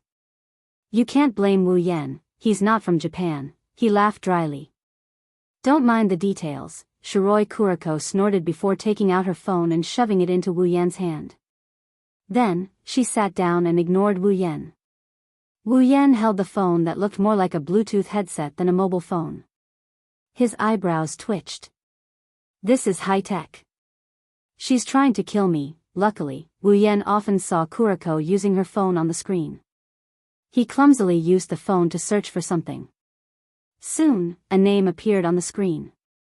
Wu Yan's face lit up. He quickly dialed the number back. Under the confused eyes of the three women, the call was finally picked up after a series of busy tones. An extremely familiar voice also sounded. Oh. Kuriko. On the other side of the phone, the owner's voice rang out as soon as he picked up the call.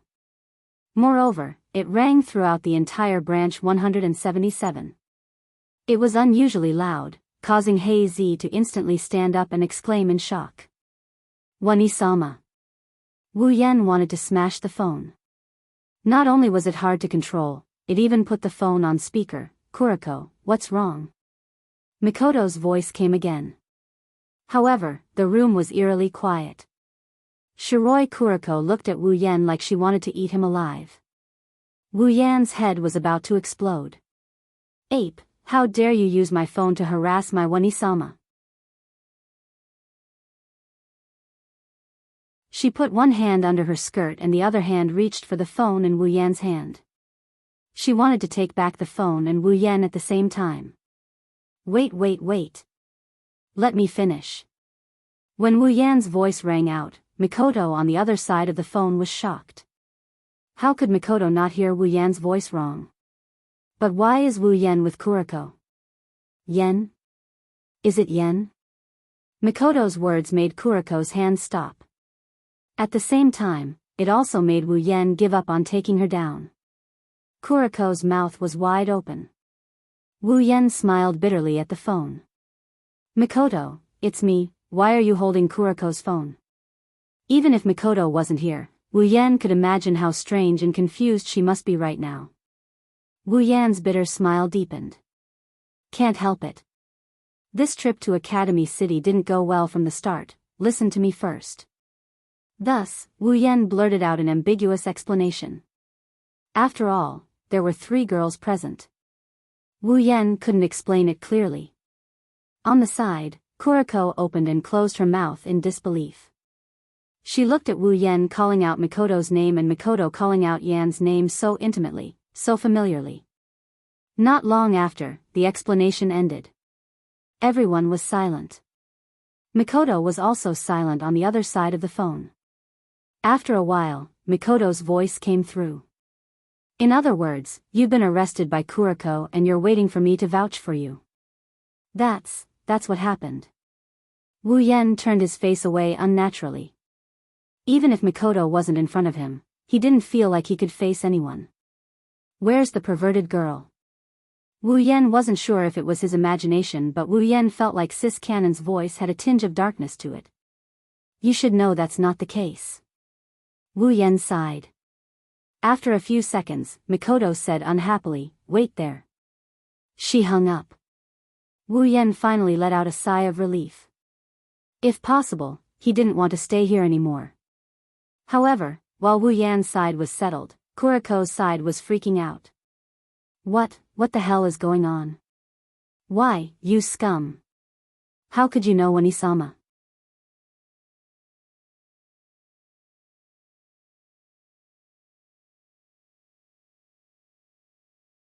Chapter 143.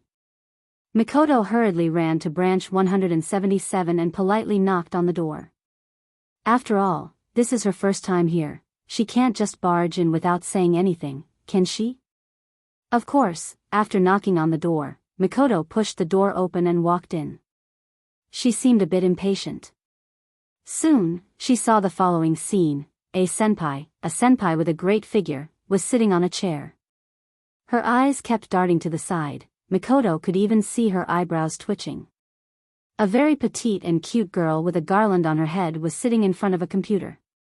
Her head was lowered, and the corners of her eyes were glistening with tears. It seemed that there was something unsightly that made her so afraid that she didn't even dare to look at it. It was a stark contrast to that senior. There was another person, a very, very familiar person. He was also sitting on a chair, looking out of the window.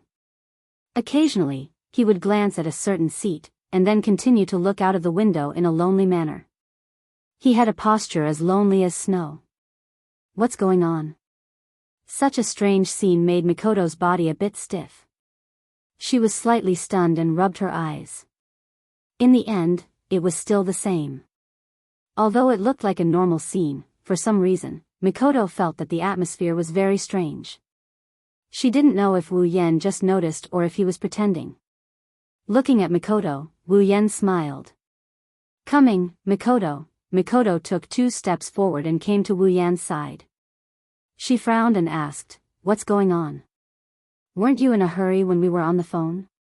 AI. Wu Yan sighed and looked at Mikoto sympathetically. He put a hand on her shoulder and told her in a serious tone. Mikoto, now I know just how painful your daily life really is. Huh? Mikoto was confused. On the other side, Kanorimi and Wiharu Kori also walked over. However, their expressions were different. One had curiosity, the other had stars in her eyes. They looked at Mikoto like a groupie. You're Tokuwadai's trump card, that Misaka Mikoto? Miwei looked at Mikoto from head to toe, as if trying to see if there was anything different about her. She smiled and said. Mikoto was very polite to strangers, not to mention this person was her senior. Yes. I'm Misaka Mikoto, nice to meet you, senpai. You don't have to be so polite. I'm Kanori Miwei. Nice to meet you, Misaka. Hello, Misaka senpai, I'm Wiharu Hikari. Wiharu's cheeks were slightly flushed as she greeted Mikoto in an embarrassed manner. I'm really sorry for the trouble. Mikoto scratched her face and said. This exceptionally good atmosphere in front of him made Wu Yan feel a little helpless. The 3 people who should have been very familiar with each other were actually acting out the scene of their first meeting in front of him. This made Wu Yan feel a little uncomfortable. However, it was understandable. After all, Wu Yan and the others would enter the dungeon a day before the start of the storyline. It was normal that Sis Canon did not know Uehara Hikari and Kanori Miwe at this time. Seeing that they were regretting that they did not meet earlier and wanted to have a good chat, Wu Yan quickly interrupted them. Miss, can I leave now? Hearing this, the three of them stopped. Kanori adjusted her glasses and nodded. Since someone is here to vouch for you, we will naturally let you go. Miwe then turned to Mikoto and said, Misaka-san, you have to help me keep an eye on your friend. Don't let him do anything that doesn't conform to the code of conduct. You should know that he has quite a few bad records. Wu Yan laughed dryly, not knowing what to say. Mikoto was the same. Of course, this was only because she knew about Wu Yan's situation. If Wu Yan really did something perverted, it would be strange if she did not seduce him. Mikoto glared at Wu Yan fiercely. In return, Wu Yan looked back at her innocently. Mikoto could not help but laugh. Suddenly, she seemed to have thought of something and looked around. Oh right, where's Kuriko? The scene suddenly quieted down. Mikoto looked at the silent Kanori and Uehara Hikari curiously, then looked at the expressionless Wu Yan. What's wrong? Did something happen to Kuriko? No. It's nothing. Uehara quickly waved her hand at Mikoto, but no matter how you look at her, she looked guilty. Shirai-san just received a report, so he went out to deal with it. Kanori quickly pulled Uehara away and smiled at Mikoto. Of course, if one looked closely, one could see the unnatural look in her eyes. Oh, is that so? Alright, Mikoto, let's go. Wu Yan pulled Mikoto and walked out. Gura-senpai, Uehara classmate, will be going first. Kanori and Uehara quickly nodded. Compared to before, when they couldn't wait to chat with Mikoto until the sky turned dark, it was a completely different attitude. Mikoto tilted her head in confusion and quickly followed Wu Yan. After Wu Yan and Mikoto left, Kanori and Uehara looked at each other and ran under a table to look inside. There, Shiroi Kuriko was tied up and thrown there like a bag. Her mouth kept making woo-woo-woo sounds. It was obvious that her mouth was sealed. The two girls bitterly smiled. They did not seem to be surprised. Instead, they quietly pulled Shiroi Kuriko out and untied her. That scum. How dare he treat me like this? I'm going to stuff him into the ground. Shiroi Kuriko didn't care about her body that was still tied up and screamed at the top of her lungs. Kanori and Uehara couldn't help but cover their ears. Kanori bitterly smiled and put down her hands. She continued to untie Kuriko while saying, Shiroi, you can't blame him for this. You didn't listen to what he said and even wanted to move the phone into his body, but that's scum, since he wants to touch Wanisama, as Wanisama's attendant, how can I let him continue to exist in this world? Shiroi Kuriko said as if it was a matter of fact. Then she suddenly remembered something and screamed. Oh right. Wanisama. Wanisama left with that scum. That scum must be trying to take Wanisama to a place where no one is around and do this and that to her. No. Wanisama. Wanisama. Wait for me, Kuriko is coming to save you, her voice echoed throughout the entire discipline committee branch. Too bad your Wanisama won't be able to hear it. Also, who knows how many times he's done this and that. On the other hand, Mikoto finally understood what happened after Wu Yan explained in a helpless voice. So that means you're now a delinquent. Mikoto looked at Wu Yan with a smile. Yeah, that's why don't you go out and flirt with delinquents for the time being. Wu Yan said in an annoyed tone. Mikoto couldn't help but laugh again. After laughing, Mikoto said worriedly, I wonder how Chuju, Ikaros, and Astria are doing. Well, they won't turn into delinquents too, right? Wu Yan was actually looking forward to seeing Kaishu-sama, Ikaros, and Astria turn into delinquents. Wu Yan smiled as he thought of something. Then, he put on a serious face. Mikoto, you're more familiar with Academy City, why don't you go look for Chuju and the others? What about you? Mikoto stopped and turned around to look at Wu Yan. It's like she's trying to see through Wu Yan's heart. Wu Yan smiled and ruffled Mikoto's hair. Of course I'll follow the plan. Mikoto wasn't embarrassed by Wu Yan's intimate action this time. She looked at Wu Yan seriously and said softly. Don't force yourself. Wu Yan nodded, but Mikoto was still worried. You can't do it alone, we agreed to do it together. Wu Yan nodded again and smiled.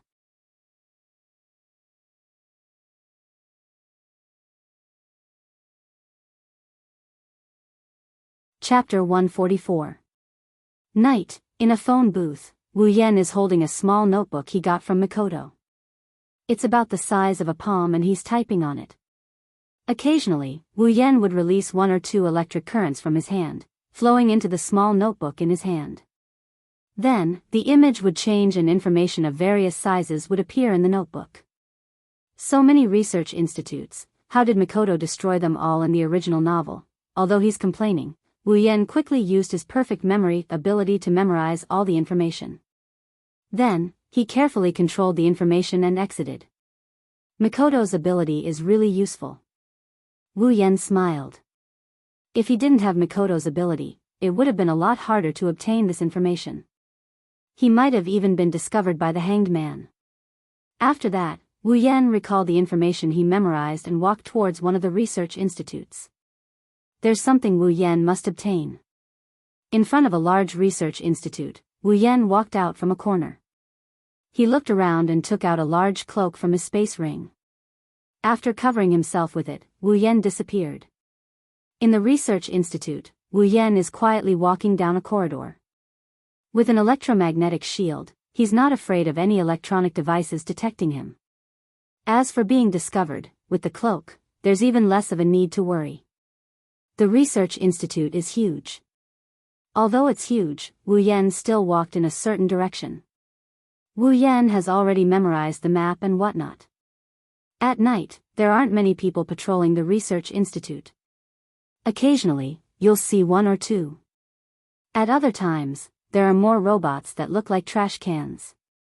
When he meets someone, Wu Yan will carefully stop. When they pass by, Wu Yan will move again. When he meets the robots, Wu Yan will ignore them and walk past them. Every time this happens, the robot's eyes will dim for a moment. When Wu Yan passes by, they'll return to normal and continue patrolling. Along the way, Wu Yan lost count of how many times he's encountered a door. Others might have had to spend a lot of effort to enter these doors, but Wu Yan only needs to swipe his card and the door will open.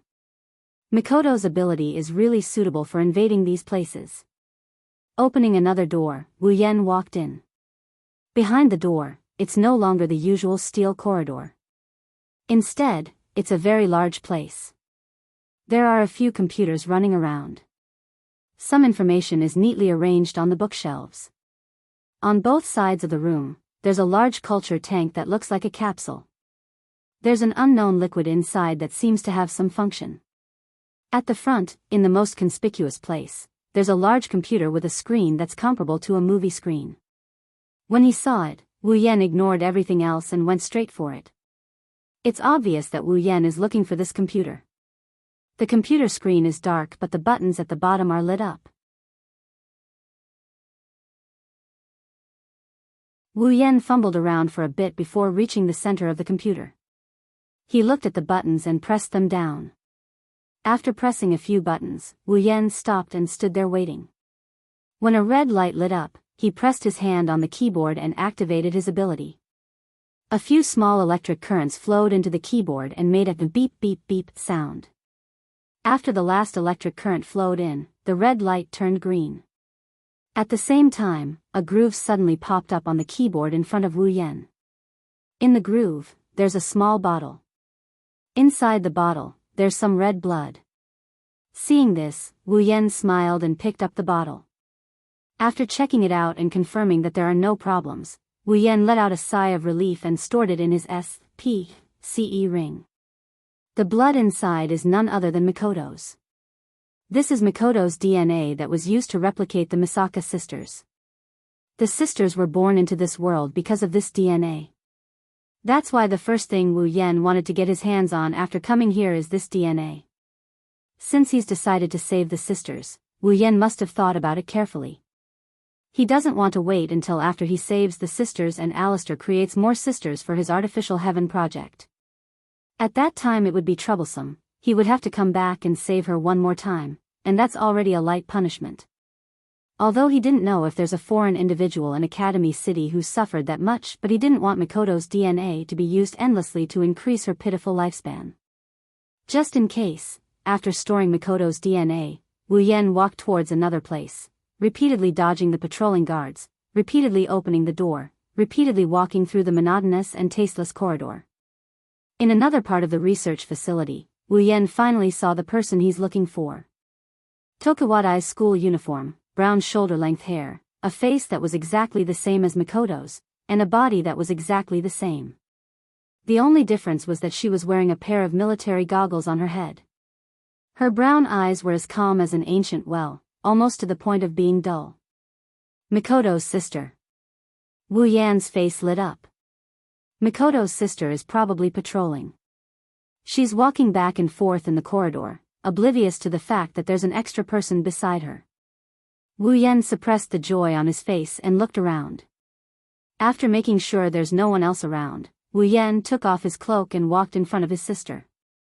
When a person suddenly appeared in front of them, as long as they were human, their first thought would be, there's a ghost, and their second thought would be, run. But in this Academy City, even the most inconceivable things could be explained by science, so while people might be surprised, they wouldn't think of running away. Mikoto's sister is the same. Of course, that's what she said. She looked at Wu Yan expressionlessly. She paused for a moment and said, "Who are you? Are you here to steal something from the research facility?" Misaka stared at the thief in front of her in shock, wondering if she should call for help. "From your expression, I don't see any surprise." Although he knew his sisters were like this, Wu Yan still felt his mouth twitching uncontrollably. There's nothing valuable in the research facility. Even if there is, it wouldn't be here. You can look elsewhere. Misaka, try to chat with the thief in front of you and find a chance to escape. Can you listen to me first? Don't run away in such a hurry. Wu Yan dryly laughed as he told himself not to ridicule her before telling her sister. "Mr. Thief, do you have something to say to Misaka?" Misaka stared at Mr. Thief and thought about what thieves usually say to others. Rubbing his forehead and patting his face, Wu Yan felt that if he didn't ask what he wanted to know, he might be killed by Misaka's sister. Wu Yan turned serious and looked at Misaka's sister. "What's your Misaka number?"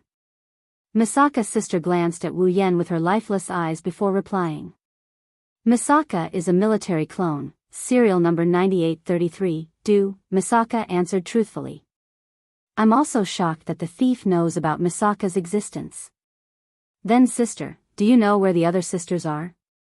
"Through the Misaka network, Misaka can find out the location of other Misakas." Misaka answered honestly and began to wonder if Mr. Thief was planning something against Misaka's Misaka. Raising his eyebrows, Wu Yan kept telling himself to stay calm. She was just a sister, she didn't mean any harm, so she could be forgiven. Could it be that Mr. Thief isn't here to steal things, but to steal people? And the target is Misaka's Misaka? Misaka stared at the thief in front of her in shock and told the other Misakas to run through the Misaka network. The word, "stay calm," in his heart shattered into countless pieces. Wu Yan's expression collapsed. He rolled his eyes and said with a smile. "You're right, I'm here to steal Misaka's sisters." You're tuning into the Carefree Valley YouTube channel. Don't forget to subscribe and join us on this journey to catch the most captivating stories.